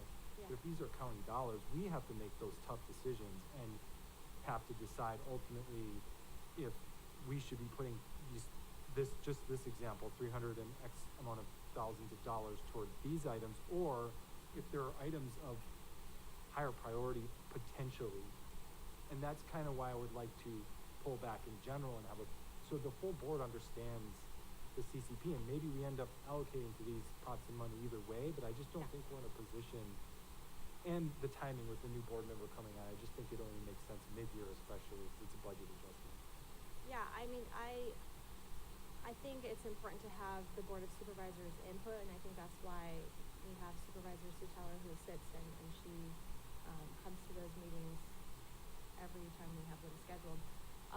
But I think written into the makeup, and this is also where I'm coming in new, and I'm seeing that AB 109 has been present since 2011, and we don't even have bylaws in place for Community Corrections Partnership. And so, you know, I'm making concerted effort to bring us into the 21st century of like, we need to have bylaws in place, and we're creating an ad hoc committee, and we're moving towards that and having better communication, having better transparency. But at the end of the day, the CCP Executive Committee, that's the body of people that are voting on the use of these funds. As a recommendation. Yes, and then we're bringing that forward. So it's not like it's just one person.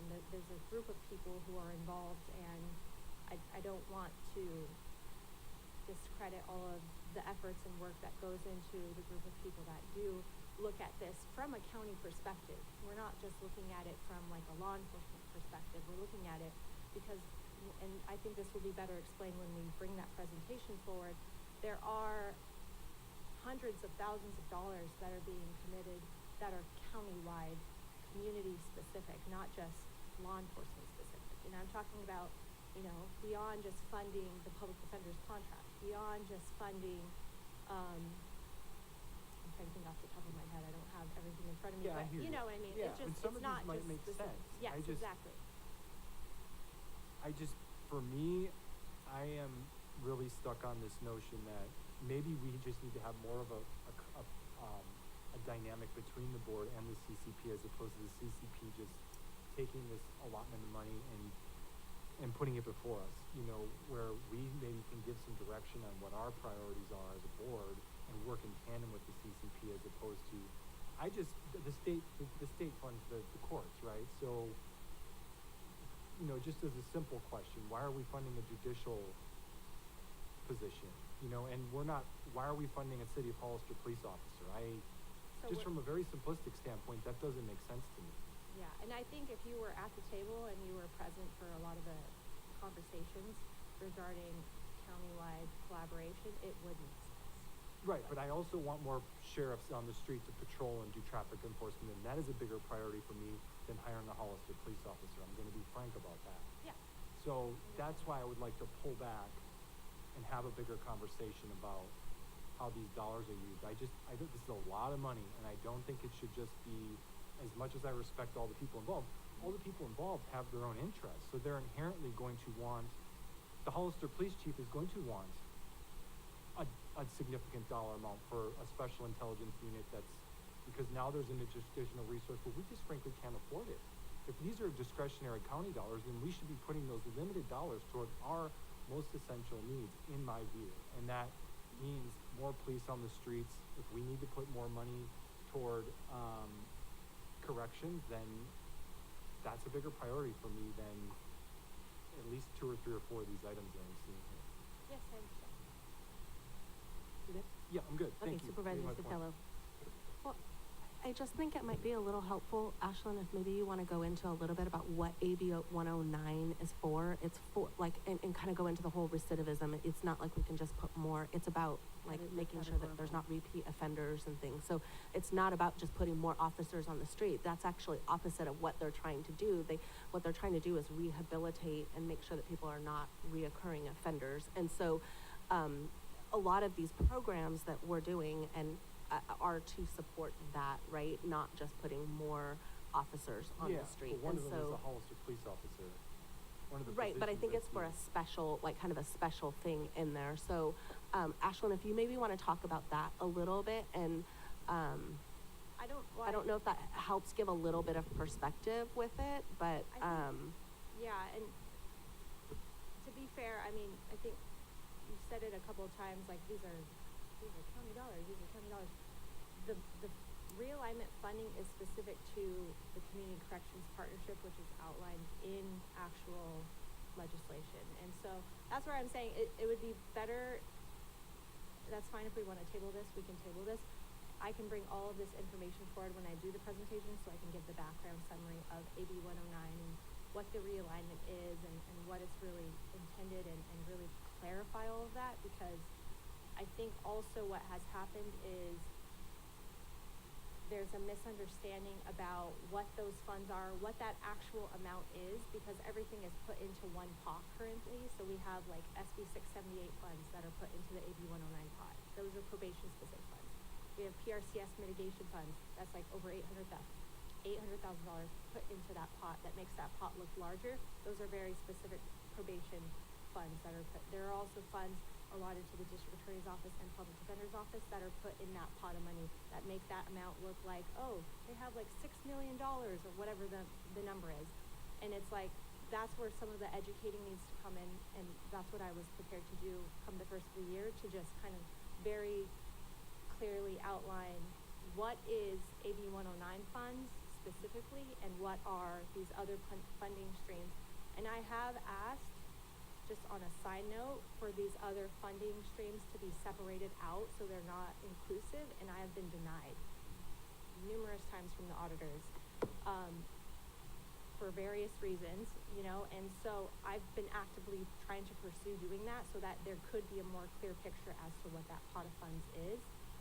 And I can give you an overview of AB 109. I don't know if you want me to go into that right now with the interest of time, but I understand what your concerns are, and I am prepared to present more information and really be more transparent moving forward with what CCP is, what we do, what AB 109 is, and how those funds are being allotted and used.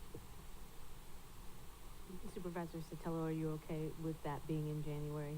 I think in light of time, I would be recommending that it be in January. Well, that's fine, her presentation and all of that. I am a little bit concerned, though. I mean, if Ashlyn says, well, we can wait, then that's fine. I do know that there are some of the items that if we hold off, then there are no services. And so we delay services for our community. And that's everything from kind of reuniting families to making sure that there's bed space and sober living environments, which are really, really important. And so I would be cautious with tabling this item as a whole. But and I was just gonna say, this specific item that was brought forward, some of these contracts are already in place and they're requesting additional funding, but some of them are new, like behavioral health is asking for a subs counselor and also support for their sober living environment. So those things would be impacted if we delay this. But I mean, I was really rushing to get this forward because this is the last board meeting until the first of the year. So. Madam Chair, but it is a budget adjustment, so it's you know, we're being asked to go outside of what we currently have already approved, and it's putting money into the general fund, though. It's right, not I taking understand. anything Yeah, away. my it's recommendation adding. would be to table it until at least January to have that conversation, so we have a full understanding considering the dollar amounts and whether we need to make an adjustment going forward as far as how CCP is allocated, or whether the majority of the board is fine with that. I just think that's my recommendation, that we put that in form of a motion. Supervisor Gonzalez. Yeah, my concern was, I've sat on the CCP as a board member, and I think maybe Supervisor Kosmicki, if you participated next year in 2025 or later, you would see the dynamics of the way everybody works. So just for the record, Ashlyn, can you tell us who are the voting members of the board there for the CCP? Yes, our CCP Executive Committee is made up of the Chief Probation Officer, the Sheriff, the Chief of Police, the Behavioral Health Director, the Public Defender, the District Attorney,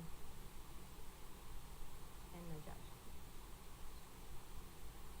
Okay.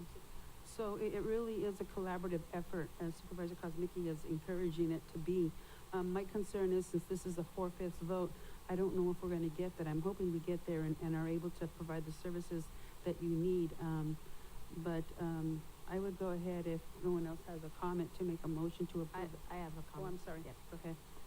And I think Supervisor Zanger, I think you wanted to add something. Did you want to add something? Yeah, just really quickly. I mean, it seems like we're just doing things in reverse order now. If we were to go forward this today, if she's planning to bring something forward that explains everything in January, I don't know why we vote on it prior to having the information.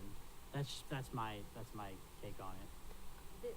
If I could just Sure. respond. And then I will So comment. this is very specific to proposals that have already gone forward, that are in place, as well as, a new proposal from our behavioral health department and from the Superior Court. This doesn't necessarily impact what I was planning to do, because I was just doing that on my own accord, as an informational, to give the board a better idea and perspective. It doesn't necessarily have an impact on this specific item. So it's not backwards by any means. I wouldn't be providing any additional information on this item. I would be providing just base foundational information on AB 109 and what the funds are, the total amounts, and how those funds are being allocated. Right. Understood. Okay.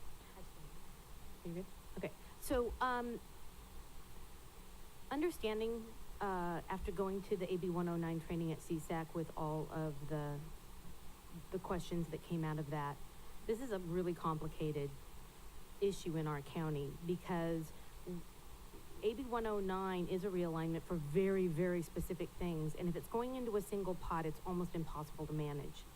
Understanding that, because of having to sift through years of issues in trust accounts that were specifically earmarked for specific legislative purposes, I think we have a bigger issue here, especially when we're also, I'm gonna kind of make this a little bigger than just this item, is I totally support that we need to have more understanding and transparency, but I also support that we have to be able to separate and designate the money based on the legislative intent of that money. It's not necessarily our money to use as we want. It's very specifically earmarked for what it can be used for, and we need to be able to document not only how much of that money is coming in, but what it is being spent on and how it fulfills that obligation. Now, whether I agree with the obligation or not, that's not the topic. The topic is we have to get better control over understanding what is the use, because what I see, especially after Proposition 172, and hearing how that is not separated into where's the money going into each one of the departments, it's life safety. It's being able to understand that you have to be able to ensure that that money's not being used for anything other than its intended purpose, and that's a challenge when you have it all in one pot. So, I don't want to stop services from happening. I don't want to impact families, because we're not necessarily transparent in how this is distributed amongst the required funding uses.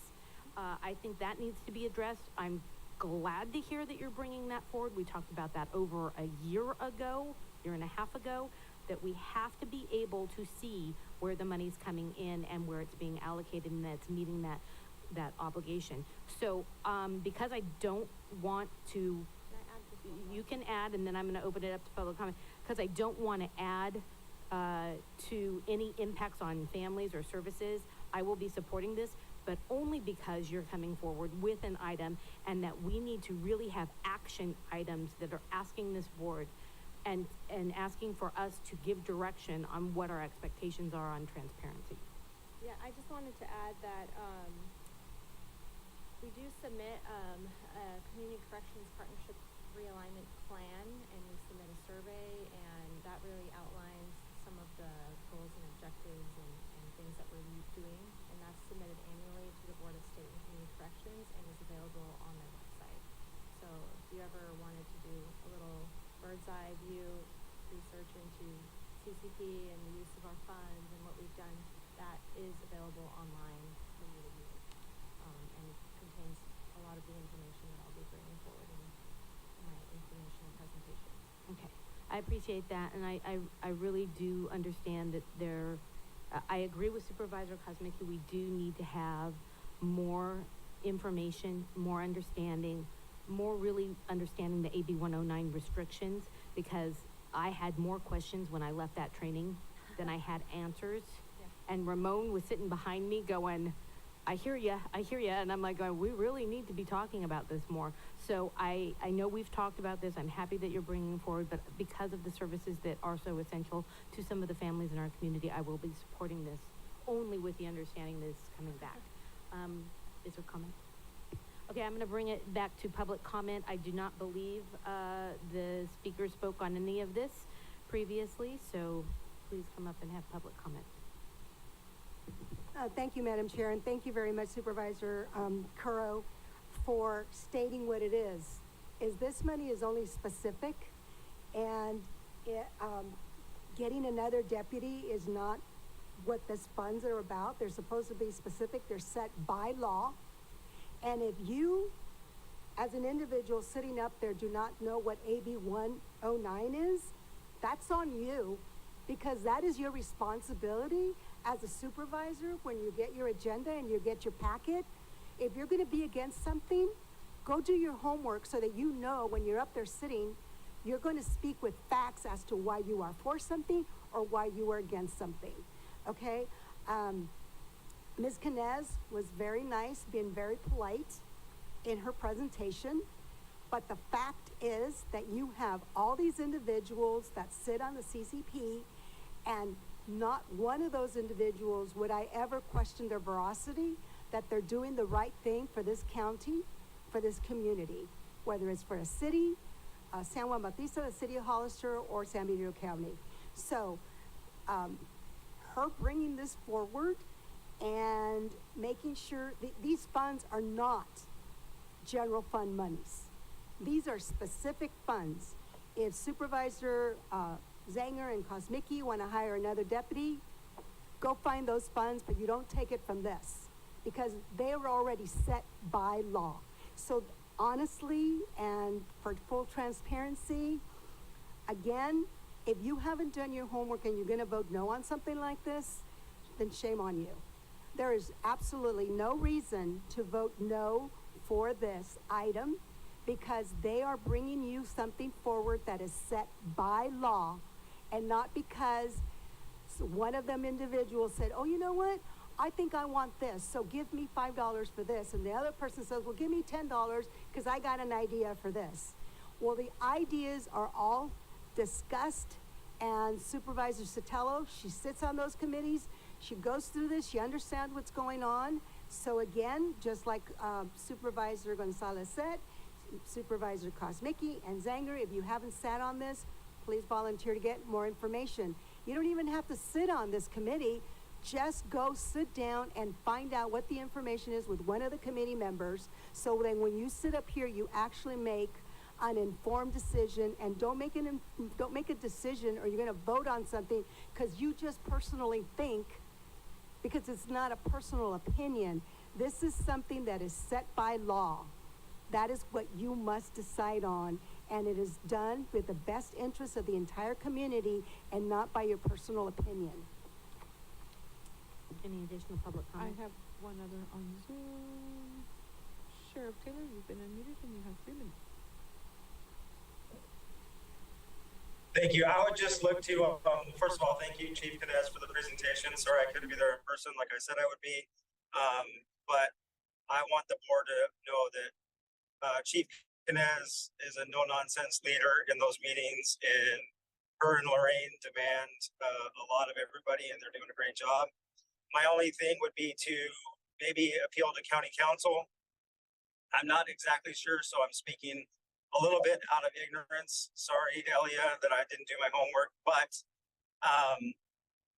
I just feel like I believe that the legislative intent of this AB 109 money is to have voting members to decide how this money is going to be allocated.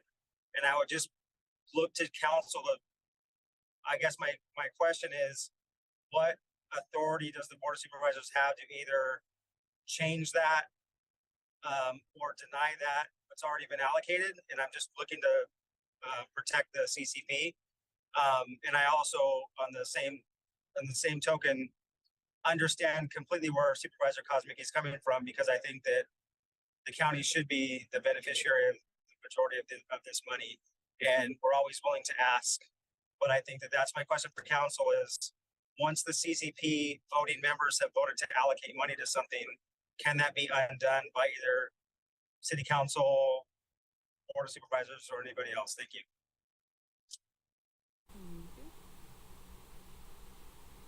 I have no further public comment. Okay. Council, would you like to comment? The reason it's here is because the board is asked to make a decision on this agenda item. So the answer is yes, you can make a decision. But we can also say no. You know, you can't alter realignment funds and what the state mandates for realignment funds. You can approve or disapprove this particular agenda item as an allocation, budget allocation. Okay. Any comments? I'm going to start with Colin and then come to you. Sorry, Supervisor Cosmicki. Yeah, I just want to make it clear that, you know, I'm not against all of these things necessarily. I just want to have a better picture of, we've never had that, and I fully understand what AB 109 is and the intent of it, but these are very specific allocations. There are choices that are arbitrary, not arbitrary, but there are debates and things that go into these choices. So I think it's only fair for the board to have a better understanding of, because we are the ones that make decisions on these dollars, and we're ultimately talking about millions and millions of dollars involved here in the end. And I think it's a good time. I'm not saying that I wouldn't necessarily approve these items next month or whenever we make that decision. I just think it's a good time, especially seeing, you know, a Hollister police officer position on here with county dollars, and a judicial position on here with county dollars. And I will just point out a police officer who's going to be out investigating things. So yeah, I just think it's a good time with the new supervisor coming on to have that broader conversation and then to make these decisions. This is a budget adjustment. It's not something that's in the budget. We have every right to deny this, to bring it back. Not necessarily we can't approve these later, but I'd like to take a closer look. Thank you. Supervisor Sotelo. I've got kind of two questions. The first being, so I understand that we have the authority to say yes or no, but how does that fit in? I mean, if the CCP is voting on something and they're saying this is, and really they are the experts in the field, right? I mean, the makeup of that group, they're the experts. And if we're coming back and the Board of Supervisors saying, no, we disagree with you, how do we move forward? Like, where do we make progress? I mean, all of a sudden, is it going to be, well, I mean, they might as well not make any decisions until they check with the Board of Supervisors, because even though we're not experts in law enforcement and all of those, so it's a little, this whole process is a little confusing, because I understand it's kind of this state committee, but, and they receive these state dollars. They're not really county dollars per se, are they? No, they're realignment funds from the state. Right, so we keep calling it county dollars, but they're not really county dollars. It's, the county receives it to make sure that the community as a whole, so the county as a whole, including the cities and everything, are able to do their job. Yes, Supervisor, that's correct. The problem here, the question that was asked was whether the board had authority, and the item is a budget allocation. It requires a supermajority to pass, which under the law then tells me that you do have the authority, because you're charged with the obligation to vote on this. Right, I get what you're saying. I'm just trying to like think beyond that, and then it's like, okay, then what? Like, if we're gonna be at odds and disagree with the CCP and the experts in law enforcement, how do we move forward? And I don't expect you to know the answer to that. I'm just kind of throwing that out there, in that we're basically questioning what all of our, and I mean, these are essentially the head departments, whether they're from the judge representing the state of California to, you know, the city to the county. I mean, they're made up of all these different jurisdictions. I think this just sends a really bad message. I understand wanting more information and being educated and like maybe we can be a part of the process in a different way in the future, but to stop this, I think it just sends a really bad message, and I just don't think it's the right way forward. And I think that people will be impacted by us saying no to this. And so I just don't, I don't know what message it sends when we have this committee. Why even have the committee then? They might as well just make a recommendation, and, you know, this just seems really weird to me. Madam Chair, may I? Yes, go right ahead. My request is that if there's not 4 votes on the board, that this matter be continued to the 14th, because if it's voted down under the rules that we currently operate under, you may not be able to bring it back. So don't vote on it today, unless there's 4 votes.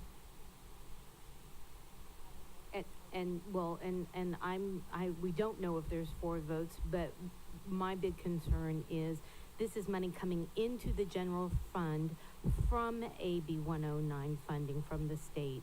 So it's committed costs that we have within our general fund right now. If we do not approve this, we will have to find money to continue to pay these contracts, which are already committed and encumbered within our budget. So in order to not impact our actual general fund budget, we need to approve this, but we do need to address this issue. This is an issue that we've been talking about for some time that needs to be have more clarity and more weight. So I'm very concerned if we don't adopt it today and we wait.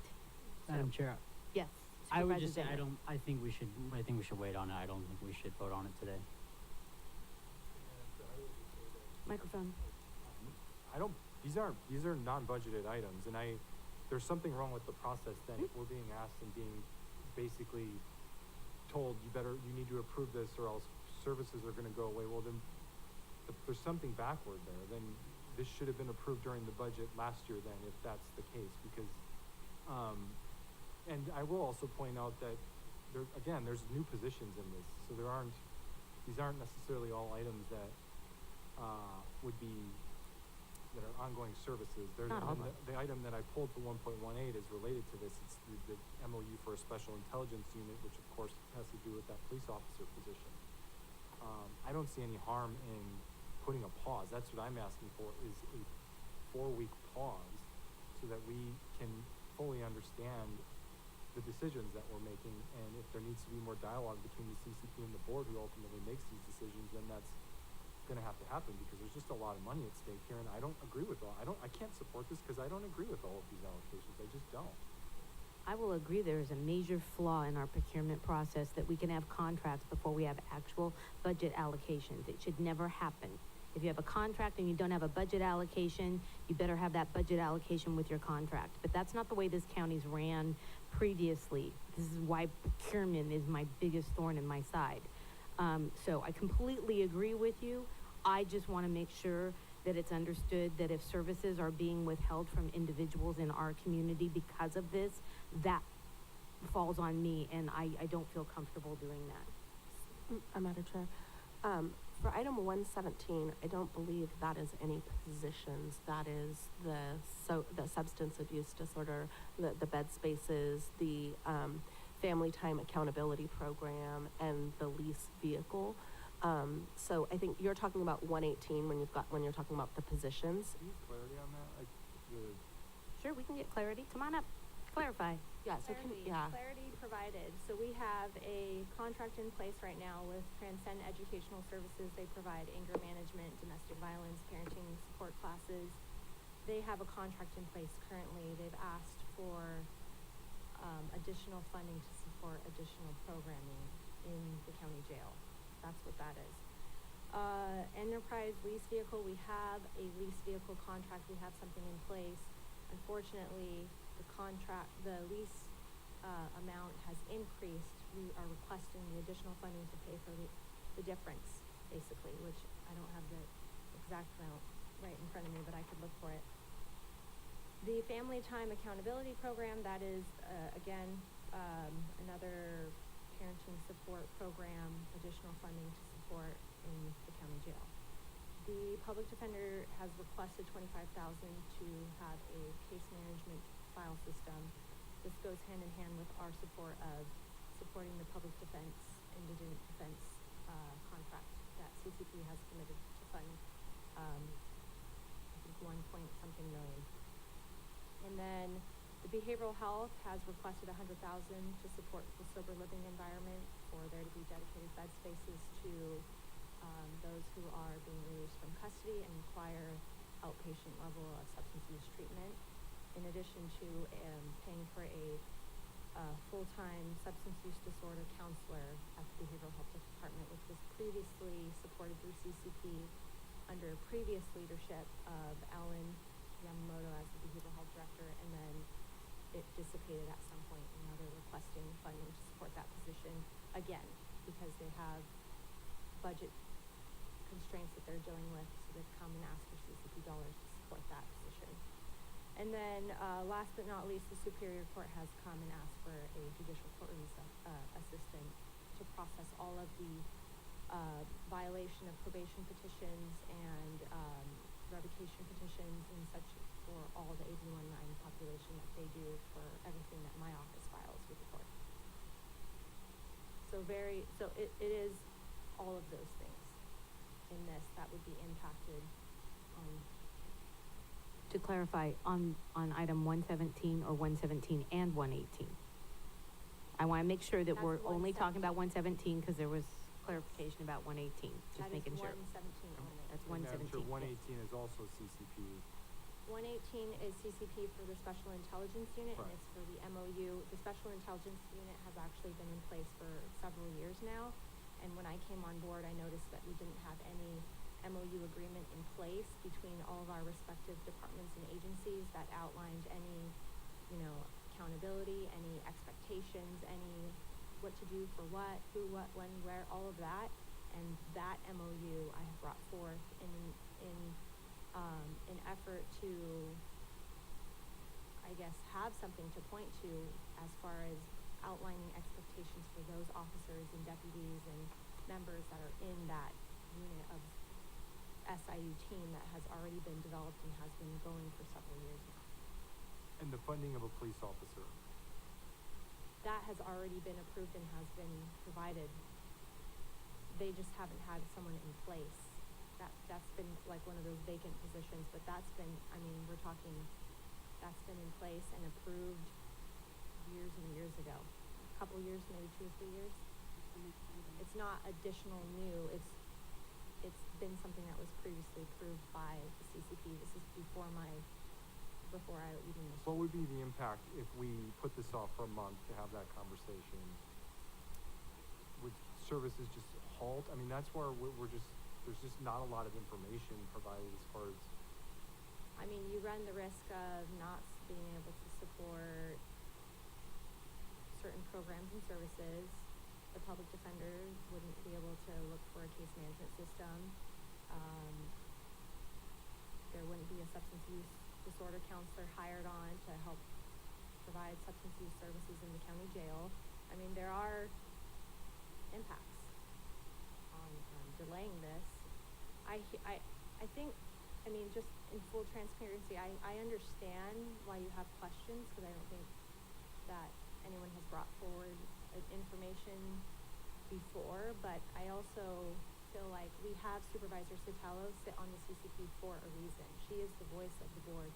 She comes to the meeting. She advocates for whatever the will of the board is, and that is what her role and position is on the CCP committee. So to me, it's a little, I guess, confusing why all of a sudden now it's like, no, we're not going to approve this and we're going to halt this, when she's there and present and she's really the voice for the board as far as.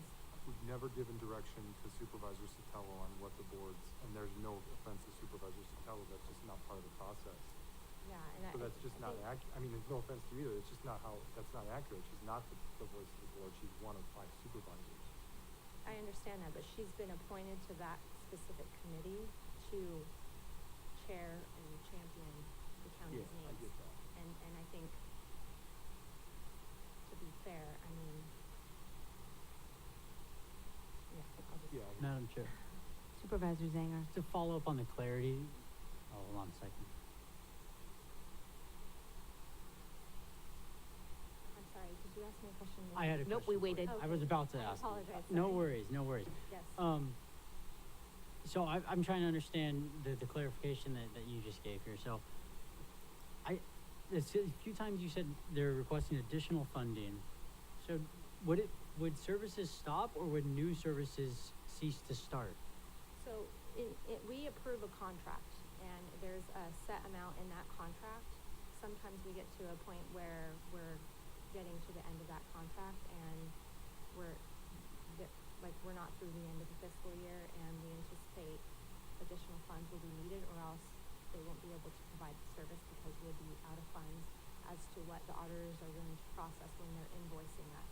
And so for the Transcend Educational Services and Family Time Accountability Program, they've asked for additional funding to support the contract and so that it could go through the entire fiscal year of June 30th, 2025. And so that's what we've approved most recently. So Okay. if you look on, I'm looking for the proposals, which is one of the attachments. It says like Transcend Education, it says contract. The original amount was for $15,540. We recently approved a modified budget of adding an additional $1,170. So they're anticipating their costs increasing and we want to make sure that there is no gap in service. That's to June. That's through June, yes. Through June. It's just through the fiscal year, yes. Right, so if we delayed this and then it was approved theoretically, would there still be no gap then or in services? If they are just trying to get through to June, if this was approved in 1 month or 2 months or something, but you still wouldn't have a gap, right? Yeah, I hear what you're saying. I think for me, it's just, if you're gonna approve it in January, why would you not just move forward with approving it now, Right. you know? Yeah, well, I'm not saying I would approve in January. Yeah, I'm not saying no. I know. Yeah, I'm just saying if the information that is provided and then it all makes sense, then I assume it would if it makes sense. Yeah. That's all. Okay, I got the clarity. Yeah. Thank you. And yes, I'm gonna have my budget officer. Sure. come up. I think she has something to add.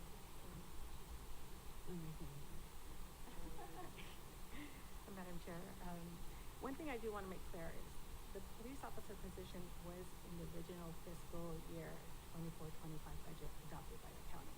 So this position is nothing new. It's just that we are now putting this MOU, so it kind of stood out. Who's involved in this MOU for SIU? And it lists everybody in their positions. So every position that you see in the SIU MOU, sorry for the acronyms, but they've already been approved. They're already existing. The money is already allocated. So I understand that you have your concerns and I respect that. It's just, we're just asking for additional funding for something that's already been in place. So, and the additional funding is why we're here. Is that for the police officer for the next item or It's for not these in- positions as well? It's, the police officer is not even in there as additional funding. He's already been approved with the original county budget. So it popped out, I am assuming, that he's listed in the MOU. And they're probably thinking, wait a minute, let me look at the budget. You're paying how much for a police officer? And as the county, we had this wonderful pay increase, so did the city. So that price went up, the cost for the salary went up. So everything that is listed on this allocation in this budget has already been approved. We're just asking for additional funding, except for the courts position and the behavioral health positions. And a part of the CCP, we are a team that the money, they oversee the funding. They have the ultimate decisions. And with me coming aboard, it was always an FYI for the Board of Supervisors, because it's not county funds, it's under legislation.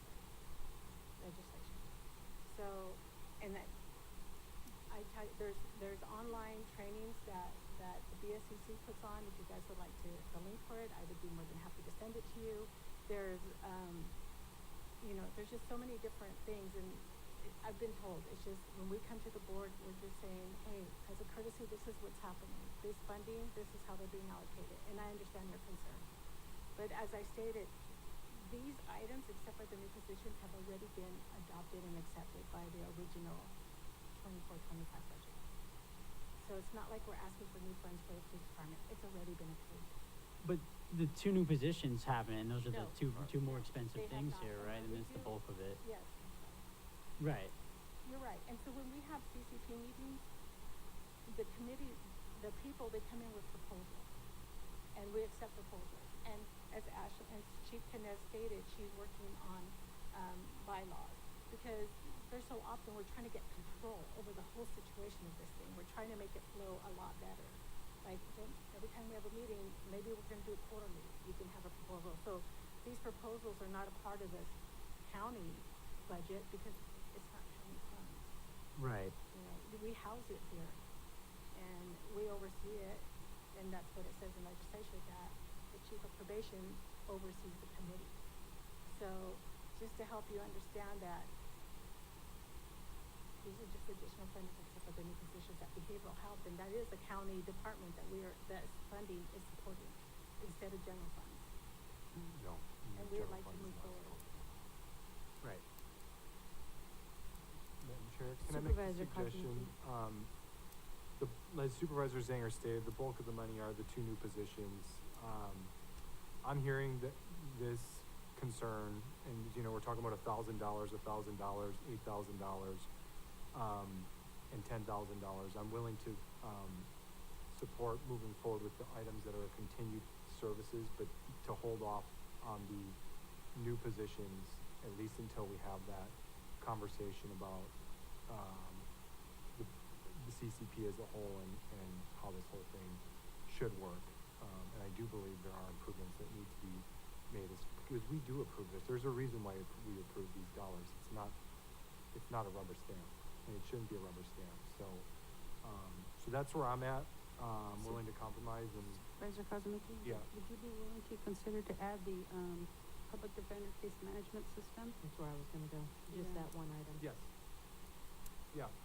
That Would would you be willing to vote for it on that? Because I don't want to lose the opportunity.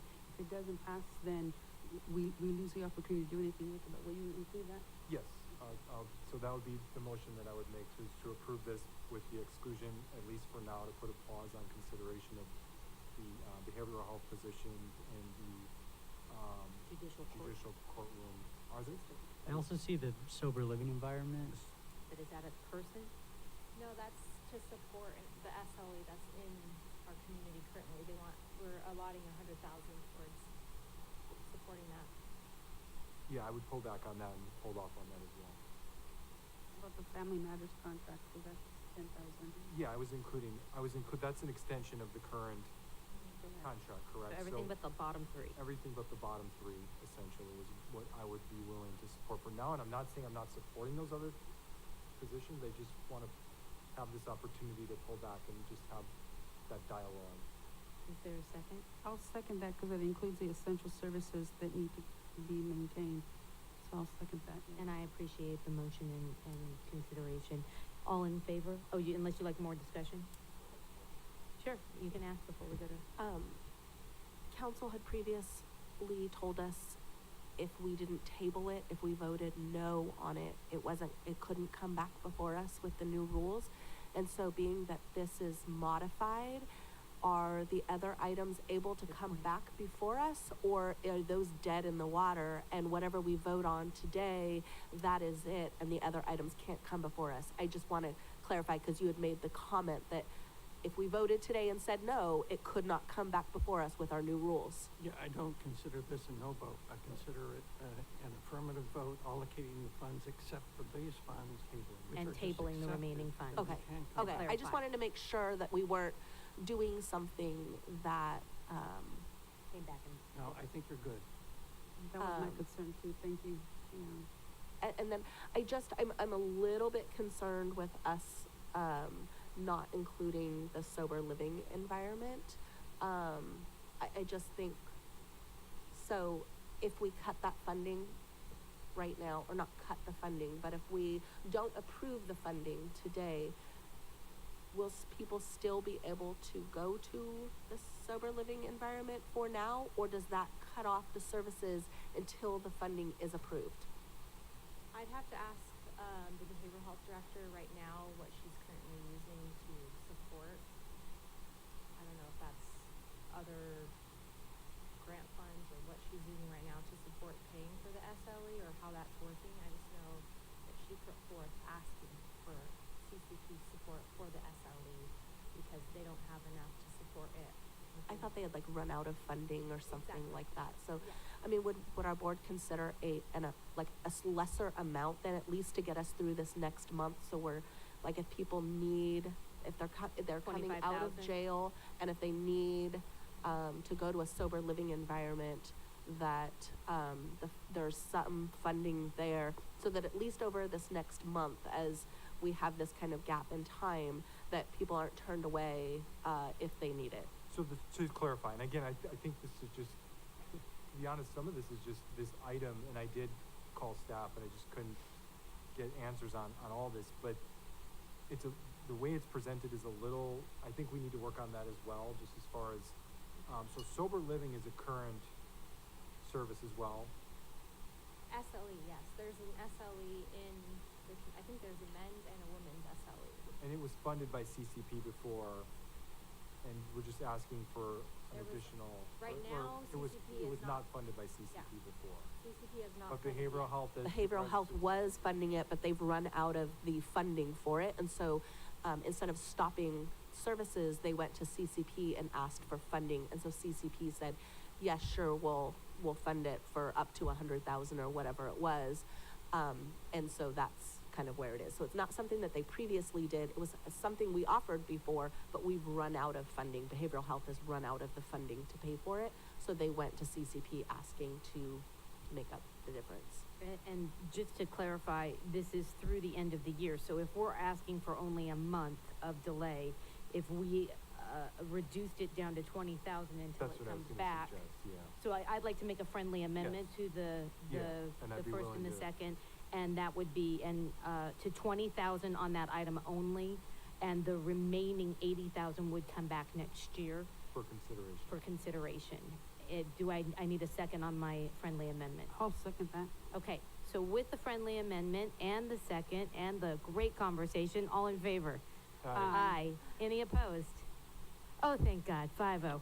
I gotta tell you, that was that's 117. We're moving on to 118. Right here. Okay, hold on. 118. This item was pulled by Supervisor Kosmicki, and I will give it to you to Yeah, ask and I your think the question. answers came out through the conversation in the prior one. Again, I apologize for, kind of mixing the two items because they are related. But I don't think I have any, in consternation, so I'd be willing to just, make a motion to approve. I think, I just wanna. Hold on, I got a motion on the table, I need a I'll, second. I'll second that. Okay, And now don't say anything yet because he's made up his mind. Let him have it. So I got a motion and I got a second, and now you can make a comment. No, I just wanted to say, I think there's the way that things have always been done, and then just coming in new as chief, I've really tried to take a look at under all the rocks and find out there are things that are missing, and there are things that could use some improvement, and there's things that we've just done, but we don't really have a reason or a rhyme to why we're doing them. And me putting forward this MOU is attempting to kind of have some formalization to what this team of great people are doing. So I just wanted to say, thank you for your support. And Okay, so I have a motion and a second to approve on the table. I wanna just make one comment, and the comment is, I want staff to understand, I know this is hard for you to bring these tough items forward. please, staff, do not give up on us. We need to have these conversations because we need to make things better. And the way it's always been, I think Supervisor Cosmic, you will agree, the way it's always been can't be the way it's always going to be. Yeah. And so this has been tough. I don't want you guys to look at this as a beating. This is we got to talk about this. And so in the future, any departments that are bringing these things forward, don't be afraid of us. I swear we'll be fine. We'll be fine. Okay, so unless there's more comment? Okay, all in favor? Aye. Aye. Any opposed? Okay, 5-0 on that item. So now we're moving on to item 1.2222, which was pulled by Supervisor Gonzalez.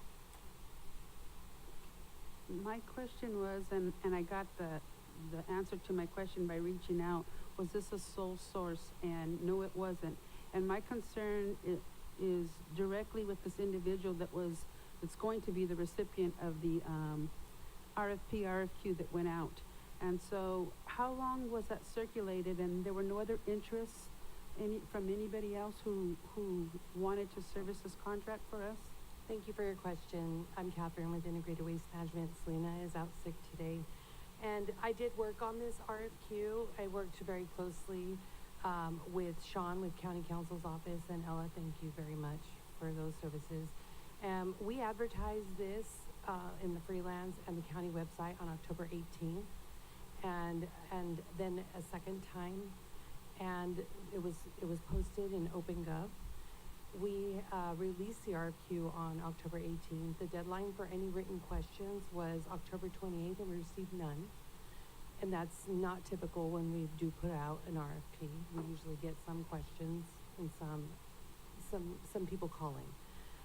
Deadline for submittal was November 8th, and it took us about a week and a half to score the one proposal that we received. And that was my concern, is the one proposal that you did receive from Sanjita Lewis.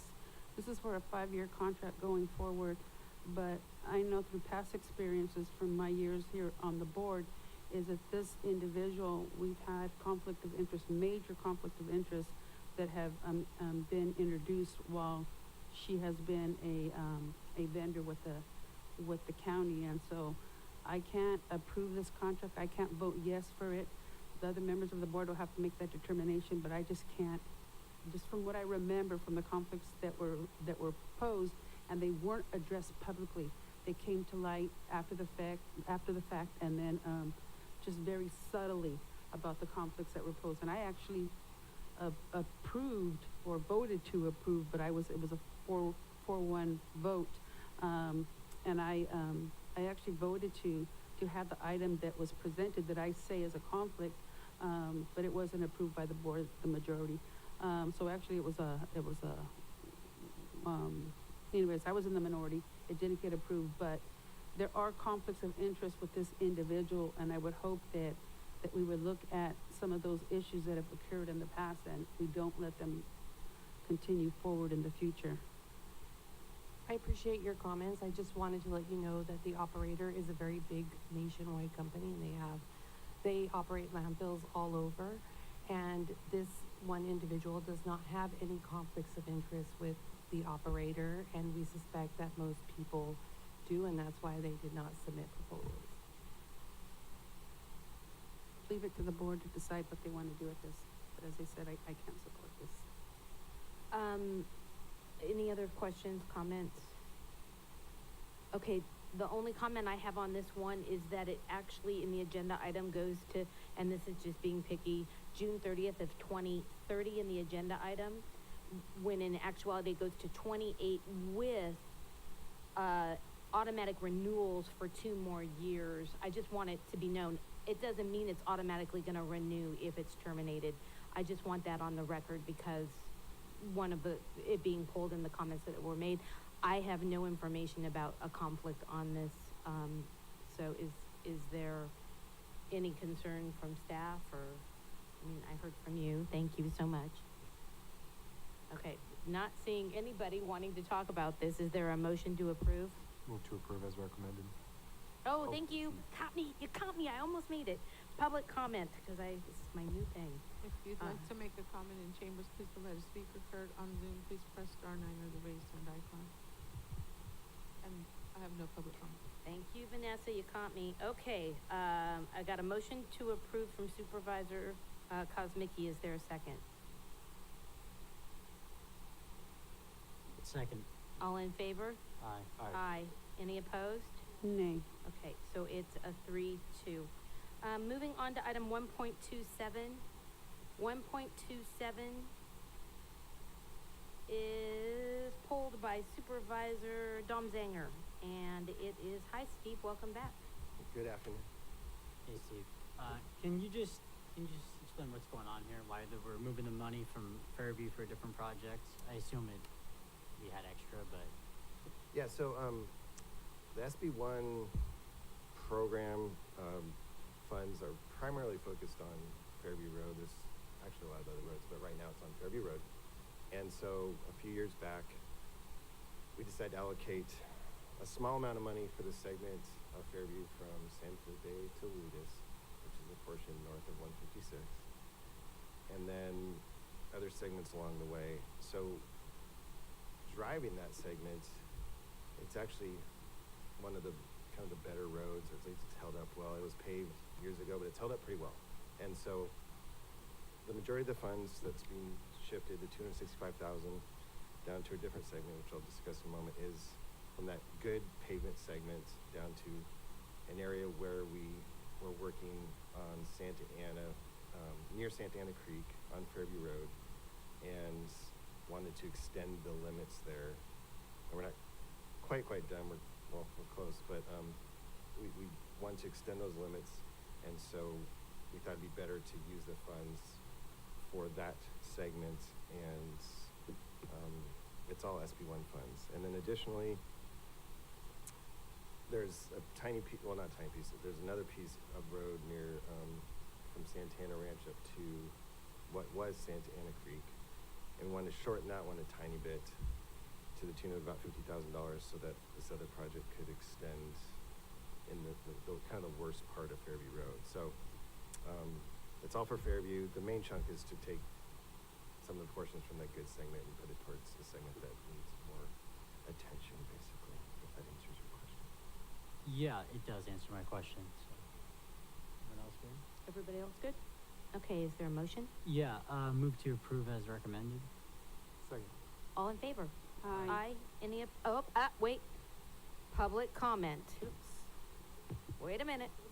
If you'd like to make a comment Gonna in learn this. chambers, please provide a speaker card. On Zoom, please press star 9 on the raised hand icon. And I have no public comment. New rules. All in favor? Aye. Any opposed? Okay, 5-0. Okay, now we're moving to item 1.29, which was pulled by Supervisor Gonzalez. The reason I pulled this one is, the bill, the one item that's attached to this, agenda item is dated February 2022. So what happened? Why was it not labeled correctly or paid properly? And this has been a conversation that has been going on for the 4 years that I've been sitting in the seat. And this morning we had a vigorous conversation with HHSA and the homeless population and the need for these tiny homes.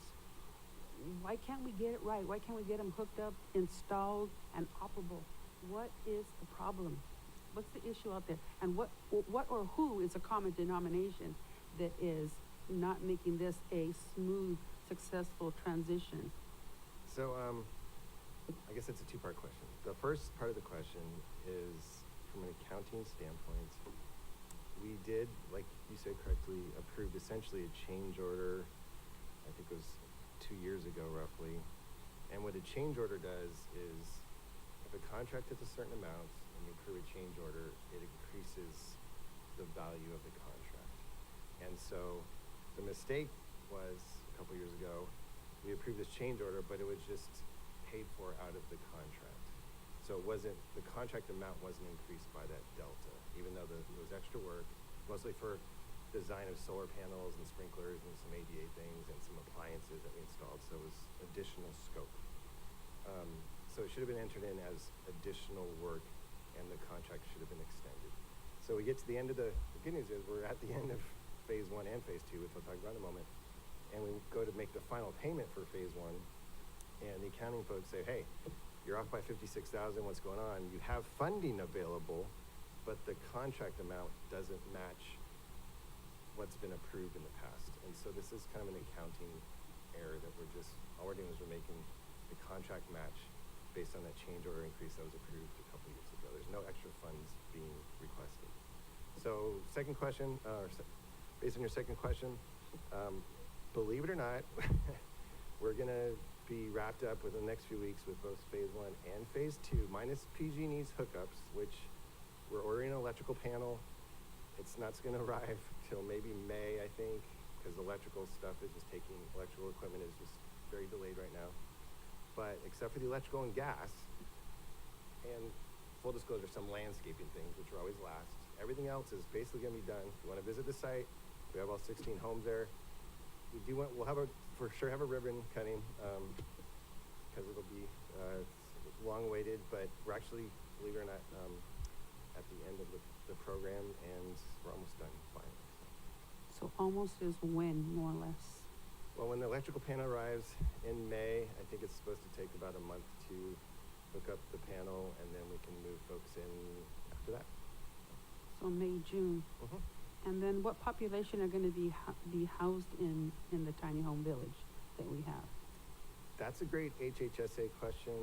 It's a transitional housing project for folks that need some assistance because they don't have a good place to live, I guess is the way to put it, but you probably have to ask Tracy or Enrique for the proper version.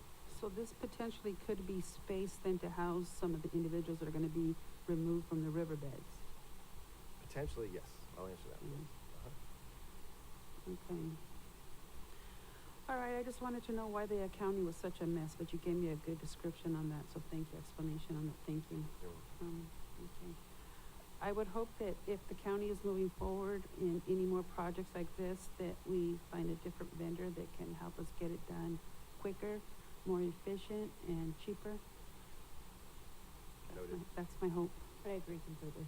Madam Chair, can you remind us what the total cost is of this project? So for phase 1, it's around 1.4 million. For phase 2, I think it's about 2.4 to 2.6. So the 16 homes is $3 million. $4 million. Yeah, four. Four? The point Okay. 6.4. So $4 million divided here, let's do math. What is it per home then here? Do they have that offhand? 220, 230, Okay. right? Am I, no, 250,000. way more than that. 250. 250 Correct. or 275. Correct. It's 250. Correct. And that's something- ridiculous for a tiny home. Yeah. Because I know we've been brought numbers previously, that were less than 50,000 for a tiny home unit. Correct. So a little bit of context. There were no utilities on site.